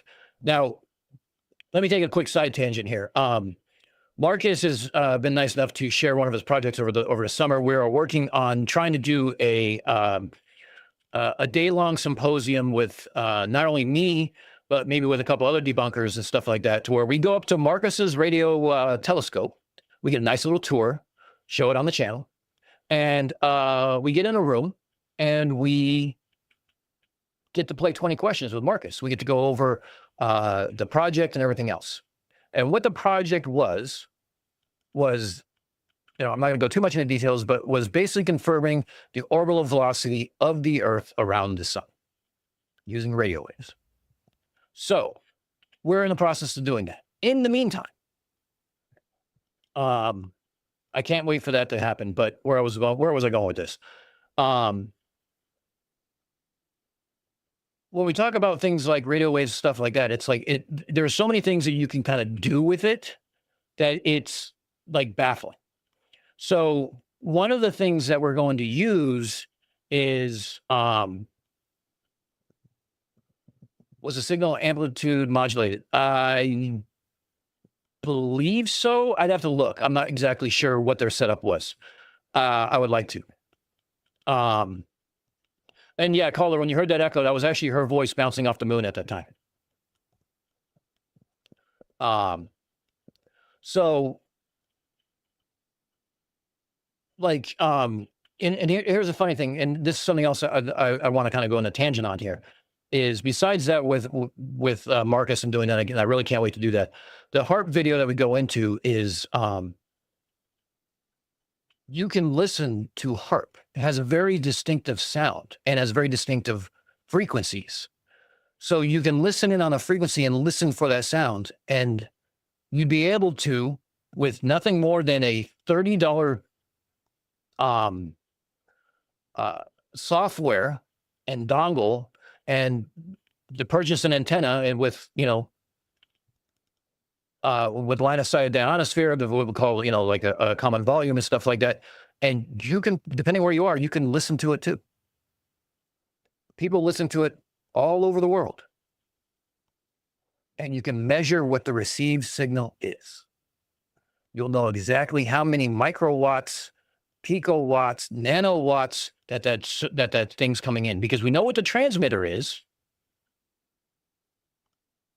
We'll be able to tell the receive, and from there you can figure out attenuation, how many bounces it took, because a lot of these numbers are going to be working numbers. They're static working numbers. It's like when we have standard refraction. Yeah, there's things that happen like tropoducting and stuff like that. But outside of that, we use standard refraction for most of our computations. Outside of that, when conditions call for it, then we have to do new math and figure it out, blah, blah, blah, blah. But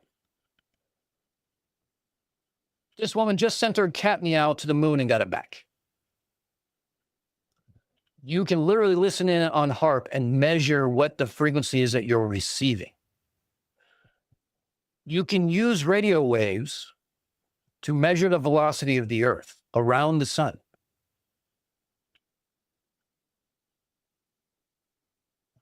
These are the cool things that we can do. So in a way, I'm not going to go into that because that goes too much into the experiment. I want to save it for an actual thing. But like, these are the things that we're going to, like, these are the things we do. Like, I hope that this summer, I'm going to 3D print an antenna form, and my daughter and I are going to try to talk to ISS. To me, that would be cool.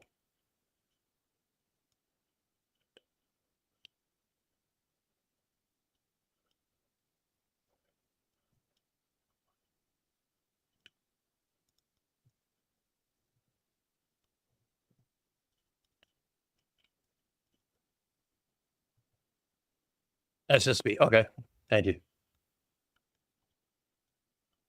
I didn't look at, I didn't actually see what their thing is, and I'd have to look into it, and to be honest, because my moon bounce was decades ago. So I forgot a lot of the details. I believe the frequency I think I used was 144 megahertz, I think. I don't remember. I have it in one of my notebooks somewhere. I have to go find it. But yeah.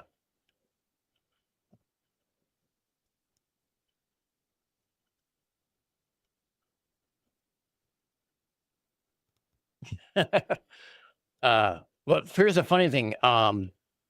Steel City is like, you know, if you do this the right way, you show the video of you lining to the moon and you get the bounce back. Then you wait until the moon is now moved, and you haven't moved the antenna, and you don't get bounce back. So where is the firmament exactly? Because if it was physical, it'll bounce back the signal, and we should be able to see it.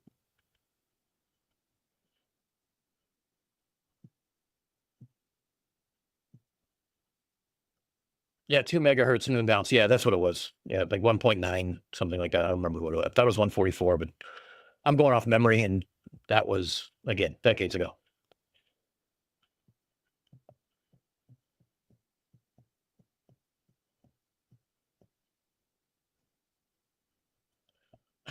And everyone's looking at the genes where I paused it. Okay, I'm glad I can facilitate your nerd prawn, guys, with a radio bounce as well as a nice picture of genes. Oh, 2 meters, 144. Okay. Oh, 2 meters versus 2 meg. Okay. All right. So all right. So my brain's not completely fried. I'm sorry. I misunderstood what you meant. 2 meter wavelength. I'm not denying it. I'm just saying that, you know, you guys always look at the, you know, you guys remind me of different things to look at. Let's put it that way.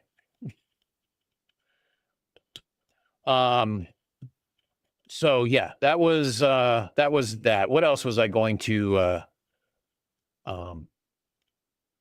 what else was I going to show you guys? Oh, I know what I was going to show you guys. Someone talked about being in a Los Angeles class attack submarine and hitting their head.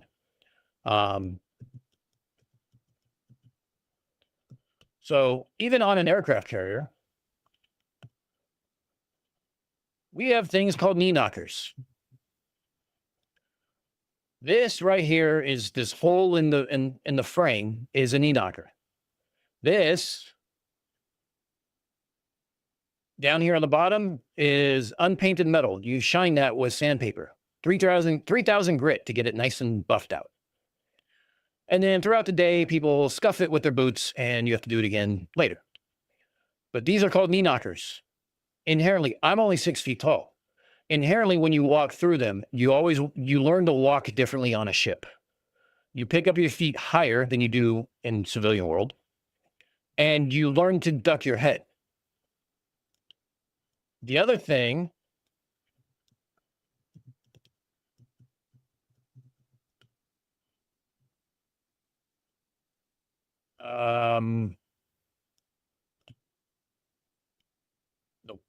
Well, here's a really good thing right here.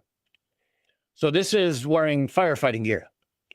So when you come to a ladder and you can see the blue tile beneath him, this means he's right around the bridge area. When you're on when you're on damage control or fire or something like that, you have priority over a ladder. Otherwise, rank has its privileges. Officers first, enlisted second. So if I'm at the bottom of the ladder and officers at the front, he says down ladder, I make way, unless I'm already on the ladder. If we're both enlisted, whoever gets there first goes. If you hear anyone yelling fire down ladder, or if it's during a fire drill and you hear down ladder, you just make way. That's just the way it is. Now, you can run down the stairs that are relatively steep, or you grab the happy handle there and swing like Tarzan to the bottom of the stairwell. Better make sure you land right, or you'll twist an ankle.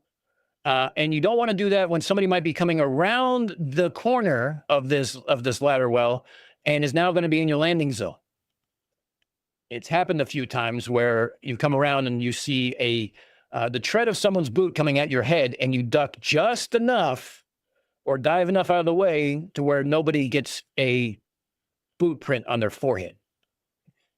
But yes, you will bump your head on the happy handle going up.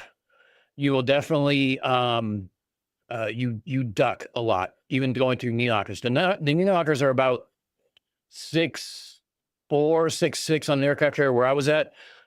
Different decks have different levels, and they're a little smaller on lower decks and stuff like that. But you just inherently duck because your head is like you feel close. So you can't really get on the rail. By the time you can get on the rail, you're already halfway down. So it doesn't really work that way. Absolutely, Marcus. Exactly. You just grab the handle and you just kind of launch yourself through it feet first.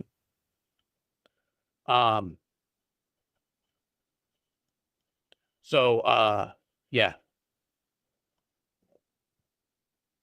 Yes, they leave, knee knockers leave bruises, by the way, on your shins. You can also clip your toe and fall face first. That's a fun one. Usually you can tell how long someone's been on a boat by how they walk. And you can also tell when somebody's in the Navy or not by how they walk. Inherently, you just pick up your feet a couple inches more.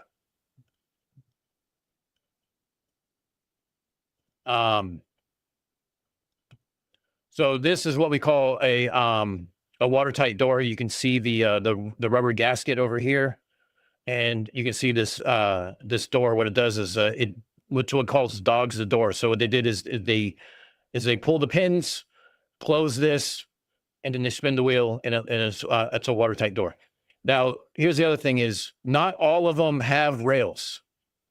Some of these are chains. So a lot of us, I wasn't married at the time, but people who are married, if they're on a ship, they actually won't wear wedding rings. They'll wear like silicone bands when they came out and stuff like that, because chains inherently bad.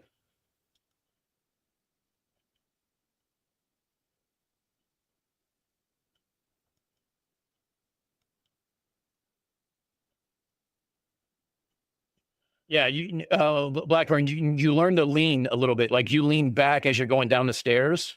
So when you're going down the stairs, you're kind of going like this, like you might be, depending on your hands, you might be able to slide down your hands or something like that. That's another thing. But the funny thing is the new people on the boat always when they're going down the stairs, they turn around and walk down the stairs of what we consider backwards in the Navy, versus just going down the stairs because they think it's like a ladder as opposed to a stairs because they're so steep. Those who have been in the Navy for a while don't turn around. They just walk down the front, and half your foot is off the step every one. You just move fast. It's a trippy thing to go. But yeah, so that's life in the Navy. Those are knee knockers. Those are ladder wells. Yeah, and then you have hatches that are like this. That forget it. If you're wearing a tank on your back for firefighting, you have to make sure, like in that case, you're leaning forward to get in and you shimmy through. It's craziness. So see what I mean by leaning back? You immediately lean back. You lean back and you twist and you just go down as quickly as possible.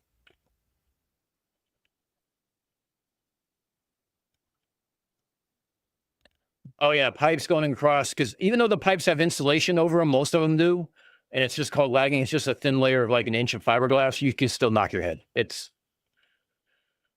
a hazard being on the ship. Let's put it that way.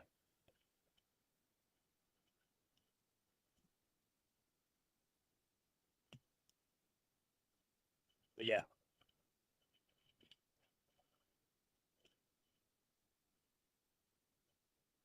Yeah, exactly. Steel City.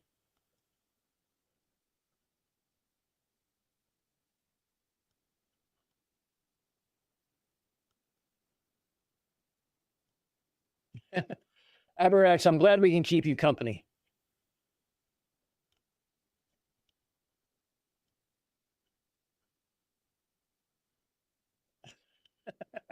Proby, I'm right there with you. I will say this: if you have a chance, and they're like located throughout the throughout the world, the United States, is go see a Navy ship. So you can kind of get a little bit of a, and if you have a veteran friend or there's somebody there who can lead you on a tour, ask lots of questions about what life is like on a ship, because those are things that we love sharing, but not everyone asks, or we don't think to share all the time because it's just common day for us. So, I was out of the Navy for, over 2 decades, I think. And I took my cousin, who is a professor of math at USC, and my daughter, who was like 5 or 6 at the time. I think she was 6. Took her on on the USS Midway, I think is in New York, or is in San Diego. And when we started out, you can get like audiobooks, as you walk around and stuff like that. It tells you what you're looking at. Well, obviously we didn't need that because I'd been on almost the exact same ship. So as we were walking around, we had the same group kind of following us. And eventually they took the earphones off and says, can we just follow you the rest of the tour? Because you are saying a lot more than what the audiobook is telling us. And it's just because it's just something that just inherently becomes our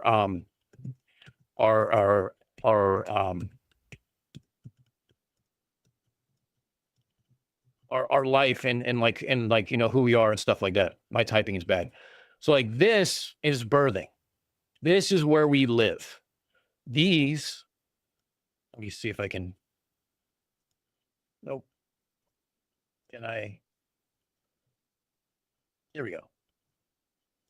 Okay, so these are what we call coffin lockers. So you lay on top, this is like a couple inches of foam, and your locker is this whole span underneath. And then you also get one of these to hang up civilian clothes. So funny thing is your dress uniforms, so you have multiple uniforms. You have your working uniforms, like your dungarees, your coveralls, and you wear that on ship day to day without, when you're not in port, so to speak, okay? You have your dress uniforms, which are the Cracker Jacks, the ones with the back bib, the necktie, and the bell bottom, stuff like that. And then you have your working uniforms, which are, whites or blues, depending if they're summer or winter, and everything else. So your working uniforms aren't folded in such a way they got to be hung up. But your dress uniforms, because they're only the ones that you really need on a ship, is your coveralls or dungarees at the time. Now they have, I think they wear what is it, the NW4 camos. We wore dungarees, which is jeans and then like a denim type shirt. Those and your dress uniforms get folded to where they can sit in these coffin lockers, and they're pressed. They're folded in such a way that the creases keep the creases as you see it when you wear it, without wrinkling the rest of it. You actually spend a couple days in boot camp learning how to fold clothes. And I've been out for 30 years. Not quite 30 years. I've been out for over 20 years, and I still fold my clothes the same way. Go figure. But this is This is all the privacy you get. Right here, there's a light right here, which coincidentally is right above your head. So if you sit up too fast, you're going to knock yourself out. The only privacy you have is a set of blue curtains that go right here. That's it. And you're in a room with 80 other people.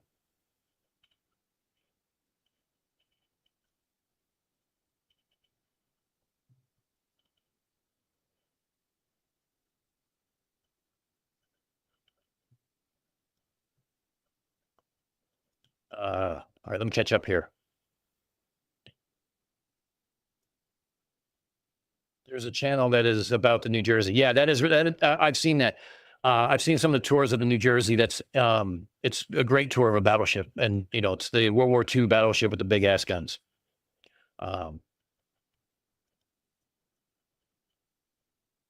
Yeah, so some people play Dungeons Dragons. I was also in the 90s. We used to. Yeah, there's no statute of limitations. We used to take our classified network in the intelligence spaces, and we would only import, and we would play Duke Nukem and Worms on the network. We also played a lot of spades and bones or dominoes. You play a lot of cards. You play a lot of dominoes. There's some gambling that goes on ships, dice, stuff like that. But, a lot of our time spent in the gym because you work 12 hours, you're off 12 hours. This is before there was, really satellite TV.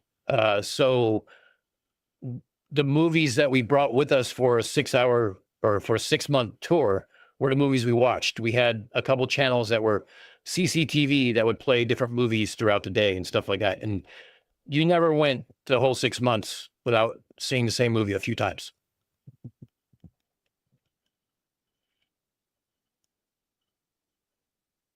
What do I think of the show, The Last Ship?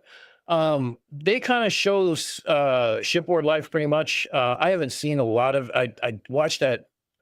That's an older show. I think I watched it quite a few years ago, so I don't remember exactly everything about it.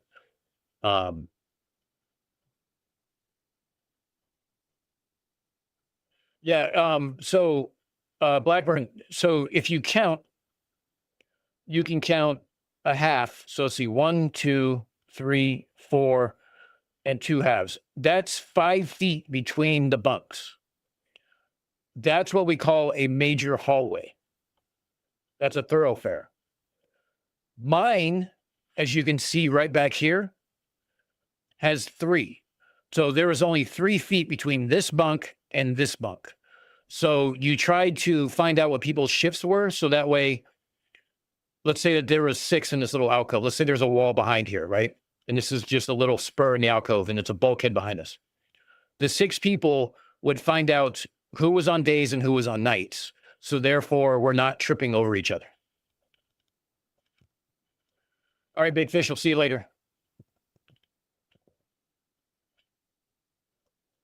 Yeah, actually, my first played Civ, what year did that come out? I think I played that in my second deployment, maybe. I'd have to think about it.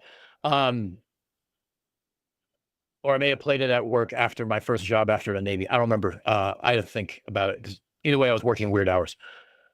They kind of all go together after a while. I will say this, being that I had an SCI clearance, right?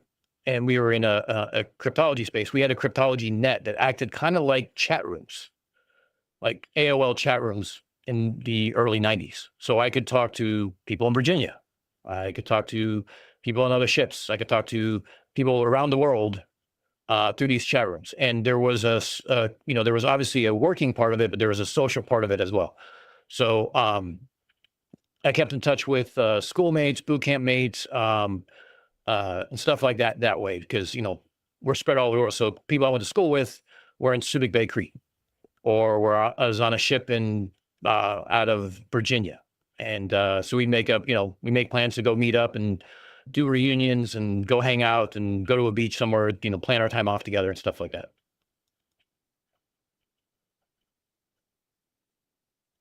Yes, that's why your shirts are creased so perfectly. So hold on a second. I could probably pull mine up.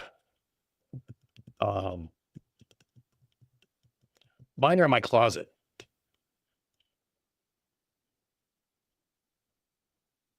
Hold on. Let's go back to meow. Let's see, do this. Go back to meow. I'm sure somebody has a video on this. If not, I'll make one. So it's really easy to do. You just start with both. Okay, this is how to tie a neckerchief. We'll come back to that one. Hello, lovely people, and welcome back to another video. So I'm not going to go through a big boring introduction with this. We're just going to go over how to fold the dress blues and the dress whites. And the first thing we need to do is turn this inside out. Now, as you can see, it instantly looks a lot flatter than before because this is the way it's pleated. Like, this is the way it's pressed down. So all of a sudden, instead of this being pushed out, it's pushed in. So the next thing we need to do is fold it in half. By the way, you want the zipper all the way down so that it's closed and not flapping around. The zipper's down here, of course. And then all you have to do is fold it from this side over to here, which is what we did. Didn't have zippers. And now we're going to take the sleeves and go as far as we can without this picking up on the other side. And have it just go all the way across. Right here. This is what we call a rating badge. You make sure that the rating badge is part of the fold. So where this ends is like right here. That's where the fold is. So it makes it easy to find. You literally just roll it until you hit some kind of resistance and you just put it flat. Other side and have it just go all the way across. And then we're going to bring the back down. Okay. And then we bring these back over again. Now, if these go too far, you can fold, the very cuff back in. But for this, it's not necessary. For mine, those it are fits. for the knuckle draggers. And then the bottom just comes up. And that is a jumper. Now, the reason you fold his creases off over here, but fold it this way is because you want to keep the creases the way they are. You don't want to get it all wrinkled up. You don't want to fold it wrong because it's going to undo the way it fits, the way it looks. And this is the way they teach you in boot camp. And that's the way we still do it, or at least that's the way I do it. Nope, that's the way we all do it. And the dress blues are the same So here thing. are the trousers for the dress whites. And once again, the first thing we need to do is turn them inside out. And the reason so why once you turn again, them this makes it inside look a out lot is in the flatter chance than that they before get because any this is the sort way it's of, pressed down. The ship is a dirty place. You turn them inside out so that way it doesn't spoil the outside of them.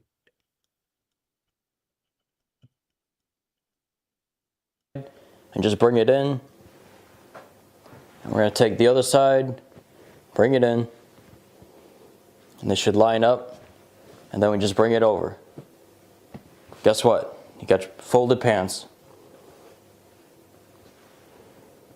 Now, if you don't know already from having like white t-shirts or white suits or dresses or something, these are very, very difficult to keep clean. So what I do is I like to keep them in little plastic bags and put them in the closet or wherever you are. Yeah, well, if you're on a ship, that's not so lucky. But one of the other things that's convenient is tying a neckerchief, because you don't leave it tied like you can leave it tied like a regular tie. You kind of roll it up and fold it up so it takes up less room in your coffin locker. Same time. So it's really easy to do. So you this just is start rolled with up. both sides hanging down. The right side slightly longer than the left side. And you go right over left and through. And you pull this up as high as you want it to go, which is to this notch right here. When your finger comes down, you want it to hit the top of the knot and this notch at the same time. That's the spot. Then left over right. You pull it. And then you dress it. And that's the square of the square knot. And if you do it right, it should do this and both sides be the same length. Ta-da!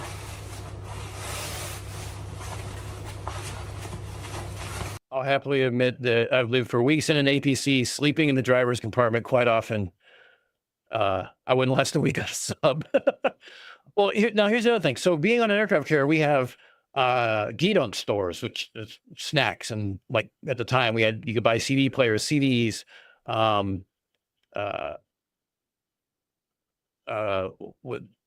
else you could buy? Doritos always went out first. We also had small Gidon stores where you go out your cigarettes. Then you also had an operating room. You had a dental surgeon. You had a surgeon. You had for enlisted, you had 2 different places to get a haircut with 4 barbers each. Then the chiefs had their own haircutting and officers had their own haircuts. You had, let's see, what else? You had your own personnel, your own mail room. I mean, I'm on a ship with 5,000 people. Plus, you get a lot of mail, and it gets brought in on a Greyhound, a C2 Greyhound plane. So they sort a shit ton of mail on a daily basis.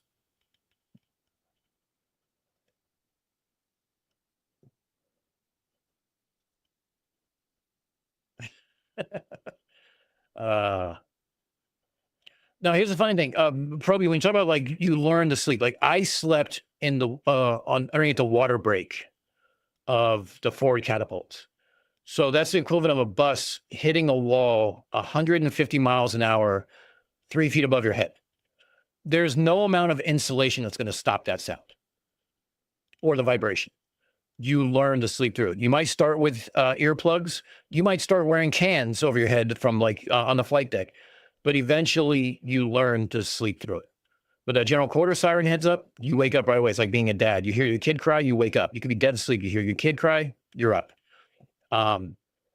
So even to this day, my alarm is a general quarters alarm because it's annoying as fuck and it wakes me up. How many knots do I know how to tie? So I wasn't part of the deck crew. So I only had to learn a minimal amount of knots. The square knot, which we also use for, joining 2 bites. Let's see, what are some of the other ones? But see, I also learned a bunch of knots from rock climbing too. So I just don't remember all the names of them. But the 2 knots I remember specifically from the Navy that I learned was the square knot for my neckerchief and how to tie a monkey's fist. Because we decorated, my family sent me a small Christmas tree one time for Christmas, like literally like this high. And we decorated it with, we got some small stuff, some very thin rope. And we tied a string of monkey fists to decorate it with ornaments.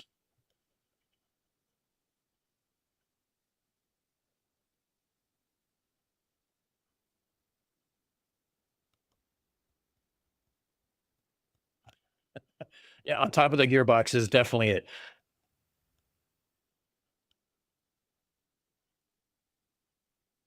Yeah, Proby, I get what you're saying. I have that problem now, especially if I got older. It's like sleep deprivation is just a constant state of mind. You learn to deal with it as best you can.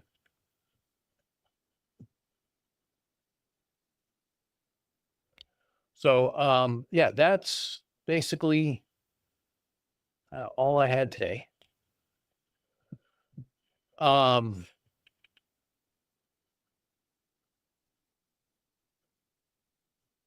Yeah, I want to shoot at Derp. I'm keeping the window so I can clip that. I'm definitely going to record that a little later when I can turn up the volume even more, and it's going to go in my clip library.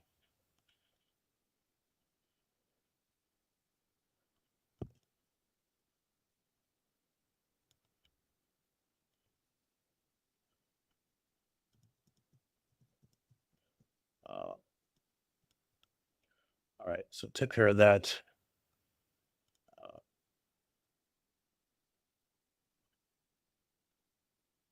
Oh, Steve dropped a new video today.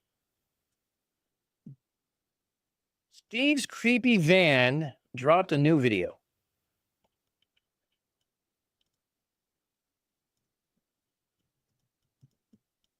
Let's see what it is. We're not going to play it because I want you guys to go over there and, well, I mean, he's got a shit ton more.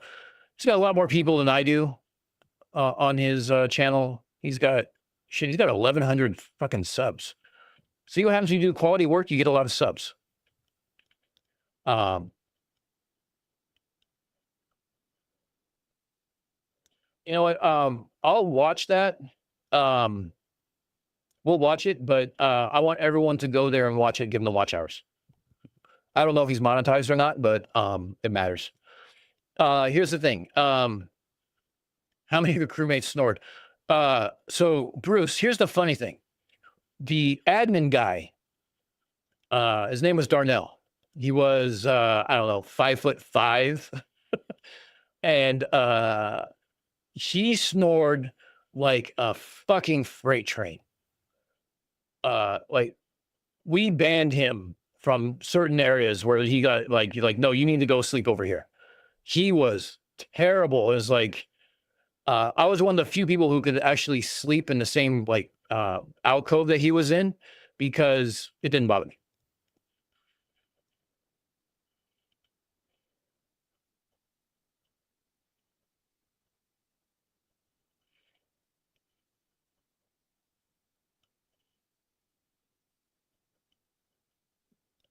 Yeah, well, that was my problem. Like most of the time I was in the Navy war deployment, I worked night shift, but then I still loaded crypto in the planes during the day. So it was a very weird schedule that I maintained. So I learned to sleep in 3 to 4 hour blocks, basically. You know, it was like shift got over, go nap, get up, go load planes. Once the planes are loaded and they launched, I can go back to sleep for a few more hours, usually another 3 hours, 4 hours before they recovered. Then, you know, rinse, repeat for 12 hours. All right, Canadian Space Advocate, nice seeing you. Thank you for stopping by.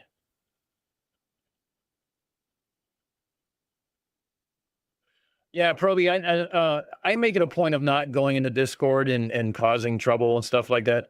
And that's my own doing, just because I know my own personality when it comes to like trying to talk to somebody like Roger or something like that about radio or radar. It's beyond frustrating to me. And yeah, you're right. I'm new to the scene. So, and I'm not very prolific, but I'm getting there. So I'm okay with that.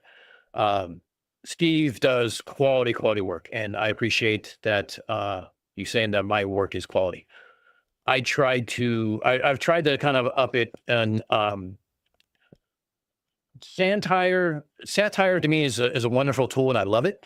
But I learned that like Good Morning Antarctica bit was funny, but the analytics showed that not a lot of people sat through it before they clicked off. So I learned that I need to,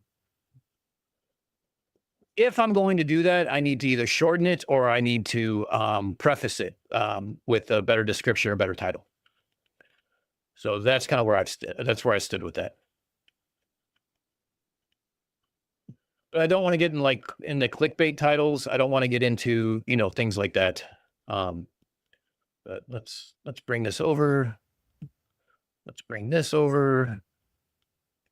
Let's watch what Steve had to say. Let me actually, hold on. Let's do this. I got to bring this back here.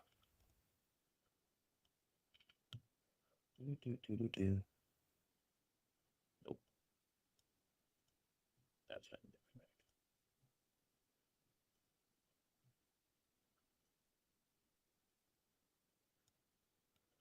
There we go. I'll do a quick translation. There we go. Now I got my colors back here.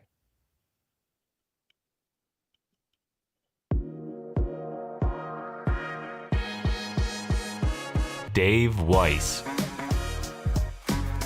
Maybe there's a way where we can actually reward Dome for a childbirth.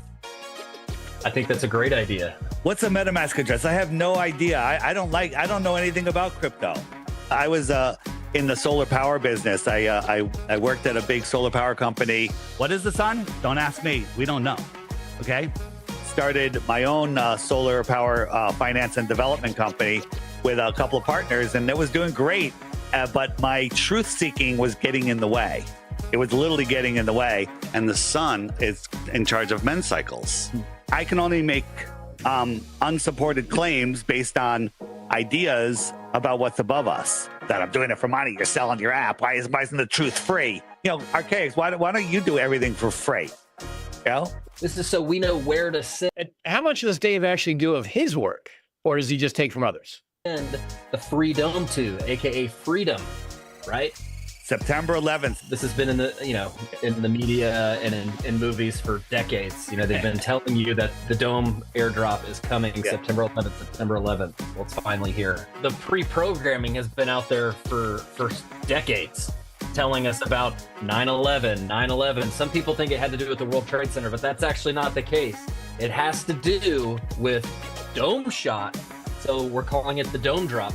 The Earth is not flat. You're retarded. There's two important dates. 9/11 this year is when we're going to be doing the dome shot or the snapshot, and basically No, that's the dome drop. The dome drop. No, the dome shot. Oh, the right. My bad. My bad. But so on 9/11. It's been a few months since I checked in on Flat Earth Dave, and his obsession with being the saggiest boob on Earth has only grown stronger.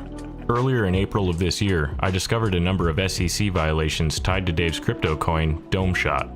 At that time, I filed an SEC report in hopes of reducing the number of people victimized by Dave's fraud. In addition to reducing harm, I would personally find it very satisfying if Dave's time and energy was tied up defending his crimes and whining about the government turning him into a martyr. Anyway, I could fantasize about Dave's suffering all day. Let's get to it. Recently, a few people in the community have asked if they can do anything to help end Dave's scam. I will get into that in just a moment after I give a brief recap on what I discovered in April.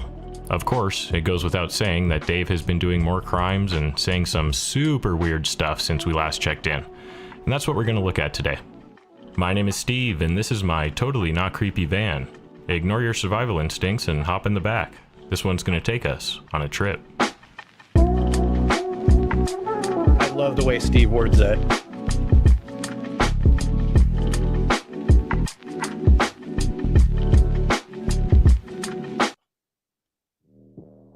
If you aren't interested in Dave's crypto fraud, feel free to skip ahead a few minutes.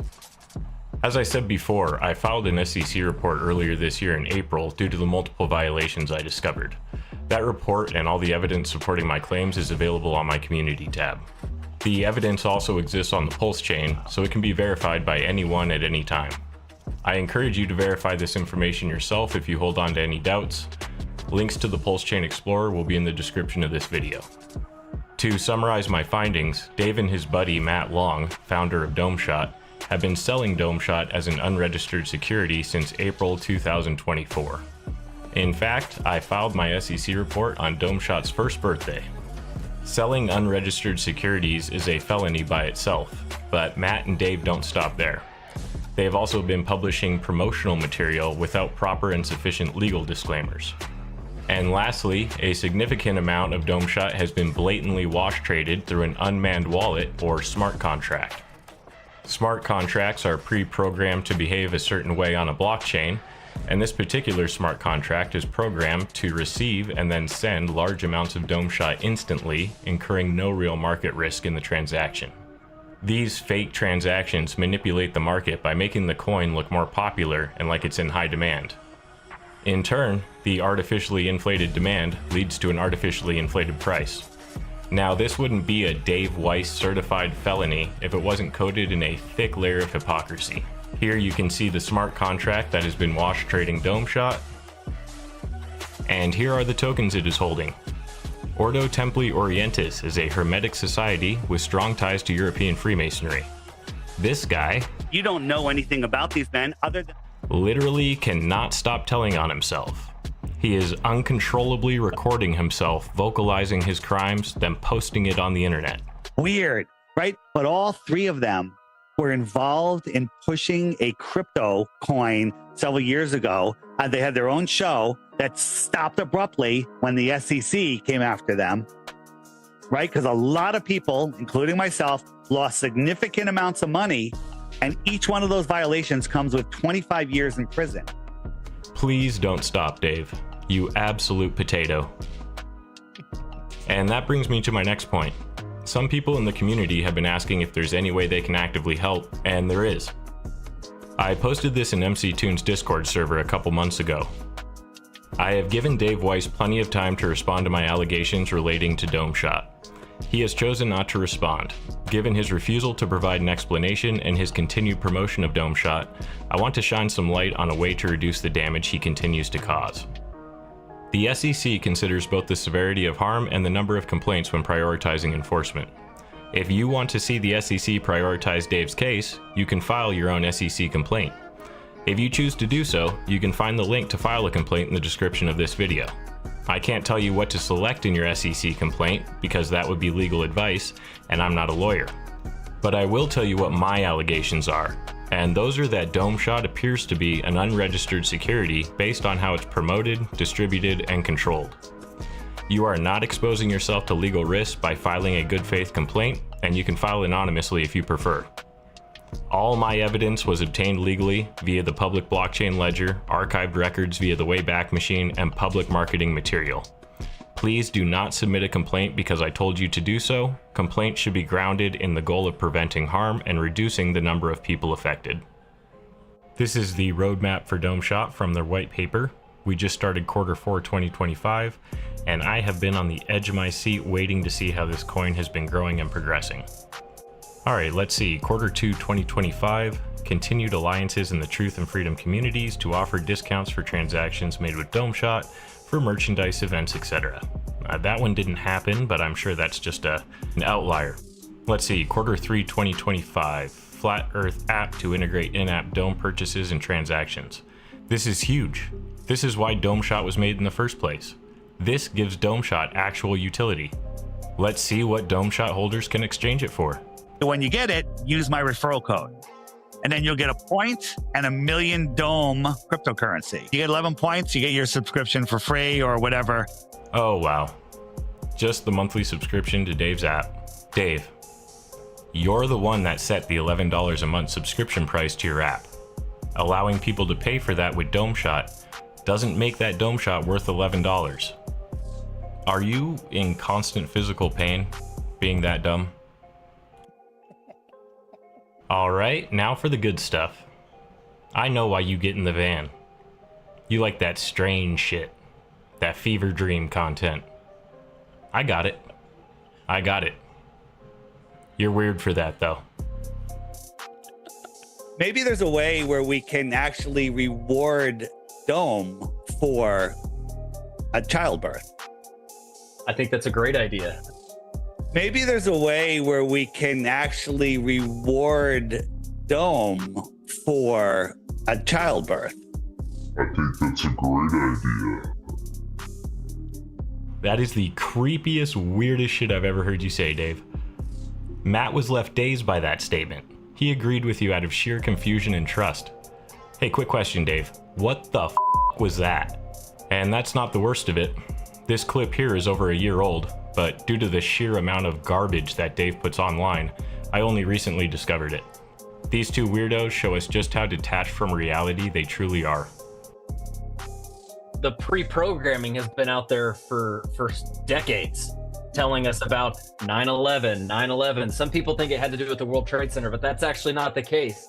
It has to do with an airdrop. An airdrop. Yes. An airdrop. Yeah, related to a token called Dome Shot. So we're calling it the Dome Drop. Just a quick thing, real quick. The amount of effort that Steve puts in his videos is really second to none. He puts a lot of effort into it. He came out of the gate with a great gimmick with Steve's creepy van and ignore your survival instinct, and he leans into it, and it's fucking phenomenal. I don't have anything like that, and I'm immensely jealous. But on top of that, Bruce, to your question is how does he know all this? Is Steve is pretty well versed, and he does an infinite amount of research. The reason why my videos don't come out, as quickly as they do is because I'm constantly researching and I'm constantly trying to find the holes in things before they excuse me. I'm constantly trying to find where the weak points are in my script and stuff like that, so I can address them before I even record. So it's all about doing the research and stuff like that. Some of my stuff is heavier and is in the math and stuff like that, but it's not to take away from what Steve's research is and his stuff. So when he was doing, his video on Denmark, he was researching and finding clips of Denmark from the entire community. Whoever had them saved, he was looking for them and listening to them and finding out which ones to use. He's his research is I think even my research pales in comparison to the research that he does sometimes. And it's just attributes to the quality of his stuff.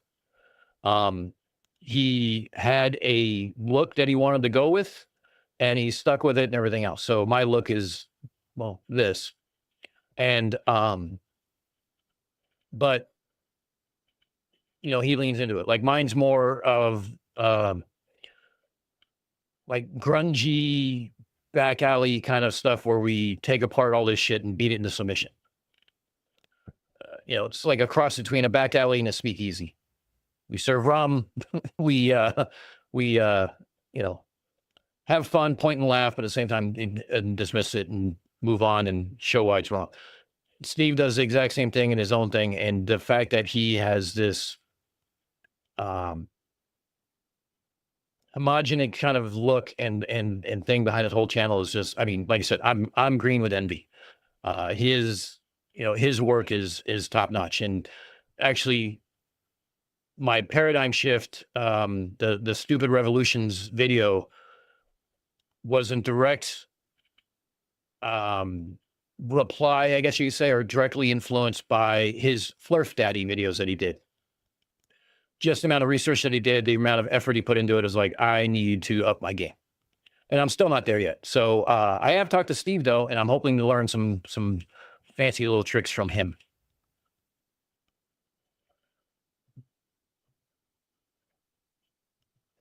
Let me just, yeah, Rob Hoyle. People do pay that. I thought it was $11 a year, but it might be $11 a month. I don't remember. Dan's Creamy Van has a ring to it. Funny thing, it doesn't really show it in here, but like growing up, my dad had an A100 Dodge. I think it was a Dodge A100 van. So it was the snub nose van with the transmission sat between the two front seats, and we used to take turns sitting up there. No seatbelts. This is way back in the day. And to this day, I'm contemplating whether or not to pick another one up to use it as my tailgater for mountain biking. So something I can load my bike into, and mine and my daughter's bike, has rails in there that we can, bring it into, and then we can literally just pop out a tailgating thing out of the van.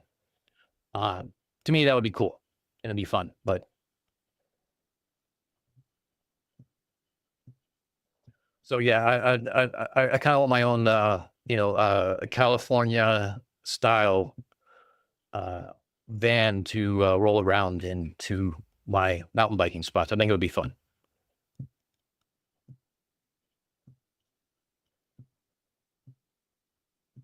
Yeah, probably you're absolutely right. Like when I first did my harp script, I realized that it had a lot of holes, and I could just say, well, it doesn't take that much energy. Well, how much energy is there? And, it required me to actually get out old textbooks and rerun the math. I was telling Calder this the other day, like maybe it was just last night, that I was just kind of going through my math again real quick, and I realized I was off by 1,000 on one of my debugs, meaning I was giving too much credit to the conspiracy and not enough to what the actual reality is. So the fraction went from 1 in 2 million to 1 in 2 billion, which matters. But yeah, a huge amount of like the research that kind of goes into it and stuff like that. And just because I want to be thorough, I want to make sure I answer the questions. I want to make sure I present it in such a way that someone learns something, and at the same time use an analogy that helps them remember it And that's kind of where I go through. So, to this day, people still remember, the cocaine, water skiing behind a cocaine fueled Norwal. Now, granted, DP Debunk's playing that in his opening helps, but that's a callback to Whole Speed and the Catharsis too. Project Tinfoil and that one, has its own analogies and callbacks and stuff. So yeah, last night with Jack.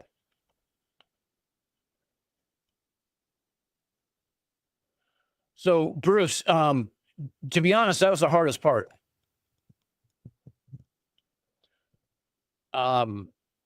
Deciding what I wanted to do was difficult because there's so much to attack. So the genesis for me was really just misinformation. I wanted to do something because of misinformation, but misinformation is huge. I mean, there's so much of it. How do you do it? And it started because my daughter was on TikTok and I started looking at what else was on TikTok. Not that she was watching these particular videos, but because they were there in case she watched them. And I'm pretty lucky. I have a pretty smart daughter. And, but I wasn't necessarily worried about her specifically, but like her friends would see these videos.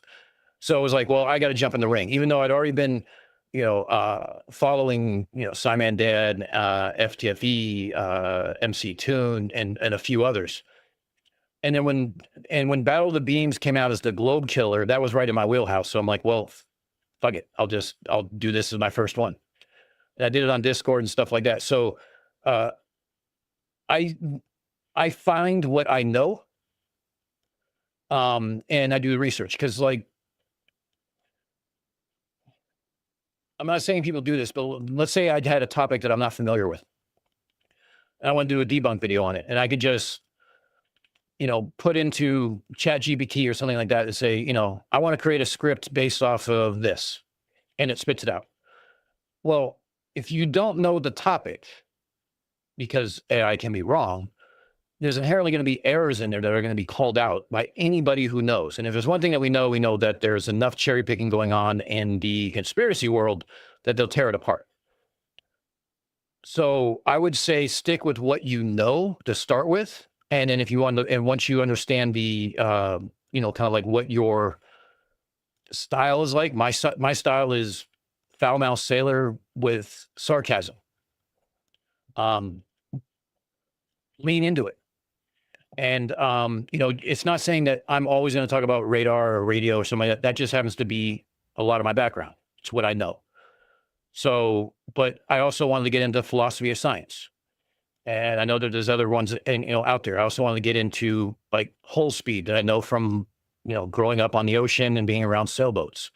I want to talk about the Apollo zipper being able to hold a pressure differential by grabbing my dry suit, filling it up to a 4 PSI gauge differential from the outside air, and walking around and showing I'm not a balloon, and showing that the zipper will maintain that pressure differential with minimal loss for a certain amount of time. So like I stick to my wheelhouse from that point.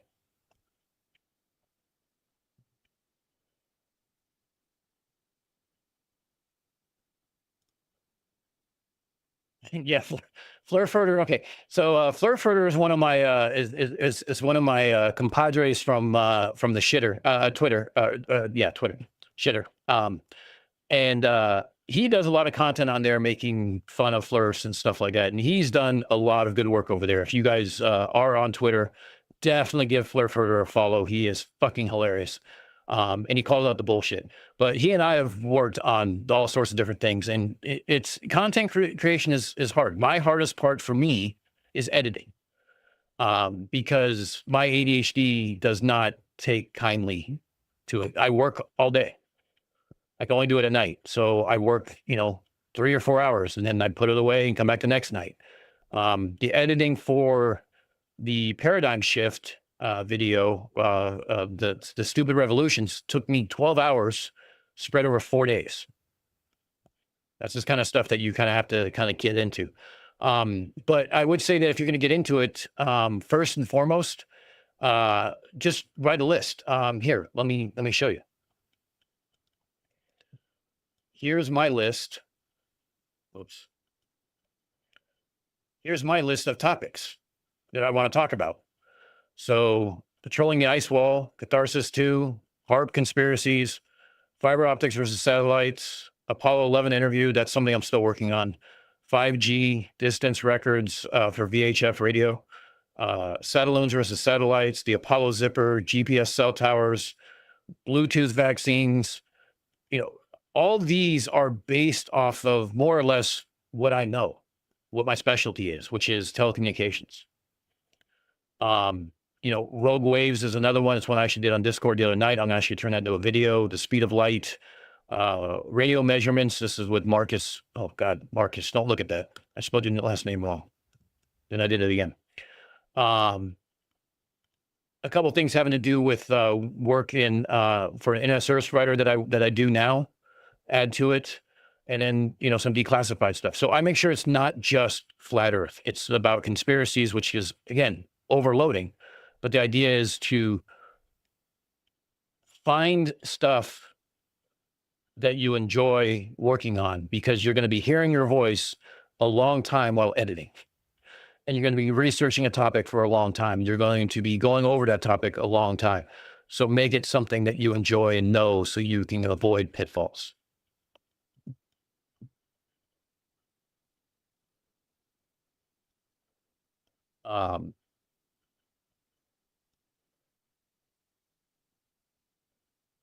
Calder, I saw the VW new electric van. Yeah, and for yeah, a lot of work goes in creation. The effort doesn't go unnoticed. I appreciate that, but and you're right. Most of all, not these bigger channels have teams of people working on their videos. Rubik's now works for FTFE, does the shorts, does the scheduling, stuff like that. When you're monetized and you have 60,000 followers and you're getting the revenue, you can turn that around and spend, give the video to an editor, pay $30 an hour for the editor to edit it and give you out, and give your output. But think about that. 12 hours editing for me, let's say it was less for somebody who's a lot more proficient. But let's say I paid Steve Screamy Van $30 to edit my videos. Let's say he works on it over 10 hours. That's $300. I'm not monetized. What's the point of that? I'm definitely not going to be earning $300 a month to offset that cost. Plus, all the other things I got, which is, the epidemic sound for background sound and, Canva and, anything else that you're doing for your tools. But Bruce, if you really want to,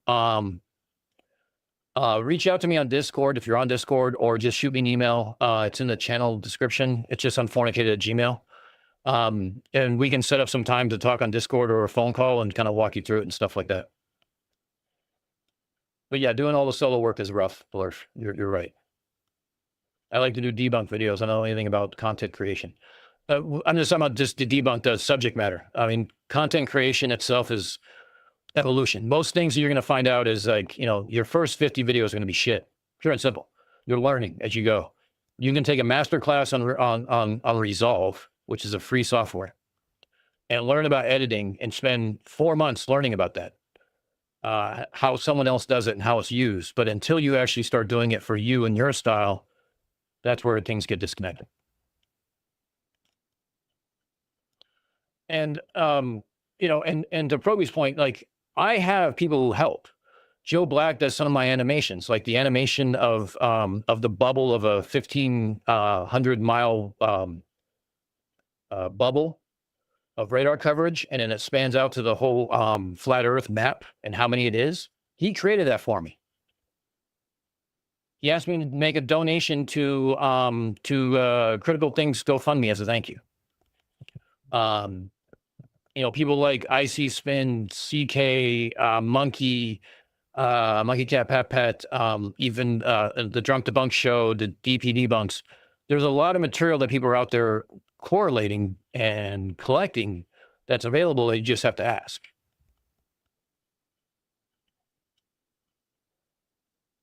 It's waterworks too. Yes, Cygnus. Shit is appropriate. Thanks. Yeah.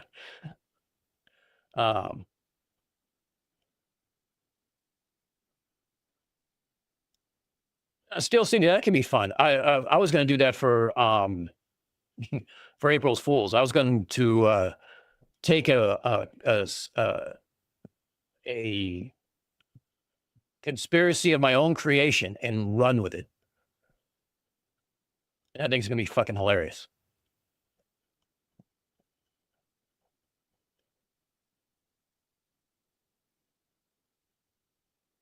Yeah, exactly. You know, it depends on what it is. Like, not everyone does debunks. When I first had a channel, the first thing I uploaded was a single video of my daughter at 5 years old getting her ears pierced. I put it on there for my family. Send them the link and said, here, you do your 3,000 miles away. Here's your granddaughter, niece, cousin getting her ear pierced.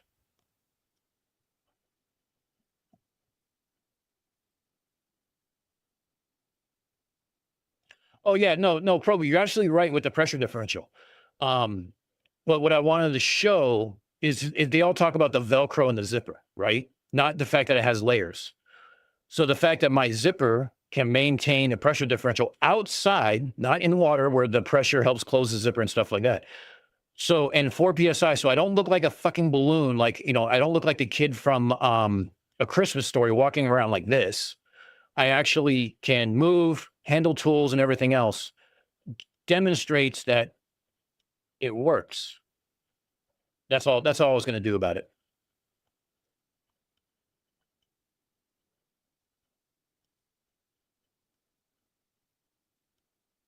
No, Bruce. Okay, so because you have AutoCAD experience and stuff like in SolidWorks, you can model a lot of different things. A channel that does that on here is Swalla. He's down in Australia. He's offered. I know him also from Shitter. He does a lot of modeling with, AutoCAD and stuff like that. I had AutoCAD experience when I was in high school, but that was decades ago. I don't use it now. I couldn't even do it now. But, being able to model some of these things and show different things, like another guy we know, Flurfurter, and I know is Cole. The guy's name is Cole on Shitter. He created a couple of videos. He helped. He showed like the flat Earth, the sun moving away, and stuff like that, what it would look like, and he modeled all these different things that they were saying from their voice. And putting it into Blender, into a model, and say, is this what you're expecting? Because this is what you said. It's a way to kind of like, you're not necessarily debunking that they're wrong. You're debunking what they said should happen and showing that it's not that way in reality. You start with that. I'm just throwing ideas out there. I mean, obviously, like I said, we can have a conversation about it.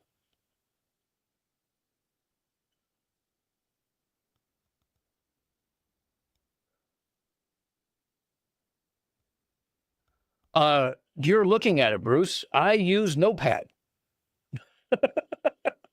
And I asked people, like, so because I got so caught up in conspiracies and stuff like that, I needed a break. And someone in the community asked me, like, hey, you were in signals intelligence, could you do something about code talkers? And I'm like, you know what? This is a great idea. Let me do something about code talkers. So it started with code talkers. It went to the history of signals intelligence. And I decided to do like a declassified thing where we just take like the USS Liberty, take all the declassified documents from FOIA requests and use that as evidence for whatever my opinion is, or show how something works, like the Ace High network and how it, how it works in real life. So it's, that's kind of where I get my things. It's like the community helps me. I ask, hey, who's got some ideas? And someone will be like, hey, you won't believe what Vlad said on his channel last night. Let me get you the clip. Now I have content. I would say this. For me, I don't do reaction videos much. Today we saw CC, because it's CC. He's a personal favorite because I have a wig. And we saw Ashen Forbes. But Ashen Forbes was a reaction video more or less to prove the point. It'd be easier if I did reaction videos. I just don't like doing them because, one, I don't compared to me, like Mike from the Drunk the Bunk show is a fucking Muppet. Him and DP overreact compared to me are hilarious and have an infectious laugh. You see me chuckle, smirk, and smile. I don't have the outpouring of reactions that they do. So me doing a reaction video is mostly me staring at the screen going, well, that's bullshit. Not very entertaining. So I know my limits. Don't do reaction videos.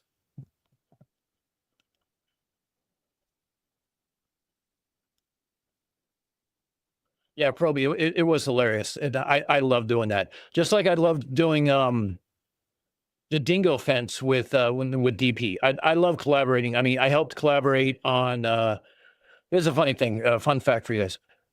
For like 3 weeks, I didn't do any work on any of my videos, but I was helping Conspiracy Music Studios on 3 different songs. The Fallacy Machine with Witsit, the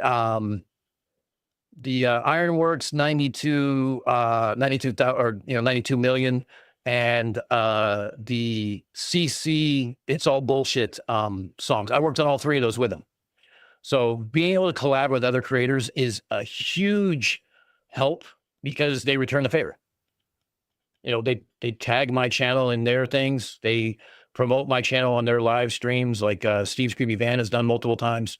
So, you know, I love collaborating with these people because we all have different expertise and different points of views. So, like, even to this day, if I'm done with a video, I run it by DP first because his editing skills are better than mine. He'll come up and be like, hey, your transition right here, shit. Or it's kind of dull right through here. You think you could add some music to this? Oh, yeah. Like for instance, case in point, Hubris Valley Ranch. I had no music in it when I finished it. Sent it off to him. I said, it doesn't feel done. I don't know what's missing. And he's like, you need background music, bud. And I'm like, oh, okay. Well, what the hell should I put in it?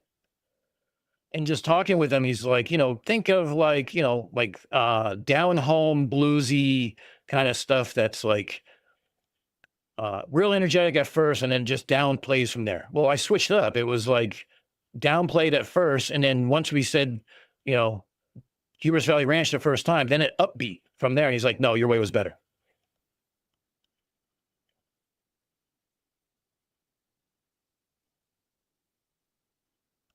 I tried to stream gaming like 6 years ago, never took off, so I stopped streaming, but kept gaming. Yeah, I mean, if gaming is something that like my daughter and I still watch, there's certain content creators that we watch. Like Hermitcraft was one of them because we both played Minecraft together and stuff like that. So that was always fun to see. She likes Smitty and a couple other ones that are out there, Markiplier and, you know, a few others. And we still watch those streams, but at the same time, it's like, you know, I stream now. So watching somebody else stream, like it's more or less for ideas. I don't enjoy it anymore. But if the difference between you streaming and not streaming is the push of a button, I'd say keep streaming. You never know.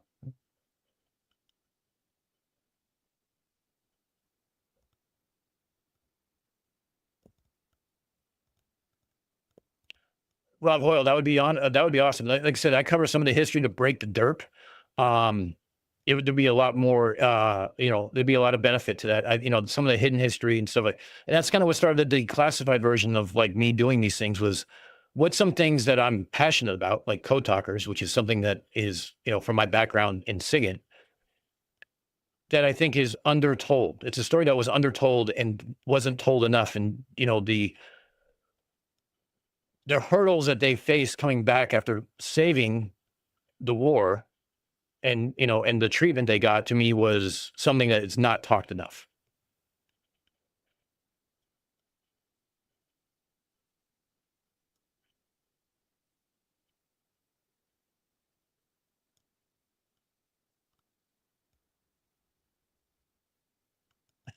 Yeah, Flurfur, exactly.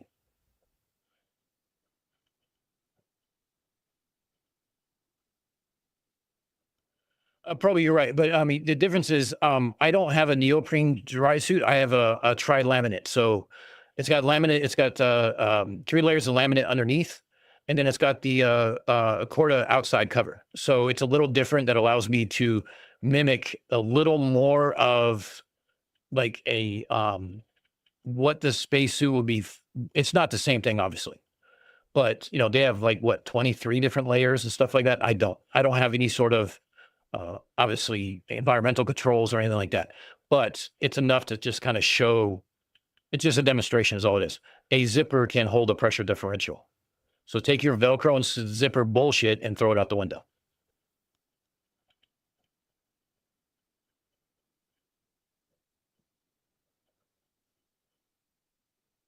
Start with the if you're going to start, I think if you would start with debunking, the Flurf Wiki and MC Tunes page are a good start. Find a couple of people on the socials who make a claim, test that claim with modeling experience. Exactly, Quee, exactly.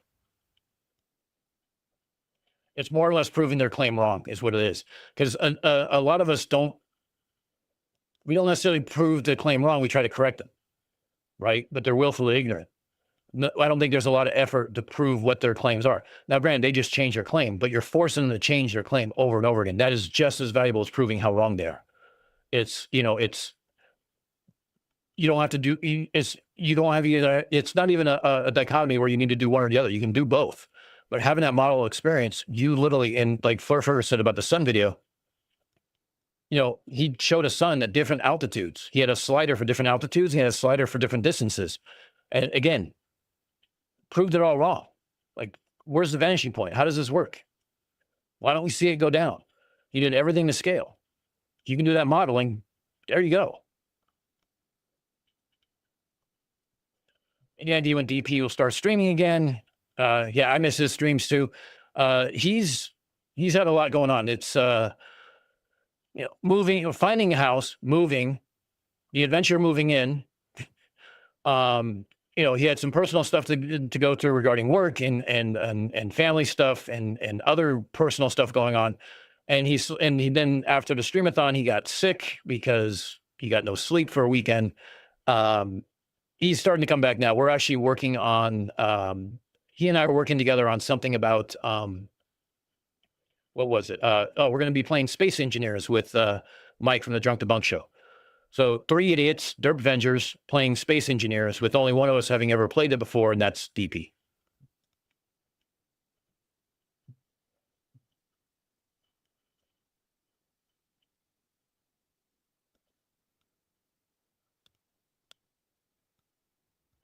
Yeah, Cygnus, that's one of the things I struggle with. Hey, Tori, nice to see you.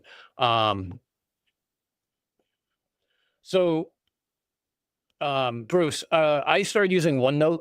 And then because I can build, individual tabs for my ideas and then build individual pages from that. For me, that worked. Everyone's style is different. My ADHD does not allow me to be that.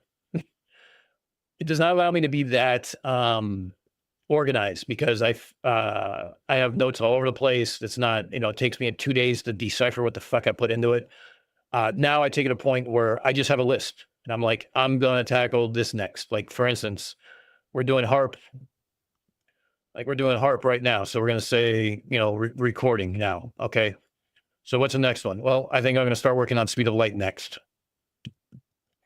And then I'm going to go down there to declassified and say, let's see, we did code talkers, Navy cryptology, Ace High network. Jesus Christ, my typing today. What do I want to do? I want to do Operation Northwood, which is an actual red flag event. And WTC 7, that could be interesting as a joint thing to kind of show the differences. Or maybe Project Azorian, where we basically tried to raise a Russian submarine right underneath their noses. Or maybe we want to talk about aerial refueling, the differences between the Air Force and the Navy, because they use different types of refueling booms and devices. Or maybe we go anti-ship missiles. So I just do a list of things that I find interesting. And sometimes I'll even just put it up for a vote. Like, hey, I got a question. Here's my 3 choices. I want to put up a poll. Can you guys vote, please? Give it 3 days. They give a vote. And I'm like, all right, I'll work on that next.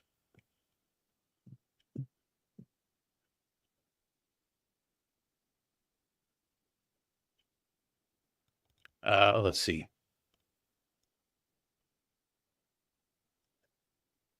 Well, Aberex, hold on a second here.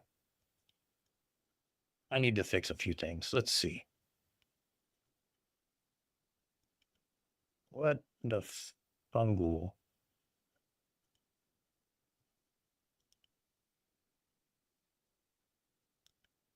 Oh, hold on. I'm trying to do it in the wrong window. Give me a minute here. Let's go. Let's pull this back across here so I can do this. All right, let's see. We are off. Different receivers on. Okay, let's go back to that. Shit.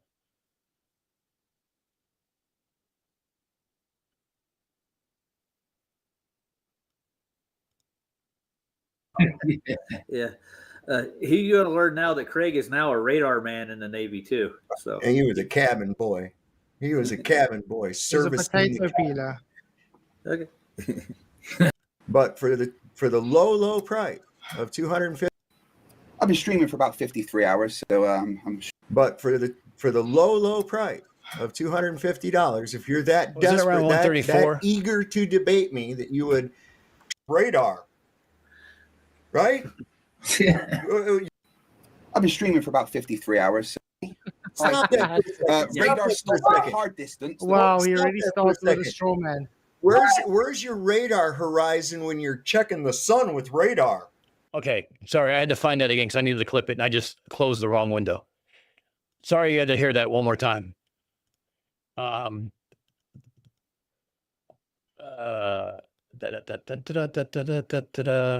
with me for 1 second here. I need to go into here. I don't want to listen to myself talk. There you go, Aberrax. I'll tell you what, why don't you go ahead and post your link to your page, and maybe if we have some time, we can turn around and go. I go to Billy Bong's a lot during his morning streams just to hang out. Bruce, you get a wrench. Flurf, you're here enough because you're a nutcase. You get a wrench.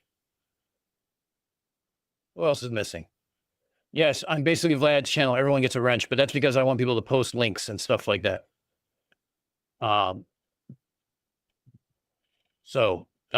yeah.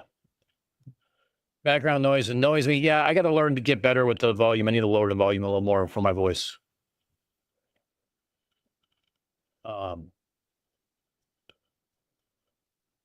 But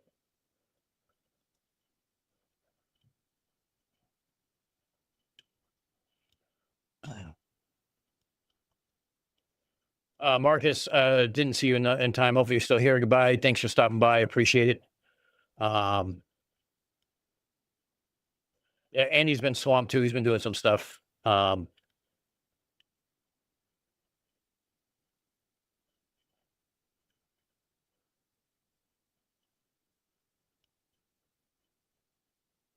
Search for flat planets. I like it, Aberrax. I like it.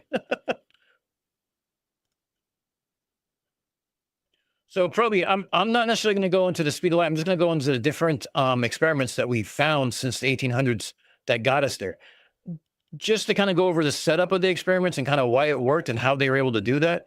I'm not going to go into like decimal places. I want to focus on the early experiments about how we got there. I don't need to do the fine tuning to the 12th decimal point and stuff like that. Just like, how long have we known? How close were we to the number that we have today at that time? Like Foucault in 1849, I think it was. How close was he there? 1%, 2%? See, this is why people have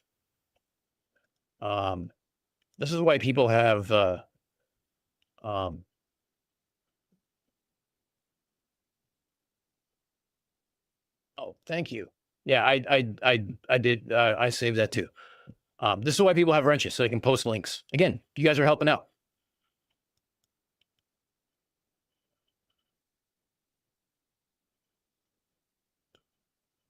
Yeah, Rob, exactly same thing. Like as a radio person and you dealing with radar, it's like you just assume the speed of light is a constant. Well, when I started getting telecom and dealing with refractive index of cables and what works at different wavelengths and stuff like that, why some types of cables work better at longer wavelengths and some work better at shorter wavelengths. And when we started having transceivers, so we were using one fiber for transmit and receive, that the transmit was on one wavelength, the receive is on another, why that works and why sometimes it doesn't. You know, things like that got me into like, well, how long have we known the speed of light? How close are we to what the number is? To me, that proved interesting. So it's something I might want to talk about.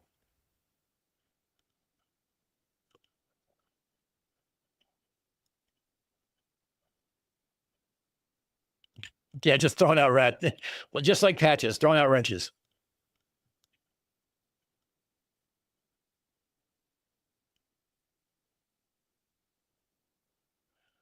I don't know. With my thing, it's weird. There's like, I guess there was crowns throughout the day, but it just goes by timing and stuff like that. It's interesting.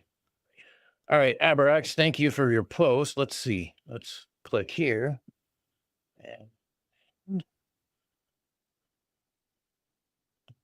Look, you got more subs than me. There you go. Now you get another sub.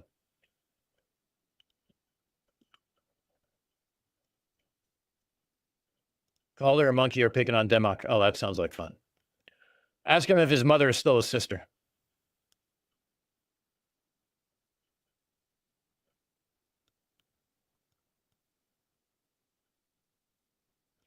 Yeah, probably, and that's kind of where I want to make sure I deviate from. I don't want to just like. I know I talked about this a couple times. The harp video to me was the hardest one to do because there's a lot of math and physics involved. I want to explain it to make sure I make the point, to show that like I know what the fuck I'm talking about, not just talking off the top of my head or from some AI version of what the fuck ever. But I don't want to bore you with just the math. I want to give you an analogy at the end of it. Case in point.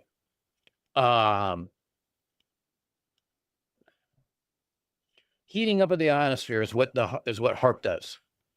Now, the distance to it and the area that it goes into, I go into the math about the entire area or volume, let's say, the volume of the ionosphere worldwide. Then I go into how much of it that HARP heats up and by how much. And it's a few degrees for literally a few minutes.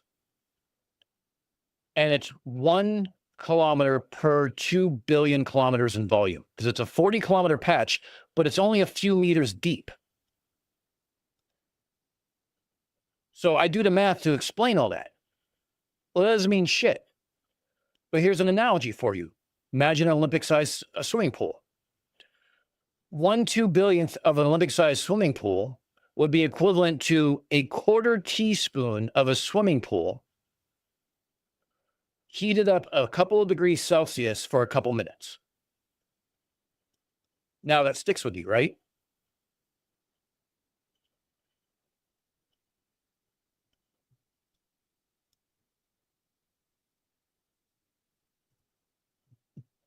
And that's kind of what I try to do is I try to take something highly technical and do something a little different.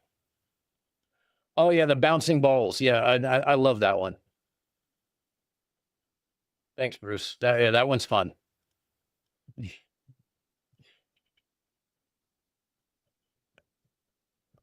Same person, Proby. Same person.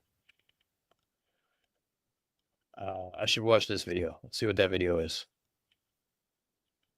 Oh yeah, no, yeah, that's the bouncing balls one here. If everyone wanted to see it, there you go.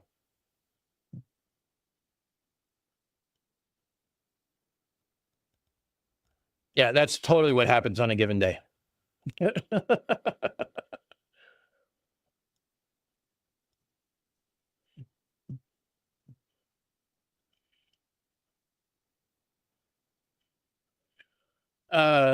get XP just from chatting. If the speed of light was exactly the same all the time, then water would not bend. It would not split into chromatic aberration rainbows. No, so the speed of light doesn't change. It's constant in a vacuum. Kind of why they use the letter C. But when you go over different mediums, it has different refractive indexes, which changes the speed of light. So speed of light through the atmosphere is 0.001, I think, percent difference. Or the refractive index is 1, like a vacuum is 1, our atmosphere is 1.00124, I think. So basically it's the same thing as 1. Glass is a little bit different, so fiber optics is a little bit different. But you could use the speed of light in a vacuum the same. But let's say you were going through diamond or sapphire. Well, now the distance to the moon isn't 240,000 miles. It's 240,000 miles. It's now 125,000 miles. Well, now it's 125,000 miles, or let's say it's 100,000 miles. Now, where's the firmament now? You know what I mean? It's the refractive index, helps with the math and stuff like that, but the speed of light is still the same. But how we came across what the speed is, to me, is interesting.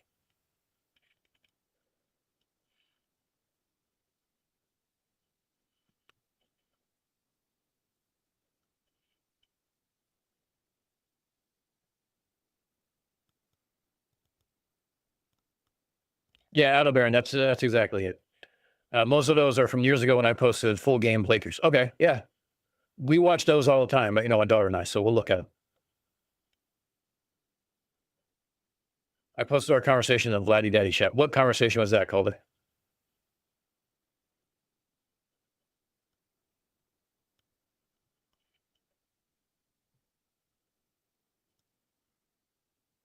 All right, all caught up.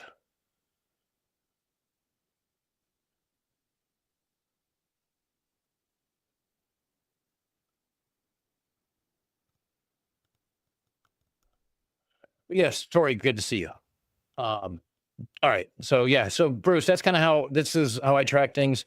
My ADHD brain does not work for anybody else's brain, so I would not ever recommend going off of my work. So what I'm looking for here.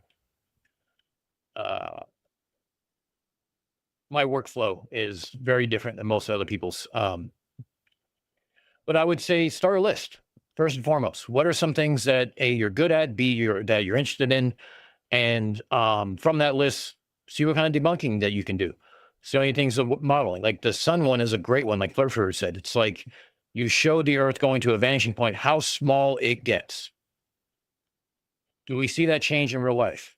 No. You can go out and film a sunset with a solar filter, then model it, or have someone else take someone else's video, ask if you can borrow it or something like that. Take someone else's video, model it, play it side by side. And you're like, is this what we see? No? Oh, well, let's try again. But I would start there and work your way up. I always start with a list of things I want to talk about, and this list goes up, down, sideways. What's marked next now? Next week, I might be bored with it and want to do something else, and I'll go something else. So the Denver International Airport is one that Calder's been waiting on, because I'm also going to do a parody travel commercial for that one. That's going to be fun. There is a ether wind experiment from 2001 that I was thinking about tackling, but I think it might be a little bit above my head. I was talking to Marcus Leach about that a little bit, and I don't know. I think it might be a little bit beyond me, because he's talking about radio waves, microwave specifically, and I don't know. I could probably do it, but I think I'd want to collab with somebody like Marcus Leach or somebody else who has an RF or an RF heavy background, radio heavy background, to help me with it, to make sure I'm not straying off base.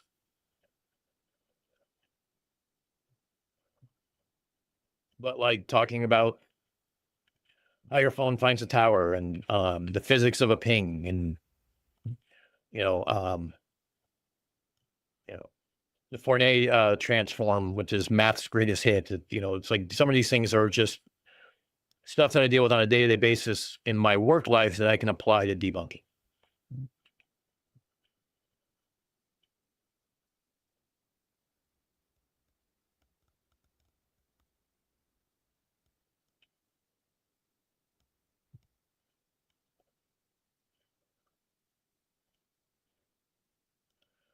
No, that was Calder that was doing that, Aldebaran.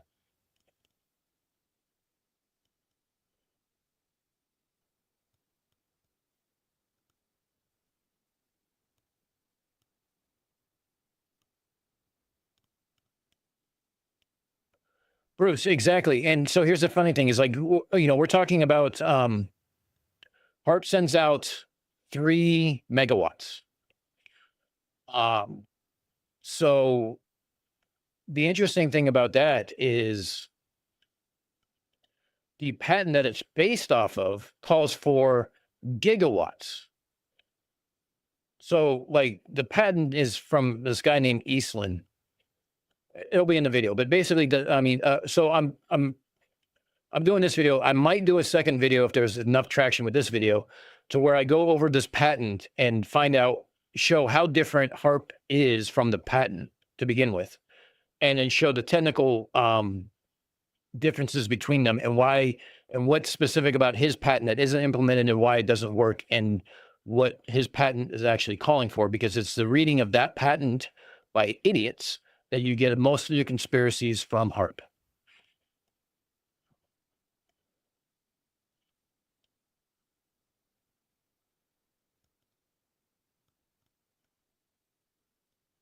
Oh, okay. There you go, Bruce. Thank you. See, I learned something.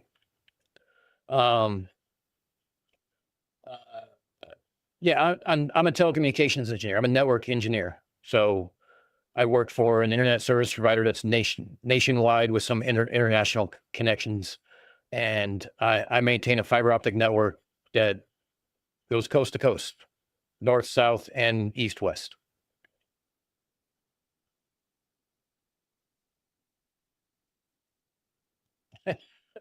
Yes, Queen, you are the brightest spot for aliens in that case.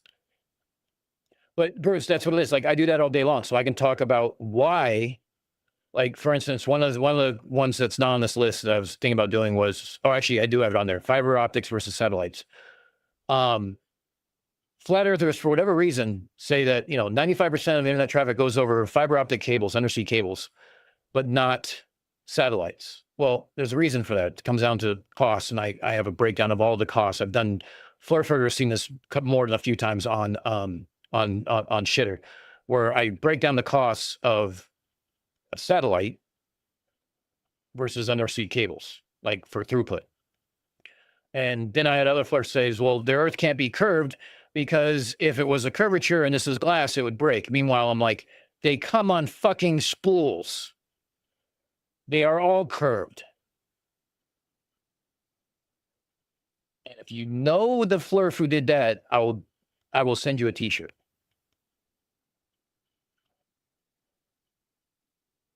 Because that was specifically a Twitter thing.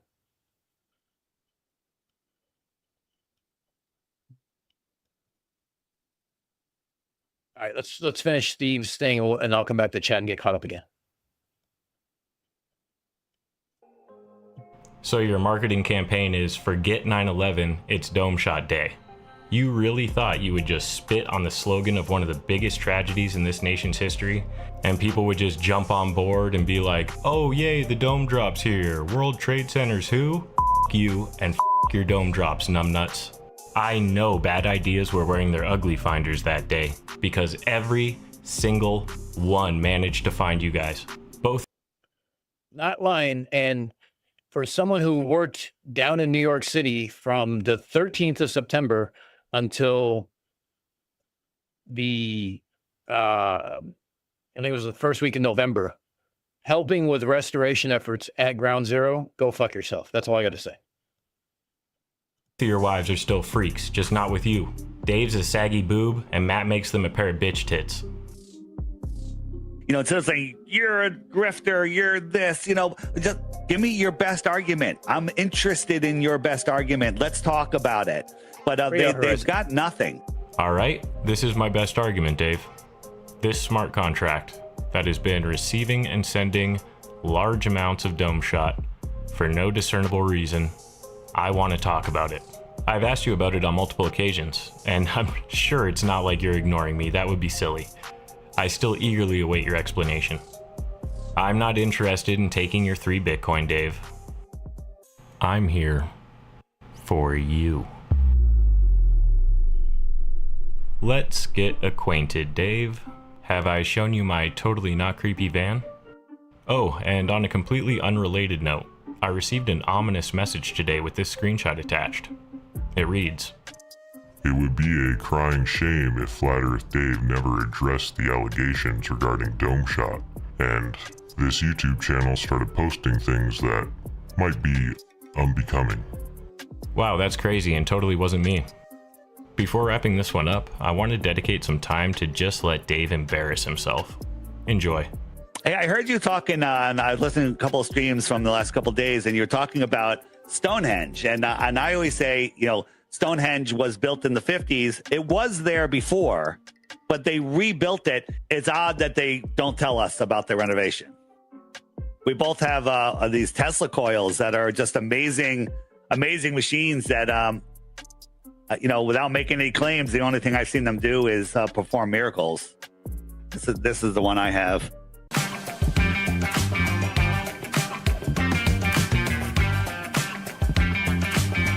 Right, when you actually do the math and use actual science and not just use the word science, they're using pseudoscience. They have no actual backup. Dave has never done the math. It takes energy out of the ether and puts it in your body. It doesn't heal you. It gives you the ability to heal super fast. Your whole body is filled with this plasma. So this is the energy that's in your body. Like if you were connected to it and I held my finger near you, that energy would shoot off your body into mine. This machine doesn't do anything. You can charge your fluids. I got in here. I have actually some coffee, and I'm charging it, and then you consume it however you like. I have a little theory on water, just a hypothesis. Let's see what you think about it. It's that water is the physical representation of God. It holds information. It holds memory. It's around us. It's in us. It's everywhere. When you pray to it, it accepts your prayers. It responds to you. So the sun, I think, is where we get our consciousness from. What is the sun? Don't ask me. We don't know. Okay. The way that people used to travel, have you looked into the giant airships of the past, of the old world? So no. Do you have any, who's your oldest person here that has their wits that I can talk to? 92 years old. I said to her, I didn't mention anything about flat earth. And I said to her, I was just interviewing her without a camera. This was just off the cuff. And I said to her, what did they teach you in science class about the earth? That's all I said. That's exactly what I said. And she goes, they taught me the earth was flat. And I said, can I record this and interview you? And so I have an interview just on the app, go to the video search and put in 102-year-old, 92 years old. And I was interviewing her about the world. Oh yeah, I want to be ostracized by my family and friends. You know, I want to feel special. I want to be, you know, I want to have to leave my own company with because my partners are getting upset at the truth telling that I'm doing, right? And that's definitely why I did it. And you're just in it for the money. I was making a lot of money. I had a great company, and I walked away from it all. All the governments are working together. Okay. All wars are just a game. Space race was bullshit. It's all fake. I just want to comment on your strategy for converting people to flat Earth. It looks like you've given up and you've just decided to overpopulate the world with flat Earthers. Yeah, so you know there are multiple strategies as to how to convert a flat earther. You know, we talked about a flattening, we talked about a flat smack, an unballing, right? There is also birthing, right? That's another one of the options. And on that disturbing note, that's going to do it for this one. Dave, ignoring my allegations aren't causing them to lose credibility. Talk to me like a man. I appreciate everyone that stuck around to the end, and even those that didn't. Thank you to each and every one of you that is subscribed to my channel, and for those of you that aren't, hopefully I earned it with this one. But for now, get the hell out of my van.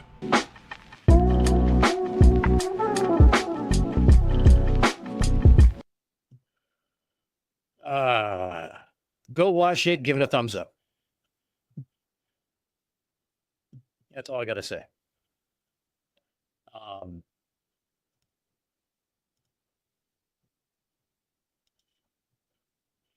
Let me get caught up real quick. You still do it with new people. Take a fluorescent bulb and center on the power cables. I can imagine them getting a little fucking, a little tripped out about that, Kui.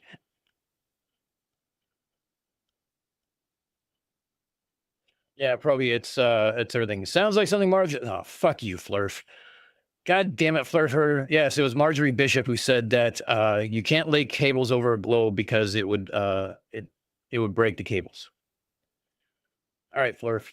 If you want to, if I said I would do it. If you want to, go to the Unfornicated store, shoot me a DM, tell me what size, tell me what design, and your address, and I will ship it to you.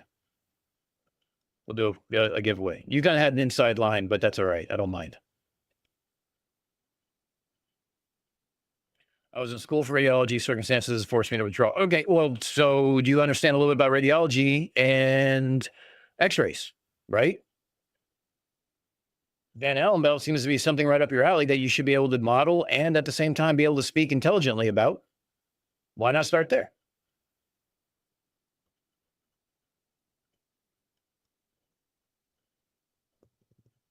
Yeah, they don't tell us about those things that were in the news at the time, Dave. Yeah.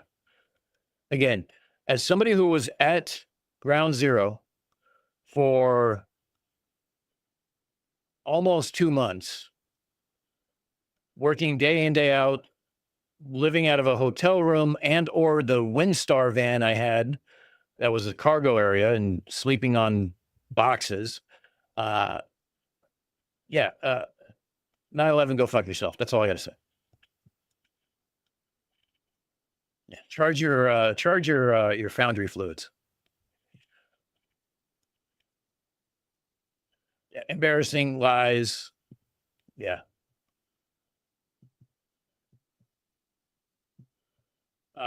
Actually, Aldebaran, if you actually see the video, you can tell she's prompted, does not have her wits, and it's elder abuse, pure and simple.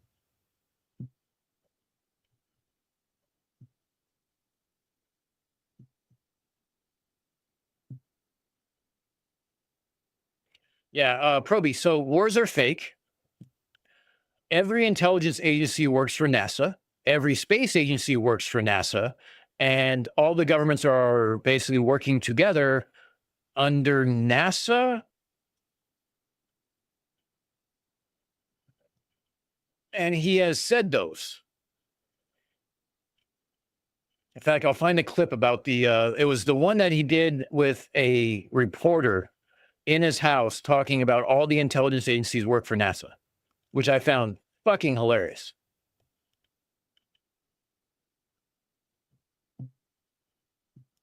Yeah, wars are fake. Yep.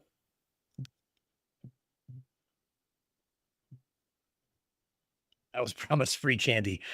I accepted Steve's free candy. The candy's good. Lucky guess. Oh, Flurf, if you want an Unfornicated shirt, go to the shop, pick one out. I'll be happy to send it to you. Only because, you'll actually wear it. And the funny thing is it'll be someplace else besides in New York where somebody else is wearing it. Or in Sweden, for that matter, because Tori's got a collection of hoodies going right now. I think Tori's got like 3 or 4 hoodies of mine now. He's got the mousetrap, the unbreakable. What else am I missing, Tori? You have 2 or 3?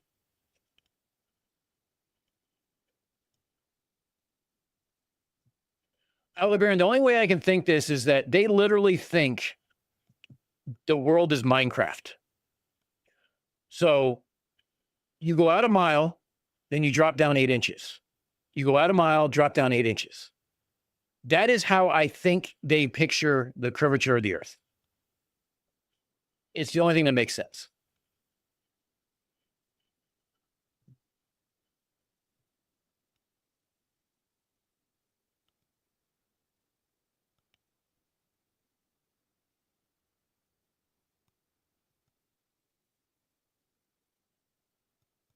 What shirt was that, Calder? The conspiracy trap one? Do your own research here. Let's how long have we been going now? A while. I haven't been monitoring my own stream at all. I've just been trusting you guys with what the fuck ever.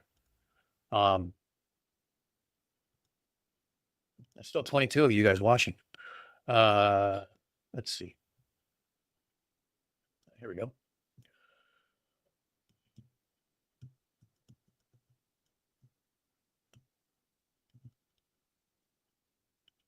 we go.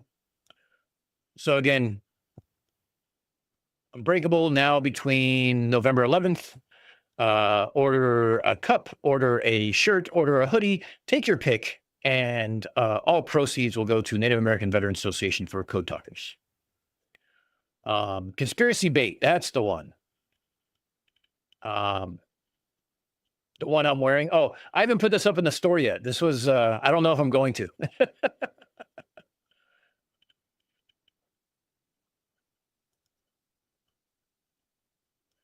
Oh, it wouldn't be an unfornicated stream if I didn't do one a month for 6 hours or more.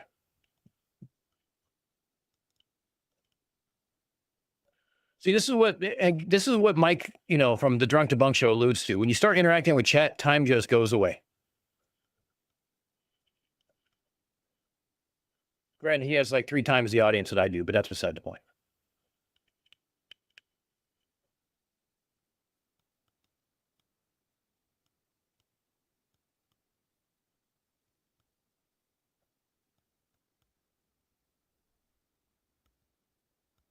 Proby's like, fuck sleep, keep going. I have tomorrow off, so it's okay. I'm okay with this. The only thing I'm doing tomorrow is re-recording the sections of FARP and starting editing. But so yeah, I have the Dunning-Kruger National Park. I actually wear that out. Somebody actually stopped me and asked me about it. That's pretty funny. I have the top secret redacted one that I call redacted for her pleasure. Look, the descriptions are part of the fun. That's all I got to say. And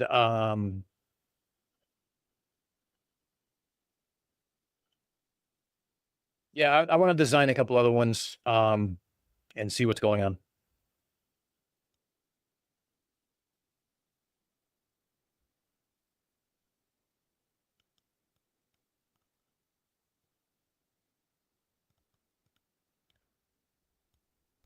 But yeah, do you guys remember when I was talking about Marjorie Bishop? I showed her as the constipated flurfer, the constipated flurf waiting for her tour of NASA facility in Houston.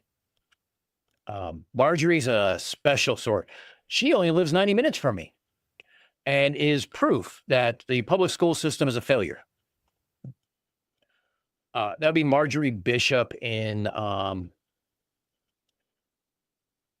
oh, if you go to all, yeah, I forgot about that. I don't have the, so Flurfer, there's only one cocaine narwhal out in the world right now, and it's in the UK. And that's based on the Catharsis 2 video. There's actually a song on it too. Oh, who made the song? I think that was Michaela. Yeah, we might have to do a nature break anyway. You know what we'll do? We'll do this.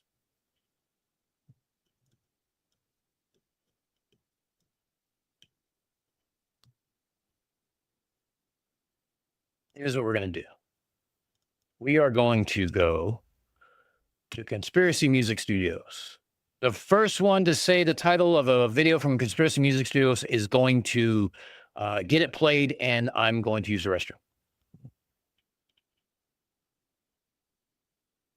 Yeah, Flurfurter, it's one of my analogies. You know how I am. I use some ridiculous analogies.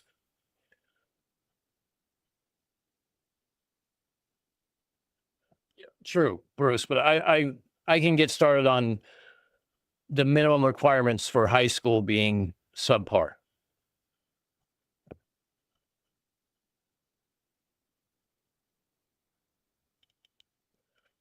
Probably just described the Flurf reset that happens on a minute-by-minute basis.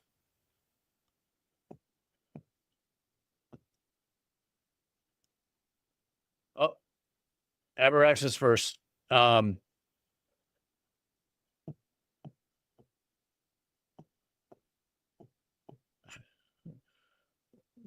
We'll watch the CC one. Oh, no, stop. All right, let's do this. Good morning, good evening, good afternoon. All right, nature break. I'll be right back in a minute. Wherever you may be,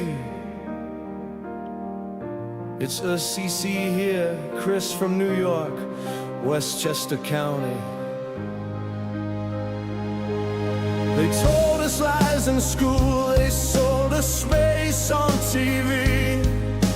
NASA CGI, they're hiding history. Mountains miles away, no curve for you to see. Water seeks its level, that's reality. It's bullshit, that spinning wet ball in the sky. It's bullshit, that gravity they try to justify. Flat and stationary, the system's built on lies. Break away and recognize the truth before your eyes.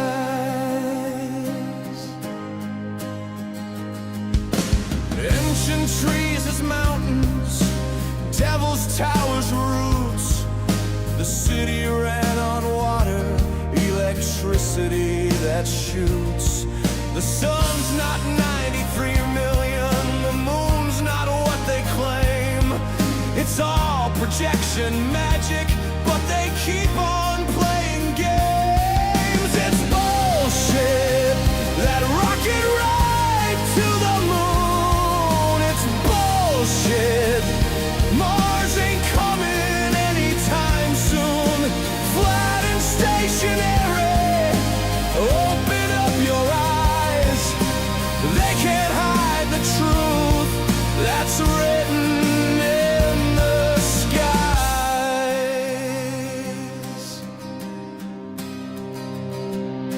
History erased, pyramids so clean, laser cut stonework, not what it seems. Politicians lying, media's a show, crisis actors crying, but we already know it's bullshit, that spinning wet ball in the sky.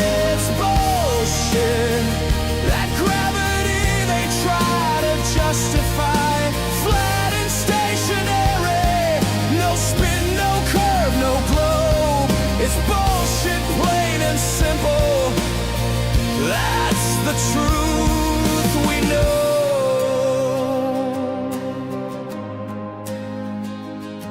I thank you for subbing. I thank you for viewing my videos. And let me be a part of your life.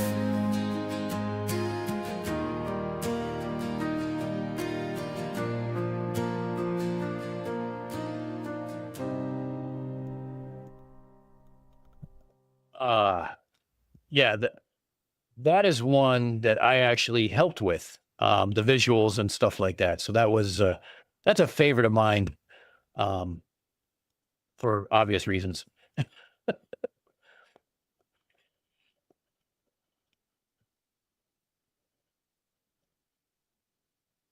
Can't say anything about what, Flurf. Yeah, yeah. The tree love was actually one of the ones that I told CMS he had to put in there. Like, come on, dude, you got to do the tree. So can you make one where he gets knocked out by walking into the tree? I was a dumbass teenager. That's why I graduated a semester late. Well, I was a dumbass teenager too. And even though I took 4 years of science and 4 years of math and got up to pre-calc in physics, I got B's and C's because I never did homework. That's why I went in the military instead of college.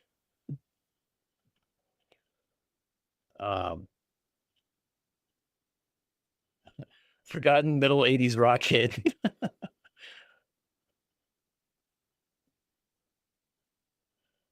Proby, when I first saw that video, my immediate thing, I was losing my shit on stream because I was like, you've been doing this for 10 fucking years. How the fuck do you screw that up? Like, do you just sit there and look and like, hey, I see part of my camera, I'm fine. I see part of my phone, I'm okay.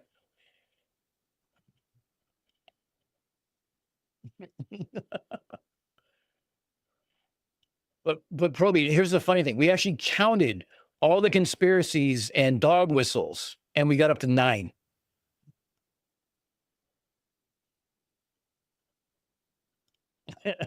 Quee, you're not wrong. The CC Inception vape Inception was unintended comedy of the highest order. Both facing the same direction, both hitting a vape, and both wearing the same shirt. Go figure.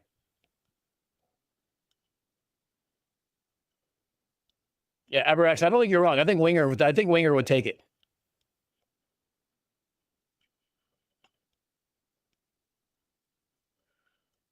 Lindsay, you're wrong. He posted that as a short. And the funny thing is, it is his most watched video. It has over 250,000 views, if I remember correctly. I'm not lying.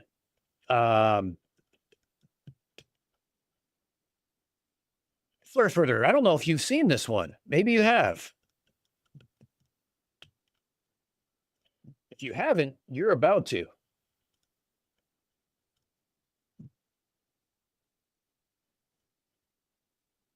I typed in Flurfurter instead of Flat Earth. Fucking see what you do, Flurf? You're killing.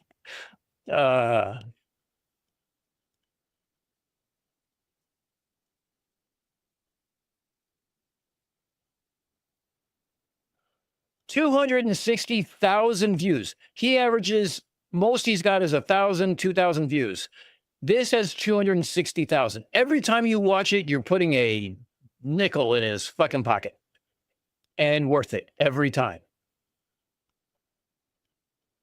Yes, Aberax, that's what kind of spurred it, was we were talking about the video, and he's like, hey, I've been working on a CC song, but he goes, I don't know if I just thought it was too niche, but now it seems prevalent. And he goes, let me know what you think. And he sent me the link to the song, and we started talking about it. And I'm like, I got some visuals in mind for this. He did the whole song. I did nothing for the song. Fallacy Machine, I did some things for the song, but Max also had, Grandma's Blouse in that and stuff like that. But like collabing with these people is so fucking insane. It's so much fun because like DP and I have a very similar sense of humor, to where like that's how Witsit the Platypus came about. We were talking about unicorns and something else, and it came out to be Witsit is a platypus because he's a unicorn and mythical or something like that. And it was in the Drunk the Bunk show chat on a Friday night when it came out, and thus started the backpack.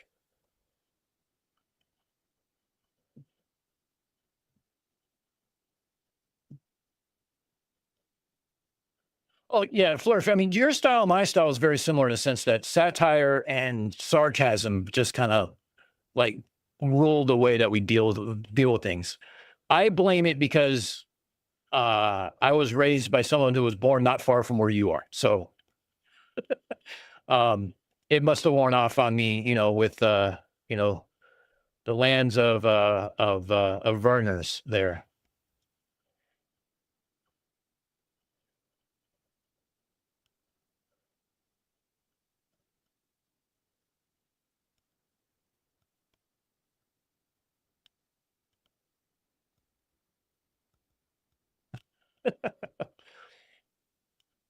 Yeah, he made it into a short. Flurf, I don't know if you watch this, Flurfurter, but you're about to. And my daughter and I are still working on trying to maybe remake this in my kitchen. Exactly, Flurfurter. And it has started being in the same chat during the same live stream of another debunker that it came out. That's why it's like, it was all DP's idea, DP debunks, but I had a hand in it. So I willingly take a small amount of credit. I was there at least.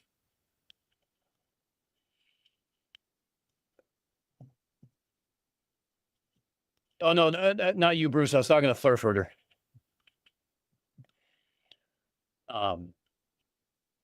The reason why his and my satire is a little too similar sometimes. If you're not on Shitter, don't go on Shitter. If you are on Shitter, you can look up me as DC. It's Dano with 3 H's and an underscore between the two. Or you can look up Flurfurter too and see his stuff. But I'm not on Shitter very much anymore. Just because I'm tied up doing videos. You saw the list of shit I'm trying to get done. I'm just not there. But well, whatever.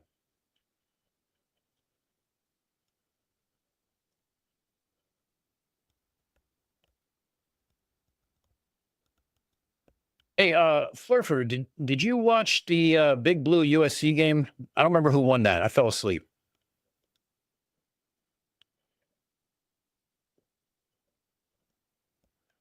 Yeah, but Flurfer, you use their own. You post memes like you speak their language. That's why they hate you.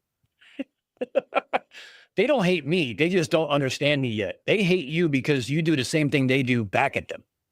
Like you give them a mirror and they don't like what they see. So it's funny. Yeah, if go follow Flurfurter if you want to see meltdowns in comment sections. It's fucking hilarious. And I think it's the Flurfurter, right? Yeah, Bruce, I don't know. Only if he can get them to walk in a straight line. All right. Flurfurter, just for you and for our entertainment. Life with a globe earther on our flat earth. This is what it's like. Good morning, good evening, good afternoon, wherever you may be. Well, same day, same time. This is not to scale, of course. When I grew up, the solar system was stationary. All right, honey, come on. The sun was standing. Why don't you stop this bullshit? Idiot.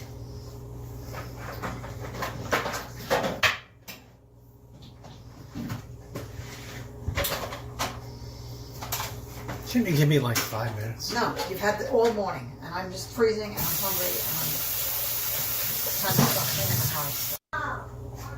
Good morning, good evening, good afternoon, wherever you may be. This is why I think Flurs have a humiliation fetish.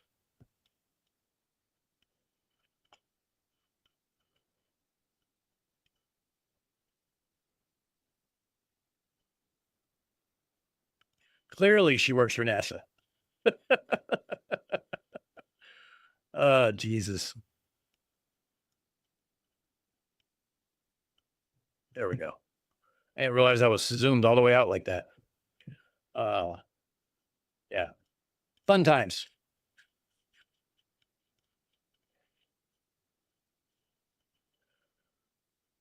Aldebaran, it just proves he wasn't paying attention in school then or after.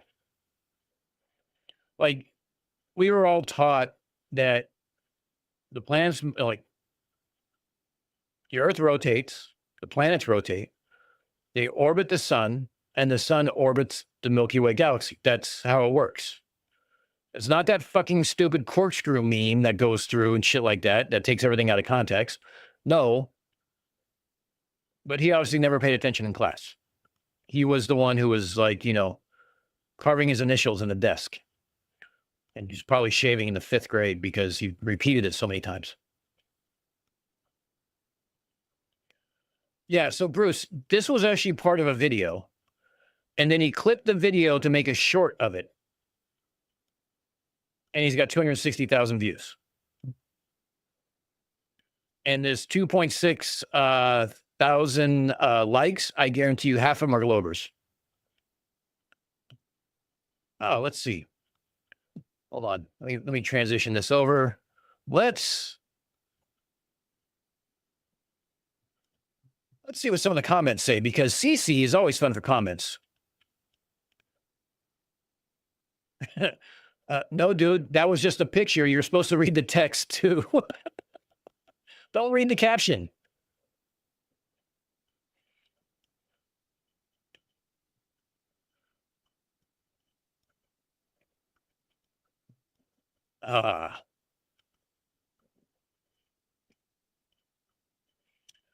Listen to your wife. She knows what's up. This flat earth stuff is not worth destroying your relationship over. I want to hear more from her. For those who don't know, CC won the top left award 2 years running. Industrial Nerd did a phenomenal video of not only this, but one on his roof where he was talking about the moon. And his wife kept telling him to shut up, calling him a wacko, and telling him to go inside because it's her house, her rules, and the neighbors are going to hear. He then sent globe candies to CC's wife at work or to the house. He got the address, and also sent her flowers. Just Industrial Nerd has ruined CC's life. Her version of the video is called Life with an Idiot Who Wants to Feel Special. Don't blame her when you're talking nonsense all the time. It's easy as balls to prove the Earth is a globe. Gravity is real. Water adheres to curvature. Satellites exist, etc. Just got to not bury your head in the sand. Everything should be every time the verifiable and repeatable evidence is shown to you. Yeah. If this is a comedy skit, congrats. You've hit a deep, deep, deep YouTube vein of pure memory.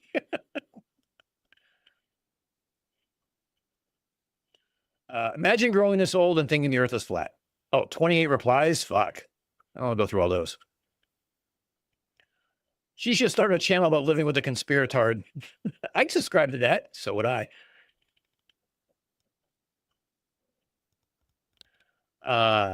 That pumpkin is the second smartest thing in the room. Can you guess the third one?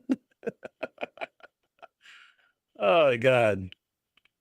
The under the breath idiot got me. Okay, back to the second smartest thing in the room. Can you guess the third one? The microwave. The microwave knows when to stop on time, so that's very possible. His 400-degree knob that he mentioned in another video? Paper towels. His wife, the pumpkin, all replies above. The wall, the floor. I'm guessing the microwave. Yeah, I agree.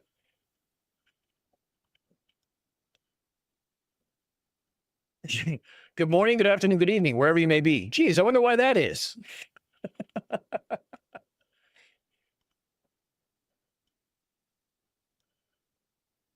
Yeah, you got to do the 24-hour wait thing. It sucks. You open a video about the topic of the Earth being flat by acknowledging time zones. Great sense of awareness, Copernicus. What motivated you to post this? Seriously, I appreciate any answer because I'm absolutely baffled right now. 18 replies. Does someone mention a humiliation fetish?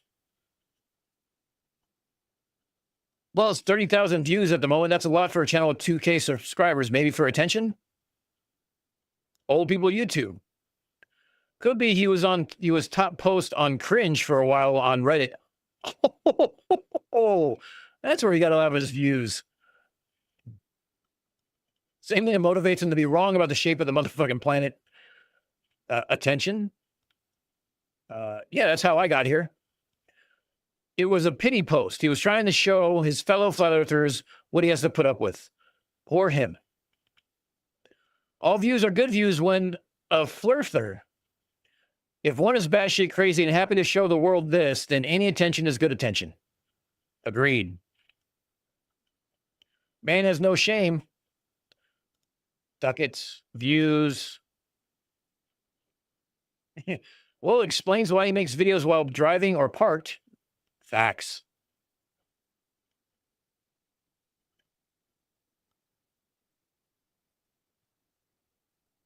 Let's see. Boomer. Blah, blah, blah, blah, blah, blah.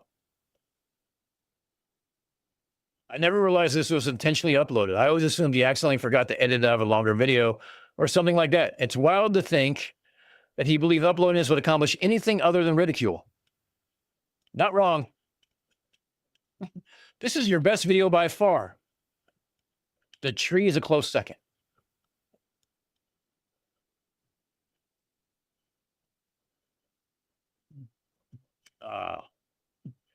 God.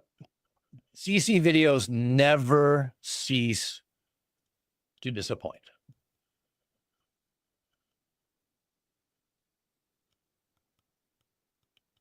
So let's see. There is a in your neck of the woods, Flurfurter, there is a Unfornicated Files Declassified t-shirt in that state-ish area that you're in. Because Monkey Cat Pat Pat got one. Because he came up with the name of the Unfornicated Files Declassified.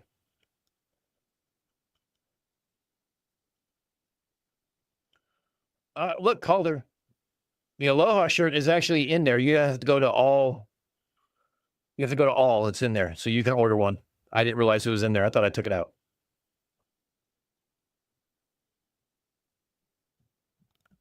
I need to come up with some more designs. Oh, okay. Hold on. That is here.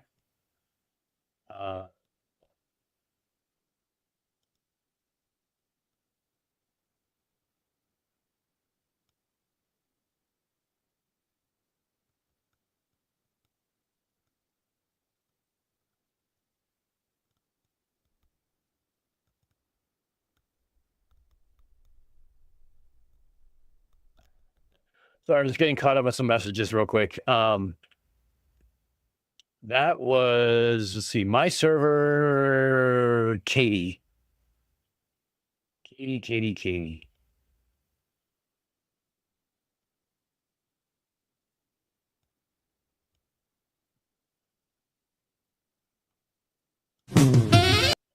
Hold on.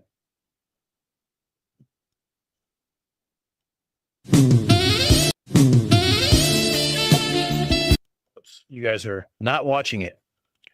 So this is by Katie Markley, queen of the memes, who I absolutely adore because the endless entertainment she provides.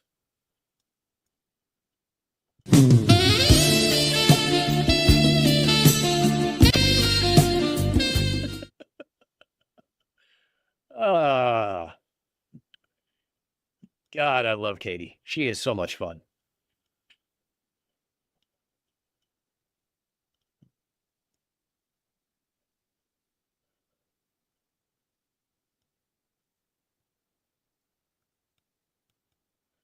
CMS, I just got done playing one of your songs. I blame YouTube.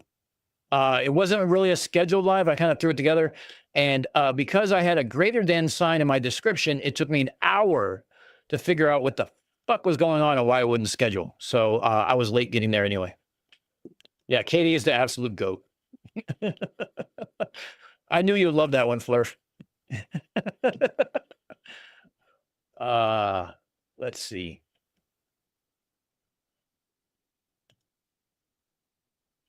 I think some other ones that, oh, let's see. Here's the one I made.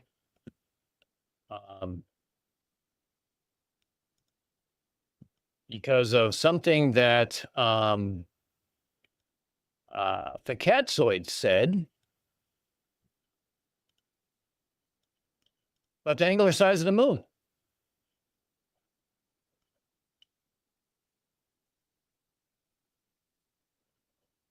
That is quoted word for word. I wish I clipped it.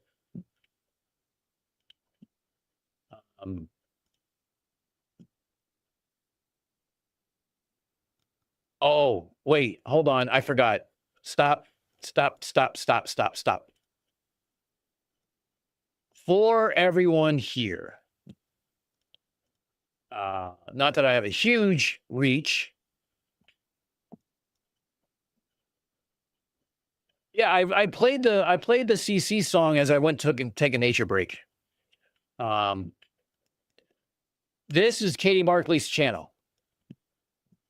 So I recommend that you guys go play this because this was what she put together for, well, the Derp Vengers.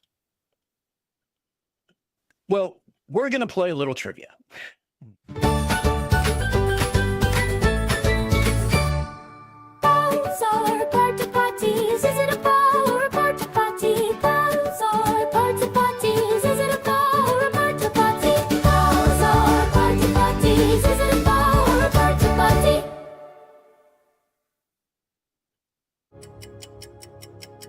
Like pause. Pause. Pause. Fucking believable. Oh my god, I put myself. Unfuck. Oh, whoops. God damn it. Fuck me. Unfuck yourself. Pause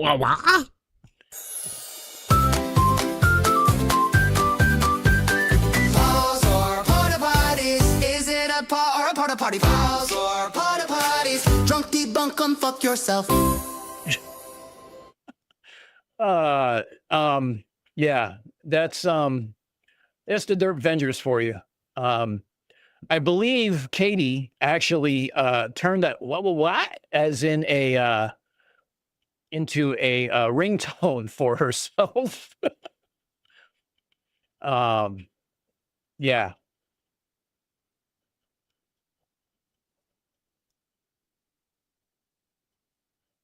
Oh, Jesus Christ. I was just reading what Ashton had posted recently because Asshat Foreskin is a wonderful kind of person to have. So yeah. Anyway. Yeah, go subscribe. There's a lot of Roger Ledwell stuff in here from one of his things.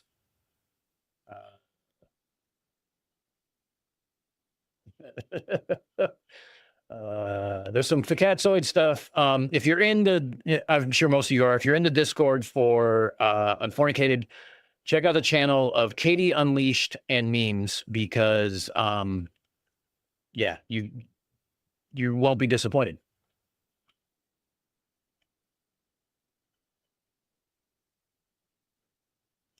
All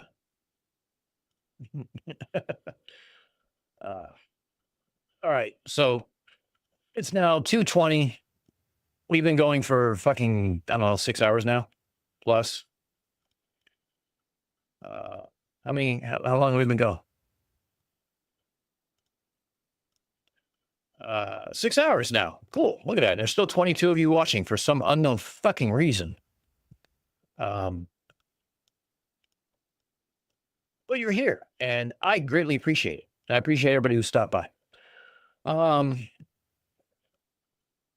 is there anything you guys want to talk about? We kind of heard the dumbest thing in the fucking world today. From Sav. That was fucking brilliant. God, I think that caused strokes all the way around.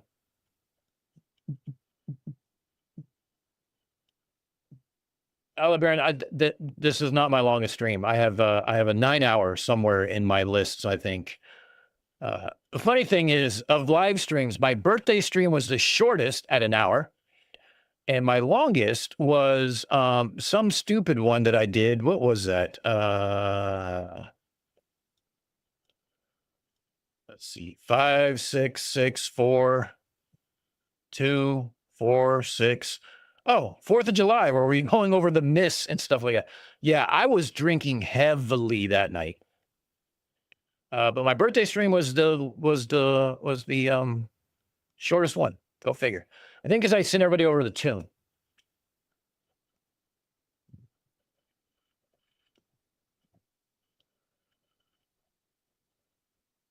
We clearly have no life whatsoever. True. Yeah, Aldebaran, there was quite a few. I basically said if there's more than 20 of you people here, I'm going to keep streaming. And we covered. I think we watched Professor Dave destroy Ashton Forbes, which was fucking hilarious, with some commentary over it. We watched all sorts of stupid shit, I think. Let's see. I have it up over here. So, oh, we went over Sky Ice. That was fun. Holy shit, I was bouncing my leg a lot that day.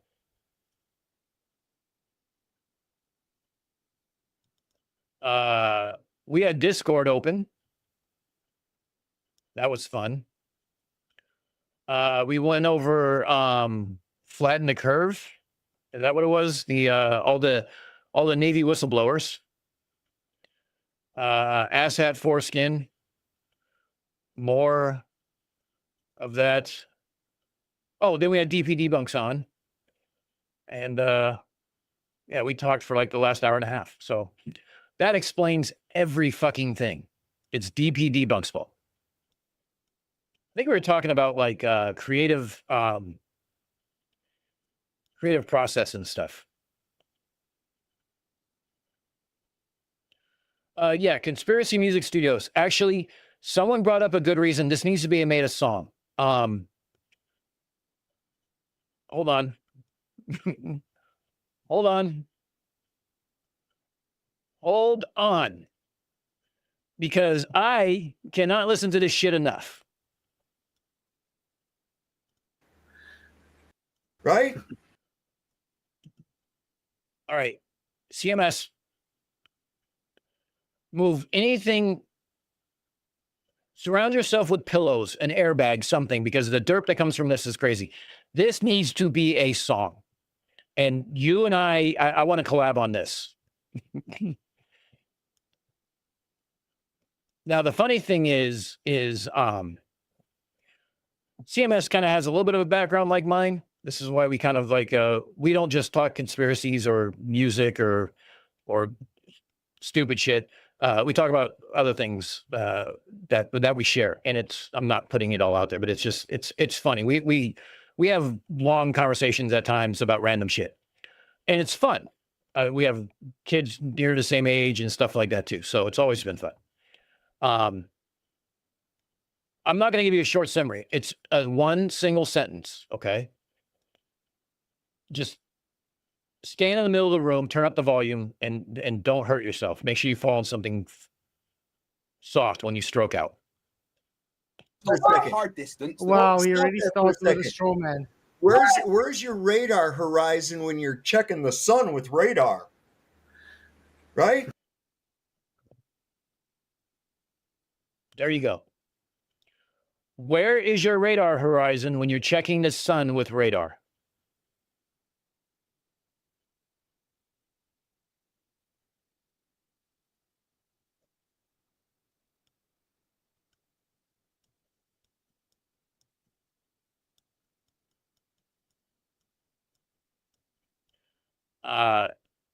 Can someone drive over to CMS's studio and see if he's on the floor still? Someone needs to pick him up. It goes past inverse square law. It goes over the fact that you shoot the fucking radar straight up.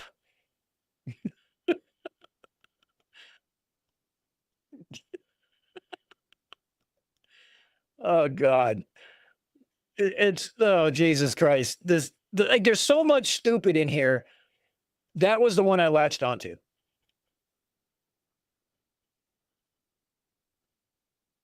Oh. Yeah, I need to clip that and I need to put it in my sound deck. Oh, hold up. Whiteboard time. Solve stupid comments about radar horizon.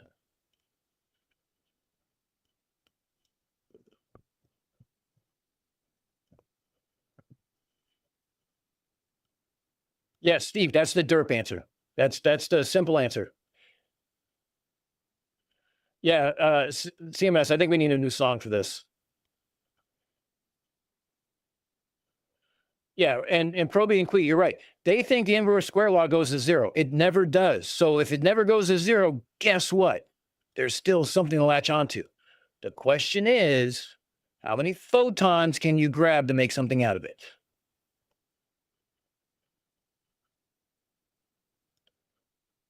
Oh, no. I know exactly what you meant, Steve. That I didn't mean that was the correct answer. I mean, that was the flurf correct answer.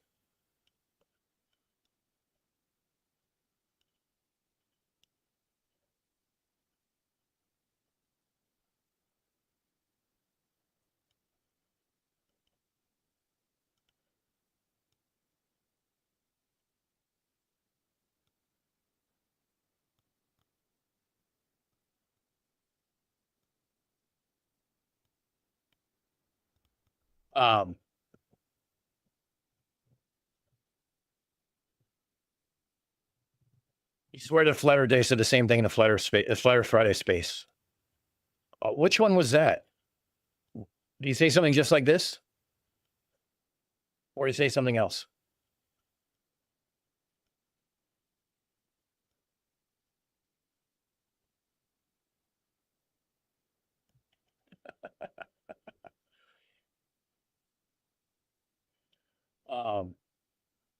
Hey, CMS, you need ideas. I'm full of things, usually shit, but I occasionally have an idea that can help. I'm happy to collab on anything that you put together. But yeah, this is I'm thinking that I need to find like a couple of dumb clips like this. The problem is I gotta subject myself to fucking Sav, because like the other one that he made, and I gotta find this one. I can't remember where it is. I'm gonna have to ask some people.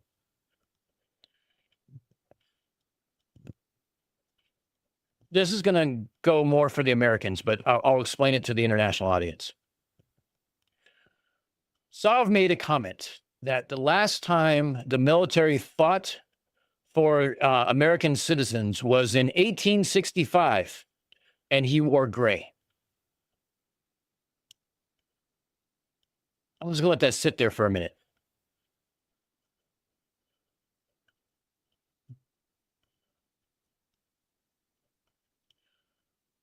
He's implying the Civil War is the last time that they fought for Americans, and he claims the side that lost, the side that was pro-slavery. No surprise, he was a Confederate soldier reenactor.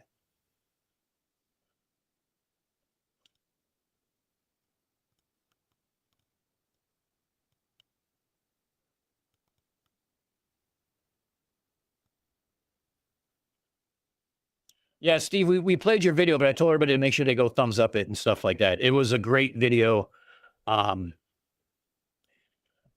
Bruce had some questions about some of your research and how you're able to come up with some of that. So, Bruce, feel free to ask Steve, send him an email, something like that.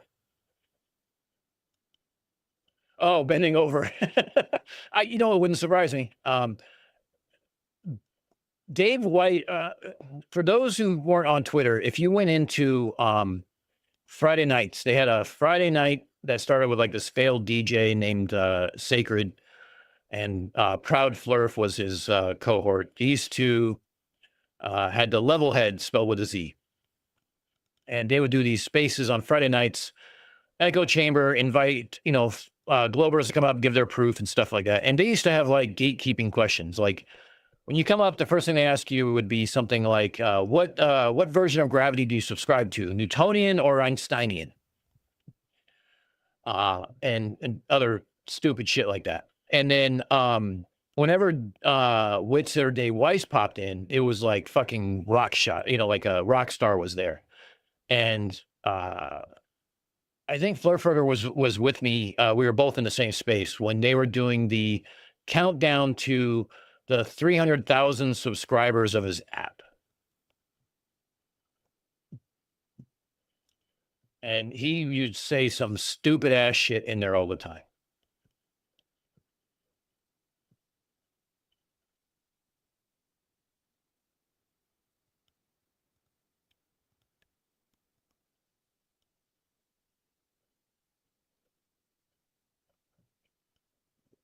Yeah, Steve, you're not wrong.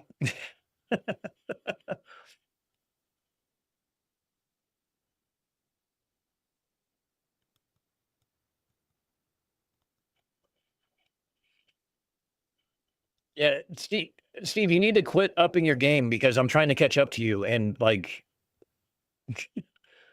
I'm still failing miserably. So I might be picking your brain about some resolve stuff because I need.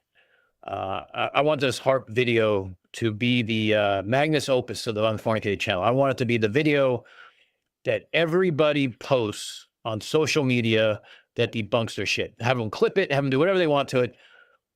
But like, we're going to go over what harp actually does in the math.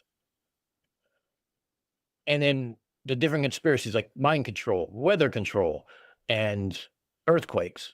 and do the math to show why it doesn't work. So I need to figure out what I'm doing for visuals and stuff like that, but I need to get a little better at this editing thing that you obviously do a shit ton better than me.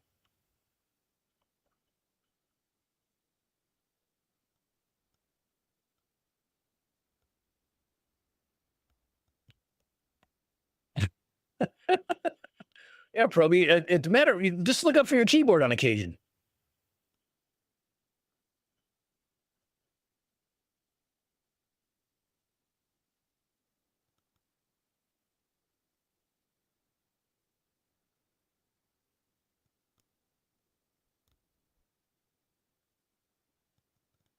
Yeah, see, the problem is like, and I'm going to admit this, like my ADHD does not allow for me to sit here and like make a video. So like do a recording, right? And then like just do a short recording of something stupid or a clip and go through a master class of like the different editing styles and stuff like that. Like my brain just like, it short circuits. And I think it's just the way that I need to do it at the same time. So when I'm going through and I was like, oh, I don't need that transition, I skipped that one. I don't need that transition, I skipped that one. And I find the one I'm looking for, not realizing that I need the other two that I just skipped, be able to do the third, or, you know, or I need it later or whatnot, just because I was focused on what I was trying to do then, as opposed to the wealth of knowledge I need to develop to pull from. So my brain sometimes short circuits. I admit it.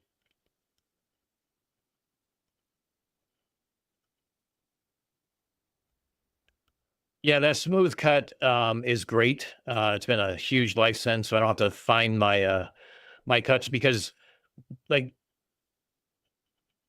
you guys have been mostly aware of what my pacing is, especially in my videos, stuff like that. So I use a script and I read the script. But there are times where I have a pause for not porta potty and pause, but a pause where we where I'm sitting there trying to think of the right thing to say, or I'm going to the next line, or I'm trying to make an analogy, or like something is like my brain just kind of like stepped off a curb for a second and needs to come back. So I kind of cut those out. Or if I make a dramatic pause a little too long, I cut it, and then I can do the smooth cut to kind of breeze over it, so I don't have to hide it behind a visual that I wasn't intending to use.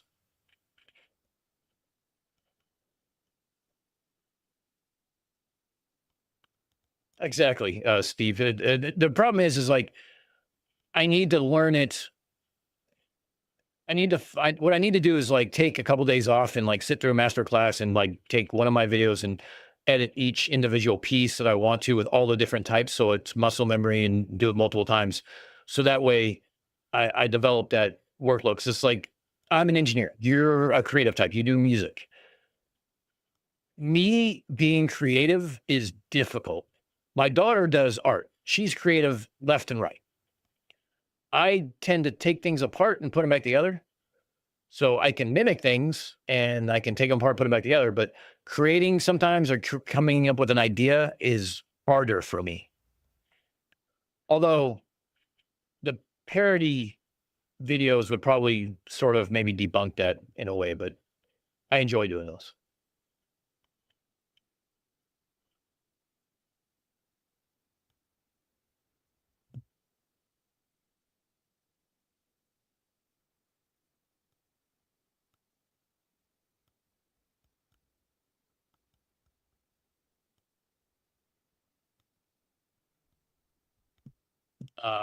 Let's see. So keeping that, we need to go back 10 seconds, saving that.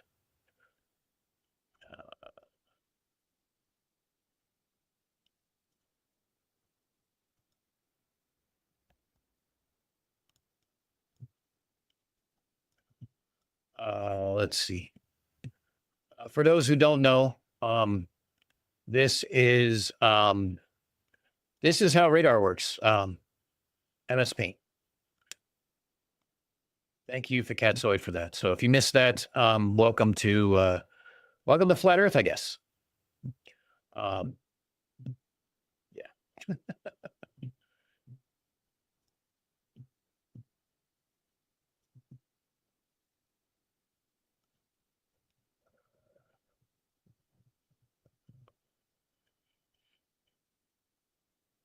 You've seen the video of learning to ride a bike with reversed handlebars? No.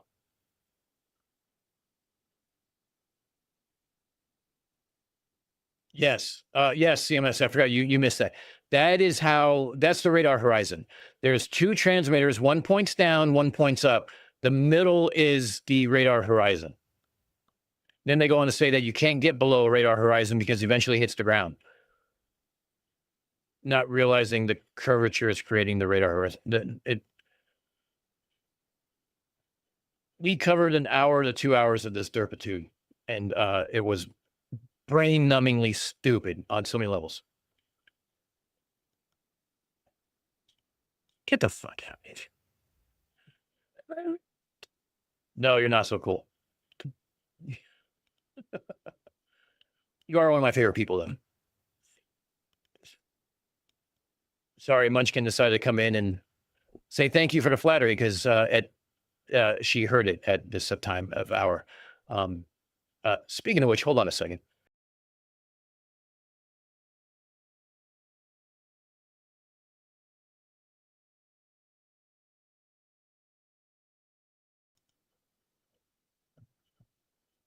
Welcome to Dad Life with Unfornicated.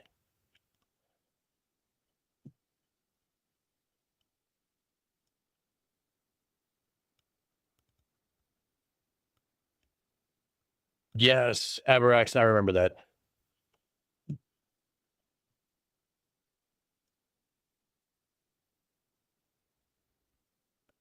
Oh, that's fucking hilarious. Yeah, I don't want to try to do that then. I have a hard enough time throwing myself on a mountain bike and throwing myself downhill and let gravity take over because it's what I consider fun for whatever reason. Sometimes I wonder what the fuck I'm thinking, especially at 50. Like, let's go downhill and try not to wreck and crash and break things, specifically bones, or impale myself on trees and branches and stuff. But hey, if you're not having fun, are you really trying?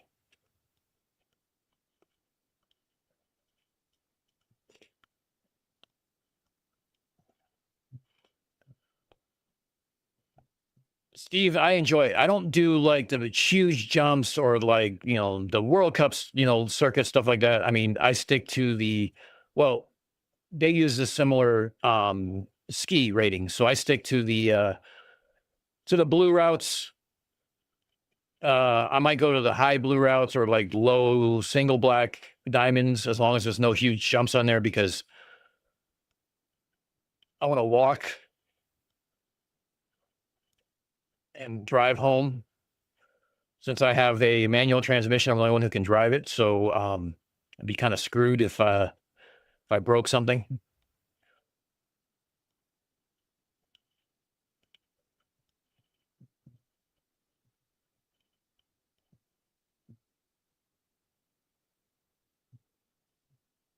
Oh, Queen, that sounds like fun.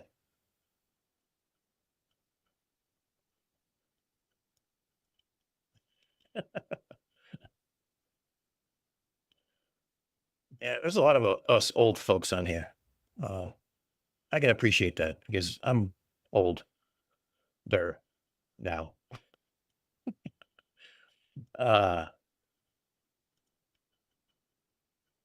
So yeah. Mike Gurney's here after 6 hours. Look at that, people. We can start now. We've been waiting for you.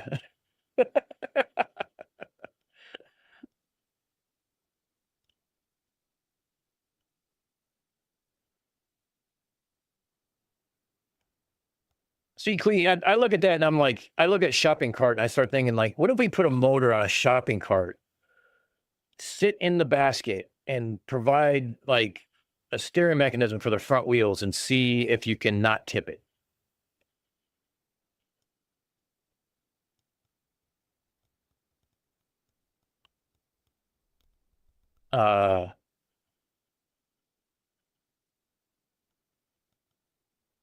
Almost couldn't help myself from buying a low hours KTM 450. Oh, see, probably God, I'd be hard pressed not to do that too.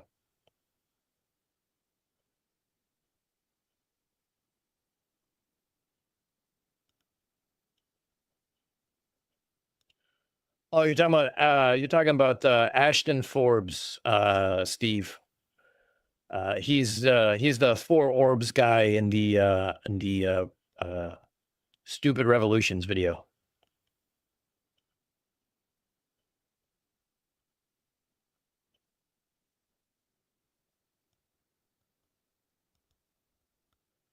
Rob, you don't ever have to apologize for anything. Steve, I agree. I don't know if I don't know if you had left or if you were still here. I was telling everybody that I grew up with my dad having a Dodge A100 van. I'm thinking about picking one up to restore to turn into a tailgating, downhill, mountain biking mode of transportation.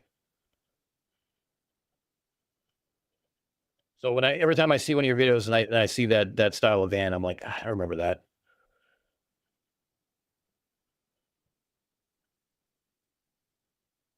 That's where I first started learning how to drive. My dad put the seat all the way back. He worked the pedals and I would steer. I was like 10.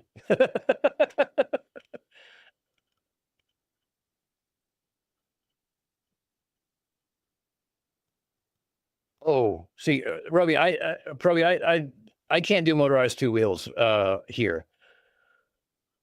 Where I live, non-motorized two wheels, I've almost ended up as a hood ornament multiple times to where I actually sold my road bike because it was just getting too dangerous with distracted drivers. And we don't necessarily have a bike lane or anything else like that around where I ride. We do have like some old railroad tracks that have been paved for walking and biking, but like it's 20 minutes to get there and it's only like 22 miles long and there and back. So it's, you're just starting to get like a workout in and then you got to turn around again and do it again. And, it gets boring real quick. But I mean, it's been extended stuff like that, but just, I like just going on roads, and even the back roads around here are just dangerous and too many close calls that I end up in a ditch or something like that from the car passing too close or not paying attention. And yeah, I gave up the road bike. I was like, I'm safer on a mountain. Think about that statement for a minute. I'm safer on a mountain letting gravity do the work.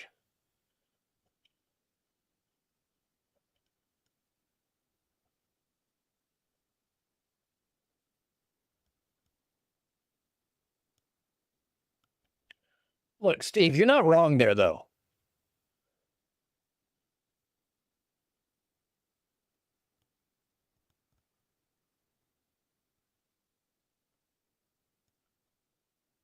Well, Rob, you don't feel like you have to be here. Get done what you got to get done.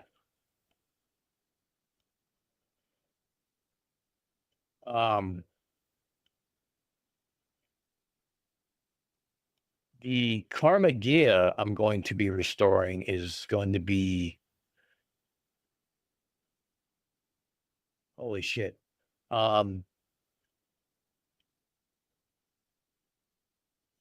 54 years old.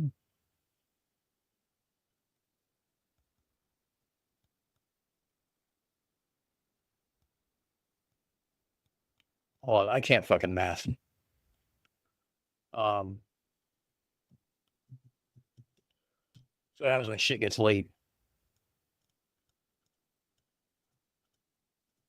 56 years old. Okay, I can't math.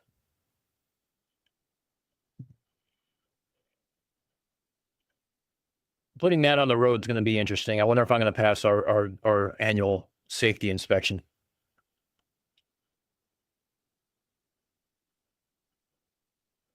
Hey, Steve, thanks for stopping by. Again, great video. Yeah, drop me a note. We'll definitely hook up. I appreciate the time spending. So, thanks, bud. And like you said, we all watched the video here. When you're done here, when we're done here, everyone go over to Steve's. Make sure you hit a like and get him the view hours on that video. It's not very long and it's worth it. Because just hearing Derp trip over himself is fucking hilarious.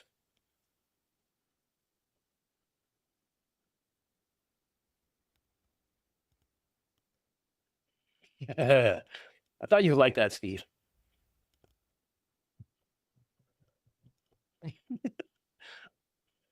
Yeah, Aldebaran, I mean, look, I did scooters over there and that was enough because yeah, it was crazy. Here, let me show everybody real quick what I was looking at doing.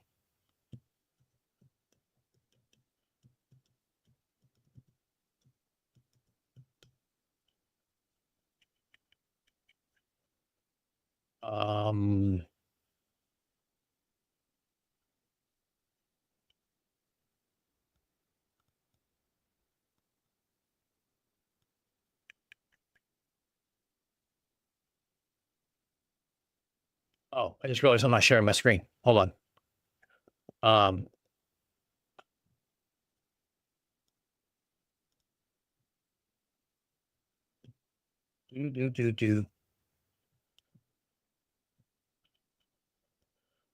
This is what I'm going to be working on.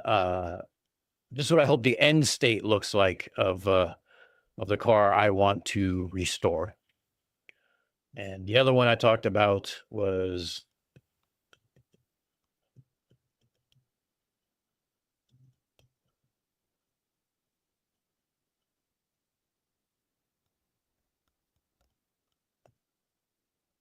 something like this.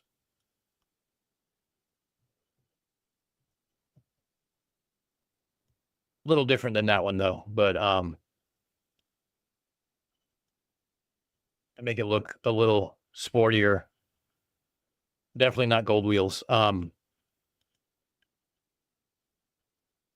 Think like California lowrider style in a way. Yeah, I want to make it's basically the Scooby-Doo mystery machine. I want to basically make it a tailgater, like with a pull-out rack that has a table, and I can put all the good shit on, like the grill and stuff like that. How much is this selling for? Hold on, let's go take a look. Oops, not that.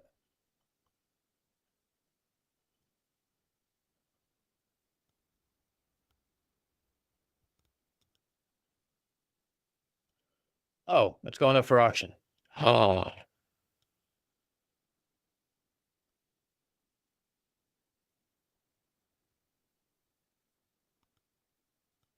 Okay, this is the car section of the stream.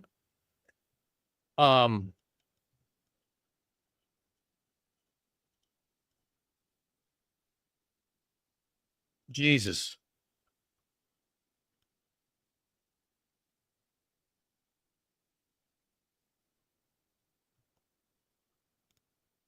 Yeah, here we go. Here's my dream car right here. Now I want Scooby snacks.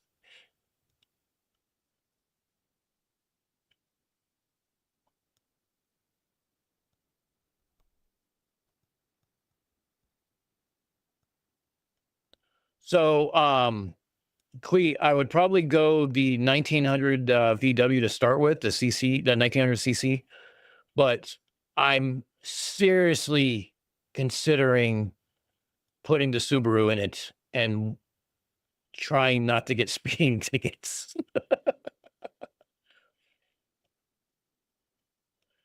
Yeah, if I had won Powerball, I'd be going to the auction and buying this, to the Meacham auction. Not gonna lie. Or that one. Either one, I'll take. The 429 Boss is a different story, but the Shelby GT 350, yeah, definitely. When is this one? Oh, this was from 2016. Fuck. Wasn't even paying attention. But yeah, that would be something that I would go do. But yeah, buy something like this. Fucking 6 years ago. Can we have something that's like, hold on, let me find the filters. Date. Past year. There we go.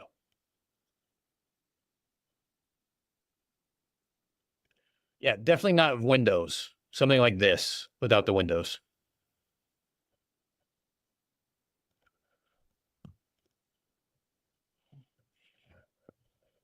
Yeah.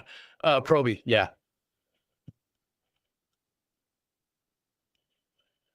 Cygnus, the only problem is I can't take it's got to be the GT, the straight, the mid to late 60s.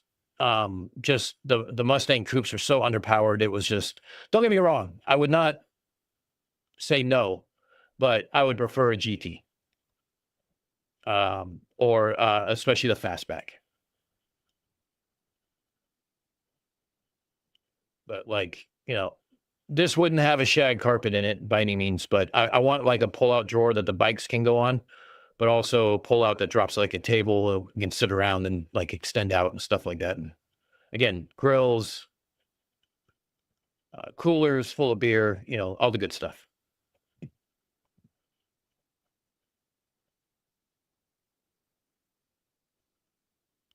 Oh, Quee, you're not out of line with that one by any means. Oh, Jesus, Aldebaran, that's funny. See, and like, if we're going to talk about trucks, like,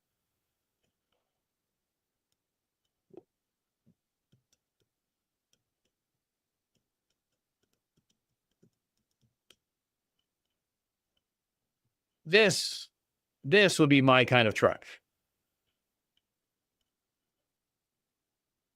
Step side, everything else. That's my kind of truck there.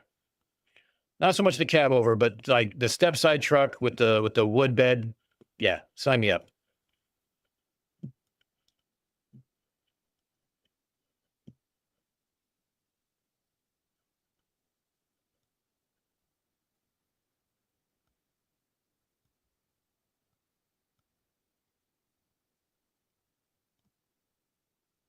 But like, you know, like with the curved hood, not this one, but like I like the curved hoods and stuff like that. The F100, the Ford made one, an F100 that looks nice too. This one right here. But yeah.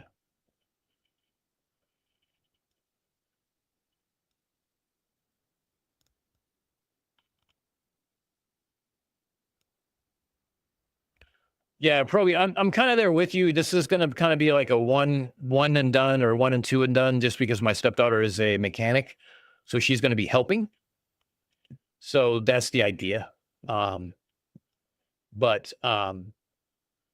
it's like a project we get to work together, and I'd like to do more of it as, you know, as time allows and stuff like that. So, but since I started doing YouTubing, that's kind of taking up time. So it's kind of up to me to kind of decide where I want to spend my time. The problem is the stepdaughter lives like an hour and a half away. She has a full-time job. So the only time we get to work on it would be like weekends and stuff like that. So it's kind of like, you know, do what we can kind of mentality. But when my daughter graduates and starts going to school, I'm not tied to right where I'm at, so I can probably move closer to her and we can work on it more and stuff like that. So it'd be a fun thing to work on.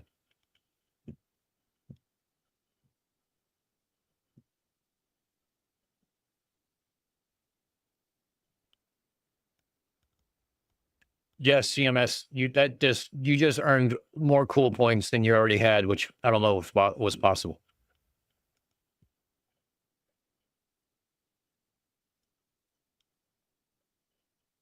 And probably the funny thing is she's into bikes too. We were talking about doing like trying to find like a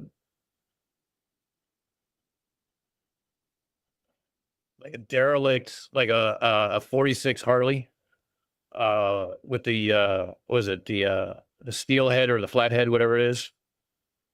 Love to do something like that with her too, but I wouldn't ride it just because I'm already fucked up.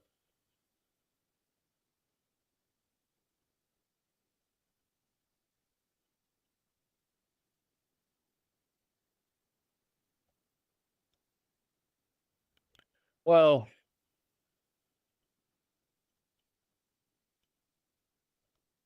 they're only halved. CMS, they're only halved.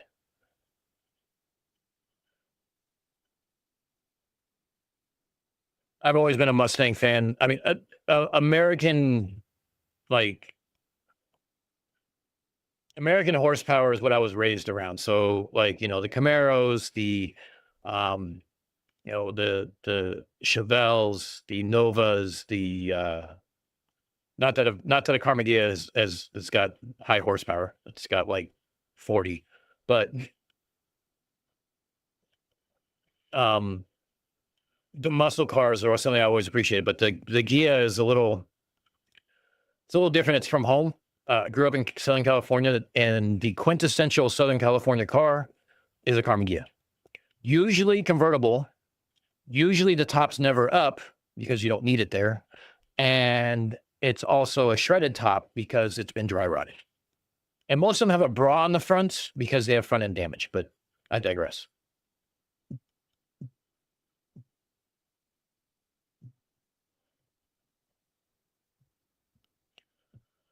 But yeah, I am a gearhead to a certain extent. I do love cars. I love the older cars. I love the simplicity of them. I love like, I have a Jeep now. I love my Jeep because it's like a fucking Lego. I can do whatever I want to the damn thing, and there's aftermarket parts everywhere for it. So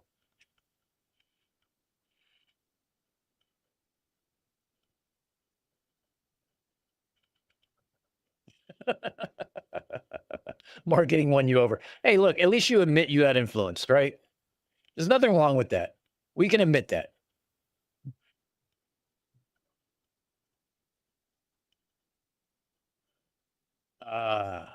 All right. We got 3 o'clock.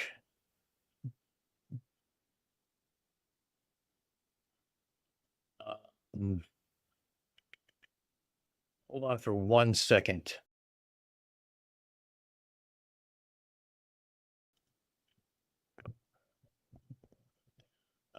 All right. It's 3 a.m. Tori's day has started. CMS day has started. We're now below 20. I think it's time we're going to end the stream after 6 freaking hours, probably close to 7.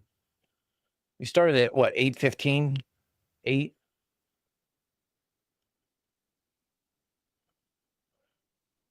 Probably. I'm not. You look. I'll take a Porsche too. I'm not gonna lie.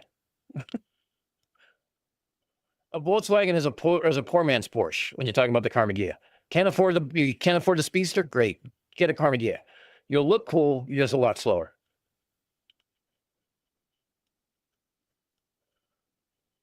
All right, 7 hours puts us second place behind a 9.5 hour one. We don't need to do 9.5 hours. Oh, you know what? Hold on. Wait a minute. I got to check something here. Hold on. Wait.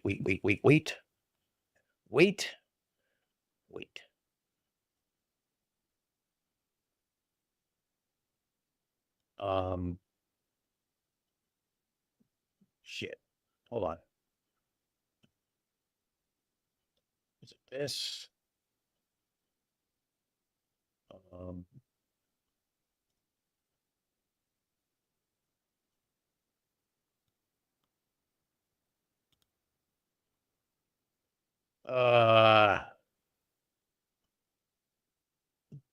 Someone do me a favor. Pull up my channel because it won't let me do it. Under the About tab, tell me what date the channel was started.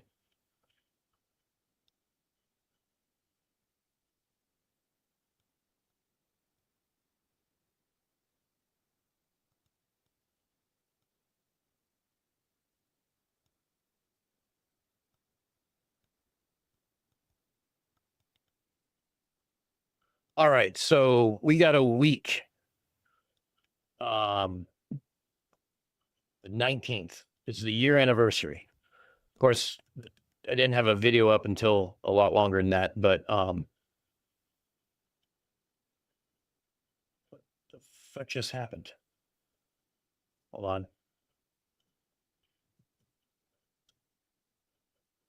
No, not that. God damn it.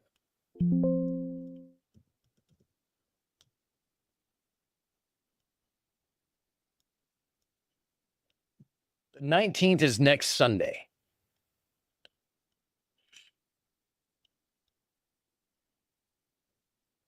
We're going to do a birthday stream, but I can't do it Sunday night.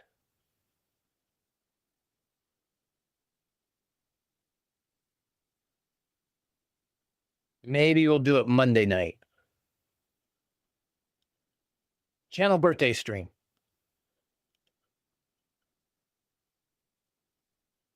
I'll change through all 30 different Hawaiian shirts I have like every half hour.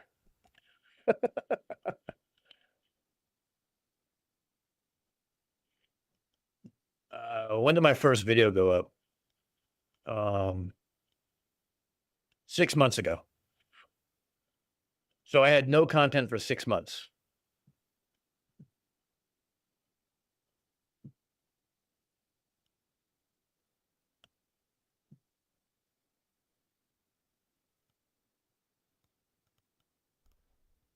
So 18th, okay.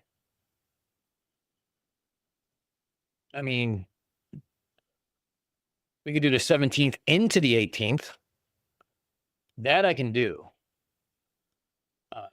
But I got plans on the 18th.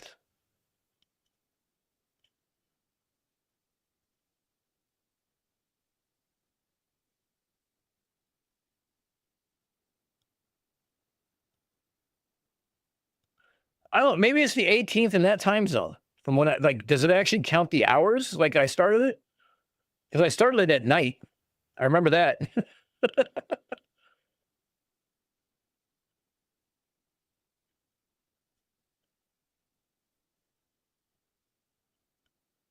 I need to recount the votes.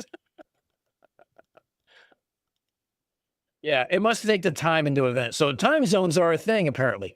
So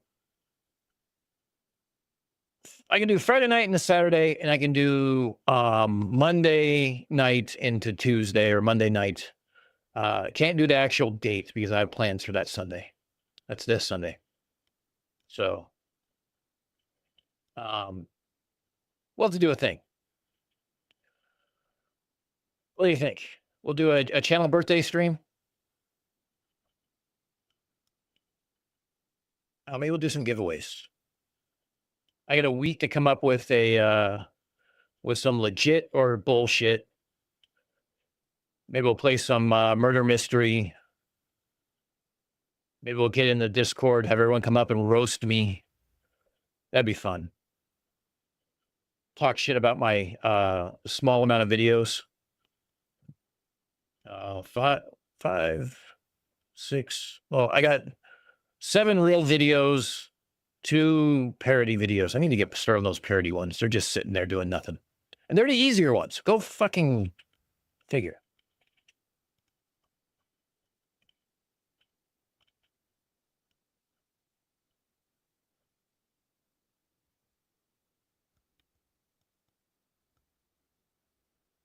Well, my other channel.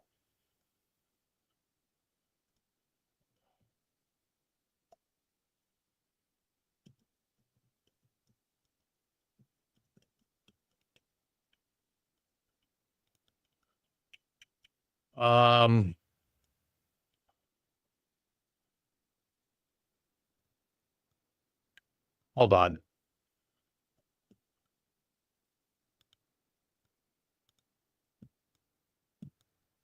I'm afraid if I go to my other login, it's going to boot me off. Probably not, but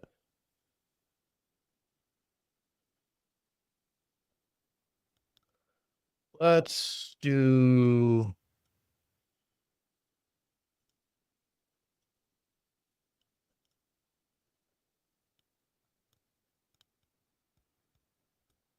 There we go. Well, she was 5, so the other one's 9 years old.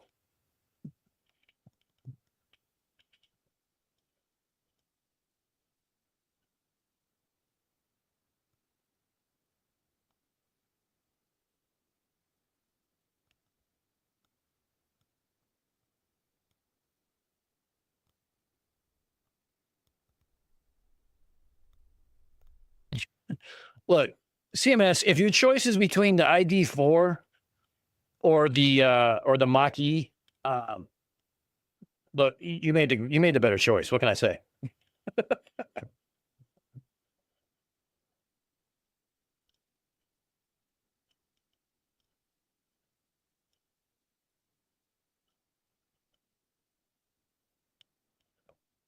Yeah, the 18th. We'll just reverse it.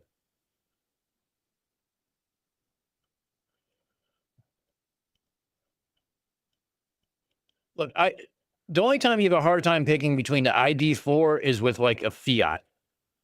Like, what is it? The Fiat 500 or a Mini Cooper. I mean, that's where the decision gets a little fuzzy, but otherwise the decision was easy as far as I'm concerned.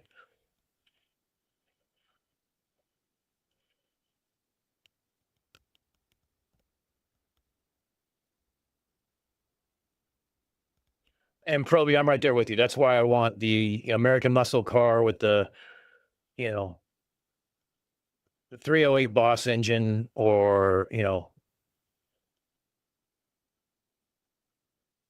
Holley carburetors, mean exhaust.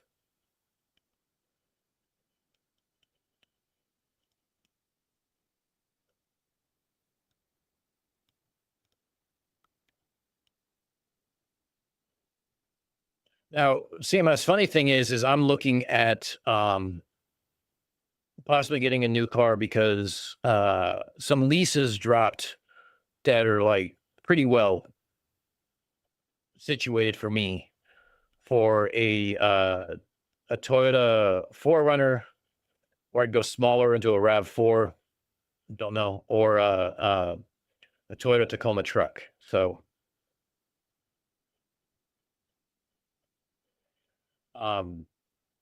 or I wait until next year with bonus money, and I just buy what I want and not have to worry about a lease. So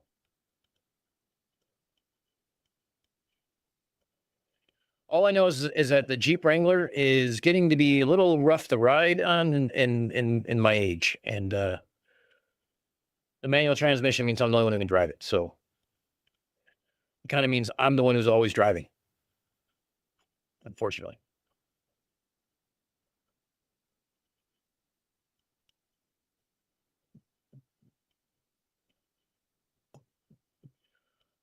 Oh, you know what I could start doing?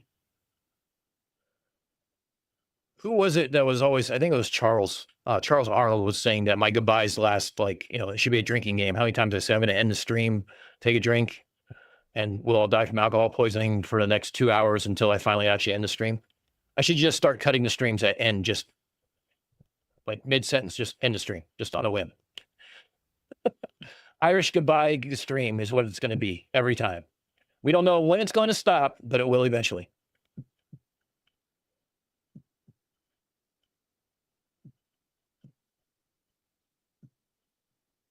Yeah, CMS, I got the last one a lot, and you really can't get manuals anymore here. It's very difficult.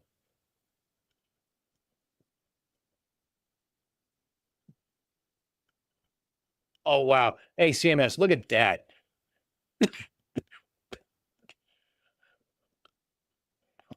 Excuse me, hold on. That is a huge compliment. Have your songs in an exercise playlist. That means you've made it. Hey, Rob, it's been nice seeing you. Thanks for stopping by, hanging out as always. Actually, we can sit and talk about cars for the next 3 hours if you guys want to. Oh, we're gonna run out of things to say real quick.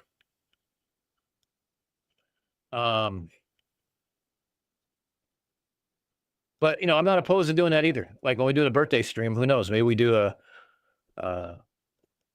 24-hour stream or something like that. I don't know. We'll have to see.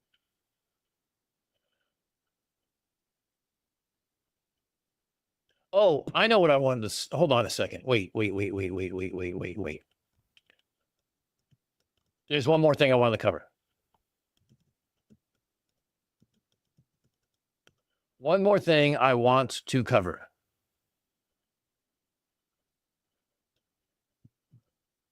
It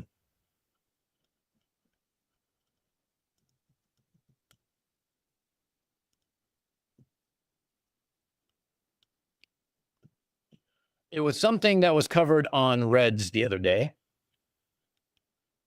And I want to cover it as well. And if you were in my Discord, you may have already seen it.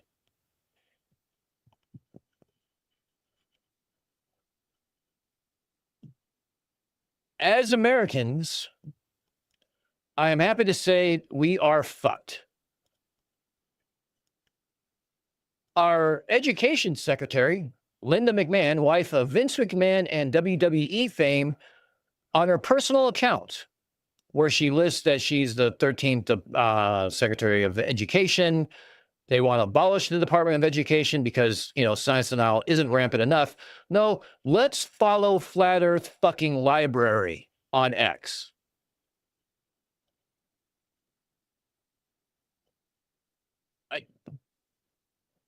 I don't know. I don't have fucking words for this. This shit right here is everything that's wrong with America right here.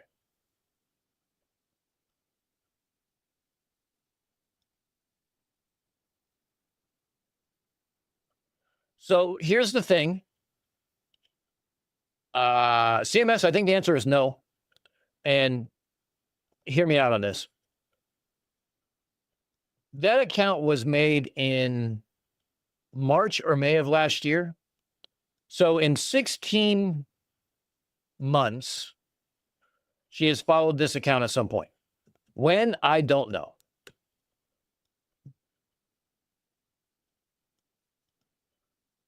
Yeah, whatever. Thank you. Search Flat Earth Library. Now, Flat Earth Library has been part of this channel because he was the one who did the Sky Ice that we did on a live stream. That was the 4th of July, the 9-hour stream. Oh, look, right here. Here, let me make this bigger so you all can see this. Right here. Now, that could be anybody, right?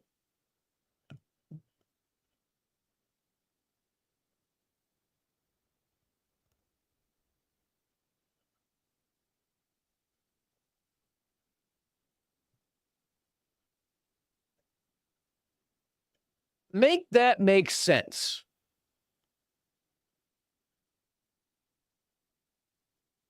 And don't tell me she's following because she is concerned about the education system and what they're falling for. Because I call bullshit.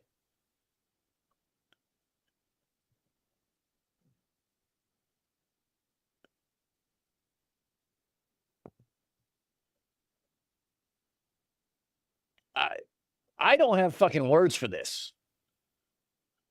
Like, Astronomy Live originally brought this to my attention. I'm like, hold up, please tell me you have a screenshot. He walked it through the screenshot on Reds. I did the exact same thing because I wanted to see. And not that I didn't believe him, but like, it's so fucking ridiculous. I had to look at it myself. Make this make sense.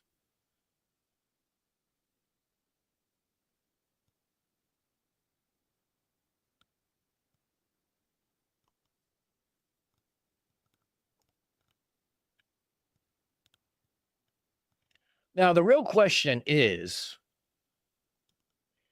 and I don't know if I have enough time to go through with this, but I need to find out, does she repost? Well, she does repost stuff. Well, mostly it's about her right now. But has she ever reposted Flat Earth Library?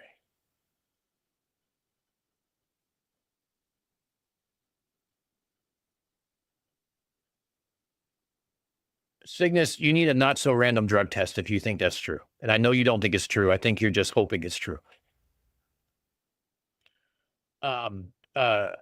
CMS, don't threaten me with a good time because I might just do that. Do you guys need some telecom engineers there? I only speak English. I don't know the 23 words for cat or dog in Finnish.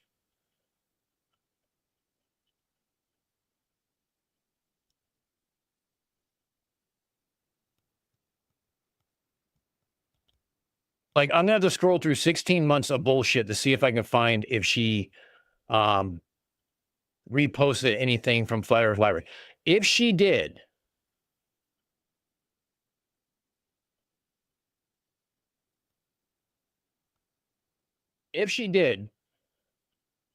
okay, if you don't think I'm not gonna look, you don't know me very well. And if you don't think that if I find one, I'm not gonna do something about it, you don't know me very well. Because I will milk that for an entire fucking live stream.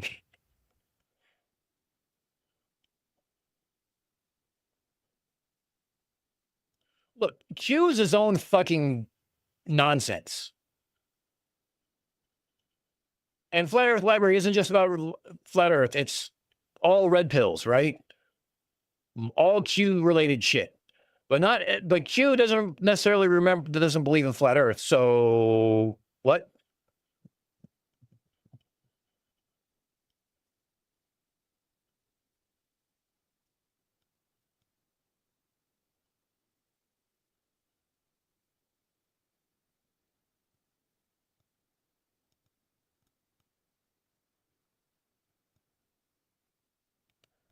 Yeah, I don't.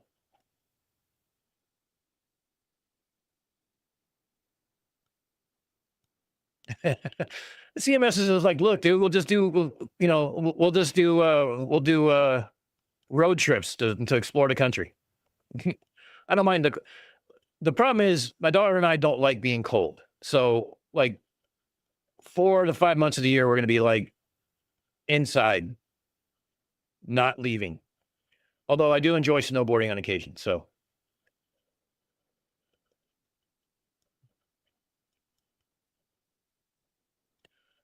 Okay, Proby, you're right. It is a lot of work possibly for nothing, but hear me out. What if there was one repost? What if, and here's the thing. When I first thought about doing this, I started thinking like, well,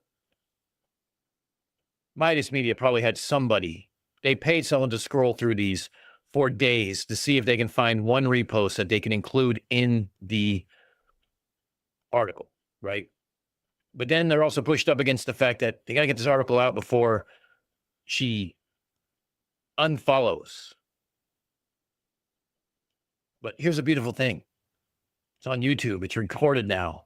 It's on my desktop. It's there. Other people have found it. It's there.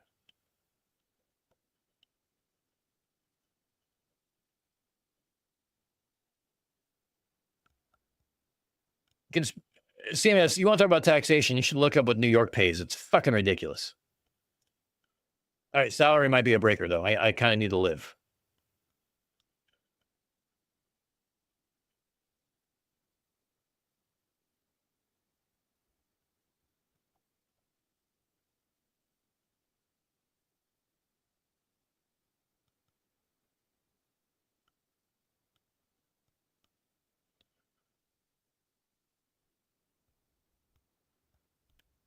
See, what I would try to do is I would try to 7,800 posts. Would it be worth it?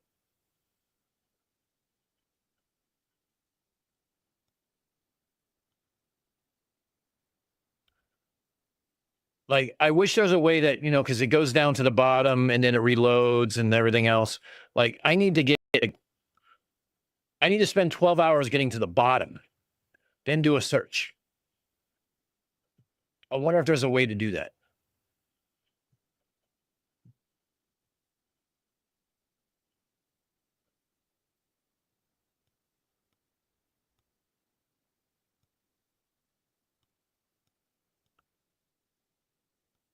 You know what? I think CMS took a lesson from the car dealership about marketing because he's doing a hell of a job.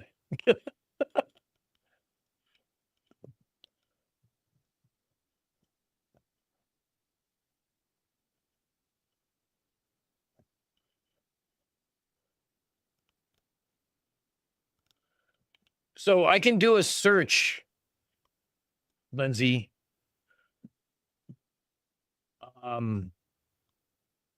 Actually, it's better on my phone. Hold on. Hold on. Need juice first and foremost. Don't let your phone get down to 5%, people. Don't be like me. Be better. All right, so here we go. We're gonna do this. Do this.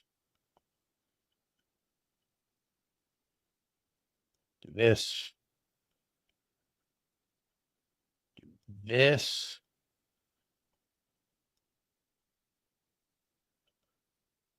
What is...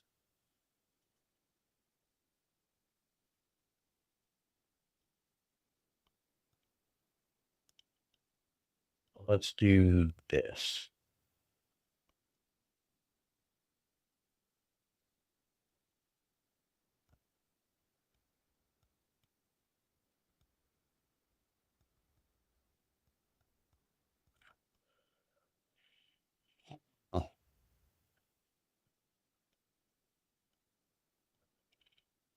What is...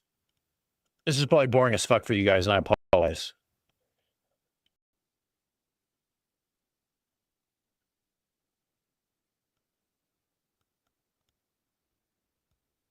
Okay. It doesn't pull up reposts. It only pulls up her actual post when I do a search. So let's go back here. Let's do this.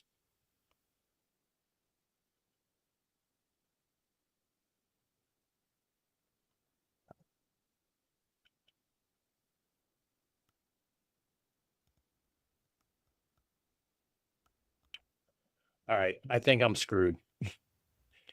I'm going to have to manually do it through 7,800 posts, and I have to decide if it's worth it.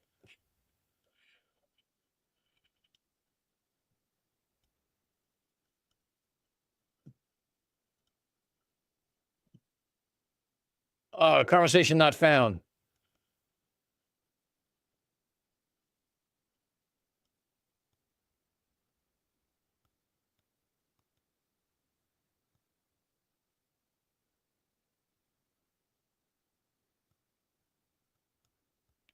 Yeah.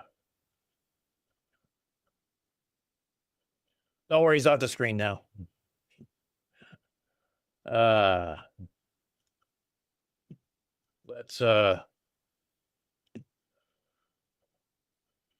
Let's get this off of oh, you guys like my wallpaper?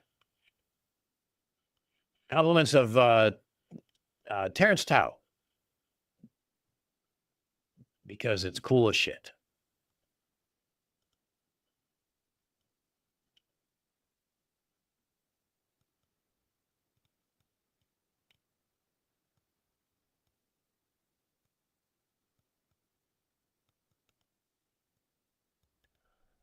All right.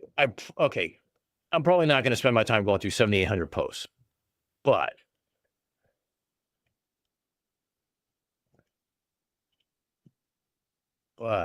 hold on. Maybe.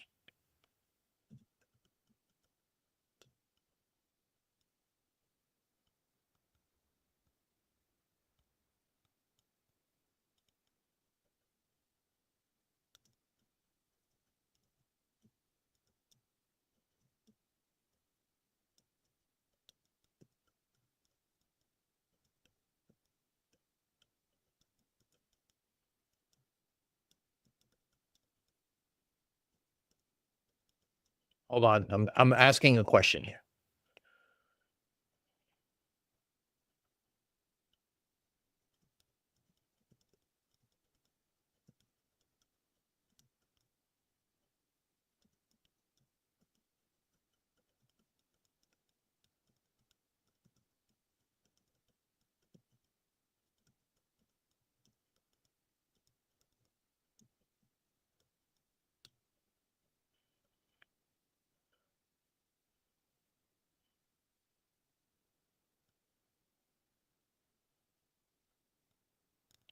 We're doing science.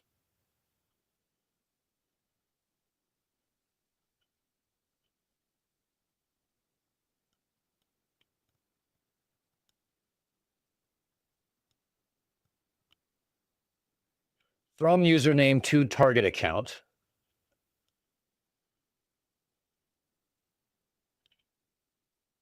Okay, let's see here. Hold on. Let's see. Search. What's okay? So if I do this,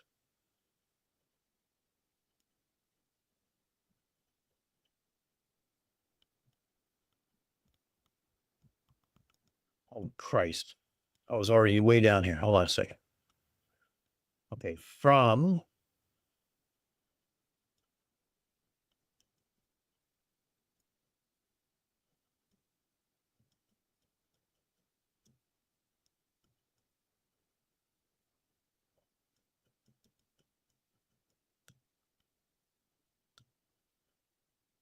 nope. Liars.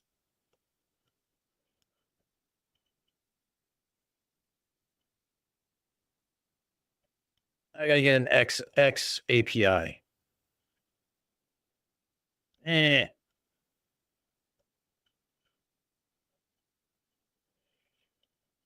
Damn it. Yeah, Cygnus, I have to get an API. And that's like $100 that I don't want to spend.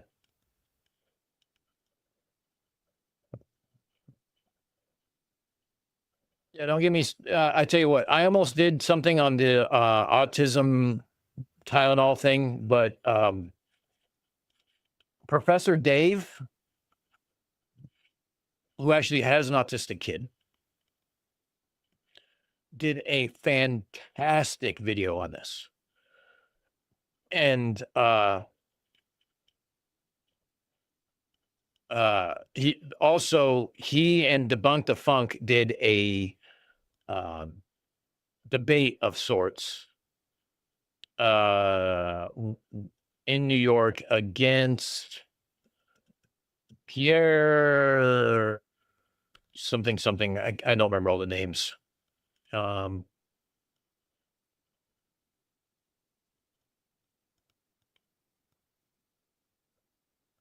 Steve Kirsch and Pierre Corey. And it was such a shit show that Pierre was constantly complaining because they were asking them questions that they didn't know the answers to.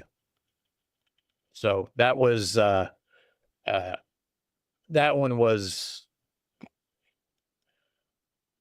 Professor Dave gives 0 fucks. Let's put it that way.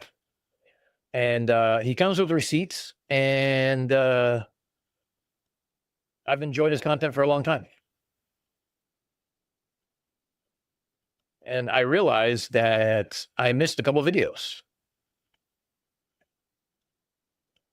He did one on the history of fingerprints.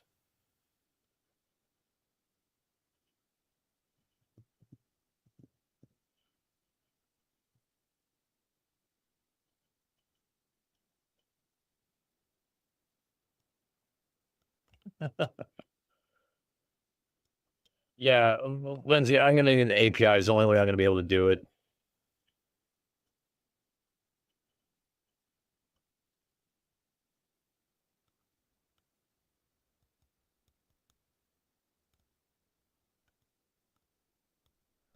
Yeah, Cygnus, you're absolutely right. It was way worse than Ryan.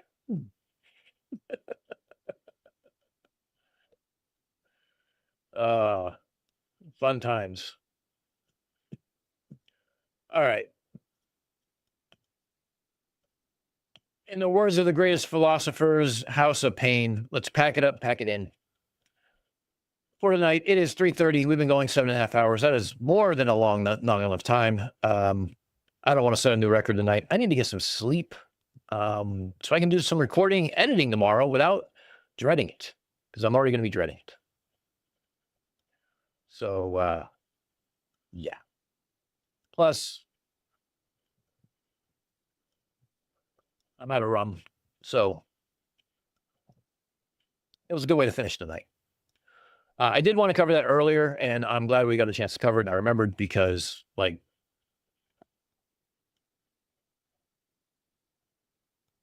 Just reading that gives me a fucking migraine. This is why we have science denial problems.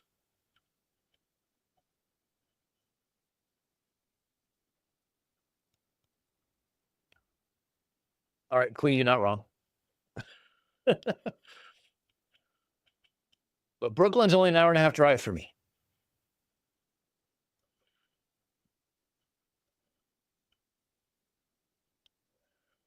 No, Lindsay, thank you. And everybody else who's still here. And even those who aren't still here, thank you for showing up. Those who are watching this VOD on demand, which I have no idea why you would do that, but hey, even better if you did. Thank you. We covered a lot. Main character syndrome was some fun times. Got to talk cars. We got to talk a few things. I mean, hey, you know what? It's nice just hanging out with chat every once in a while. I keep forgetting how much fun it is before, you know, and then I go off track and start working on a script and I forget to, I don't really forget. I just trying to schedule a live stream in the middle of it just gets complicated sometimes. So I like doing it when I actually have my daughter because she's literally sitting like right over here doing stuff on the laptop and her artwork and stuff like that. So we get to still hang out, be in the same room, and she offers insights from the peanut gallery. But yeah, it's fun. And I always forget how much fun it is to hang out and not actually be in chat, just be answering chat. So, but you guys are all legends. Thank you very much.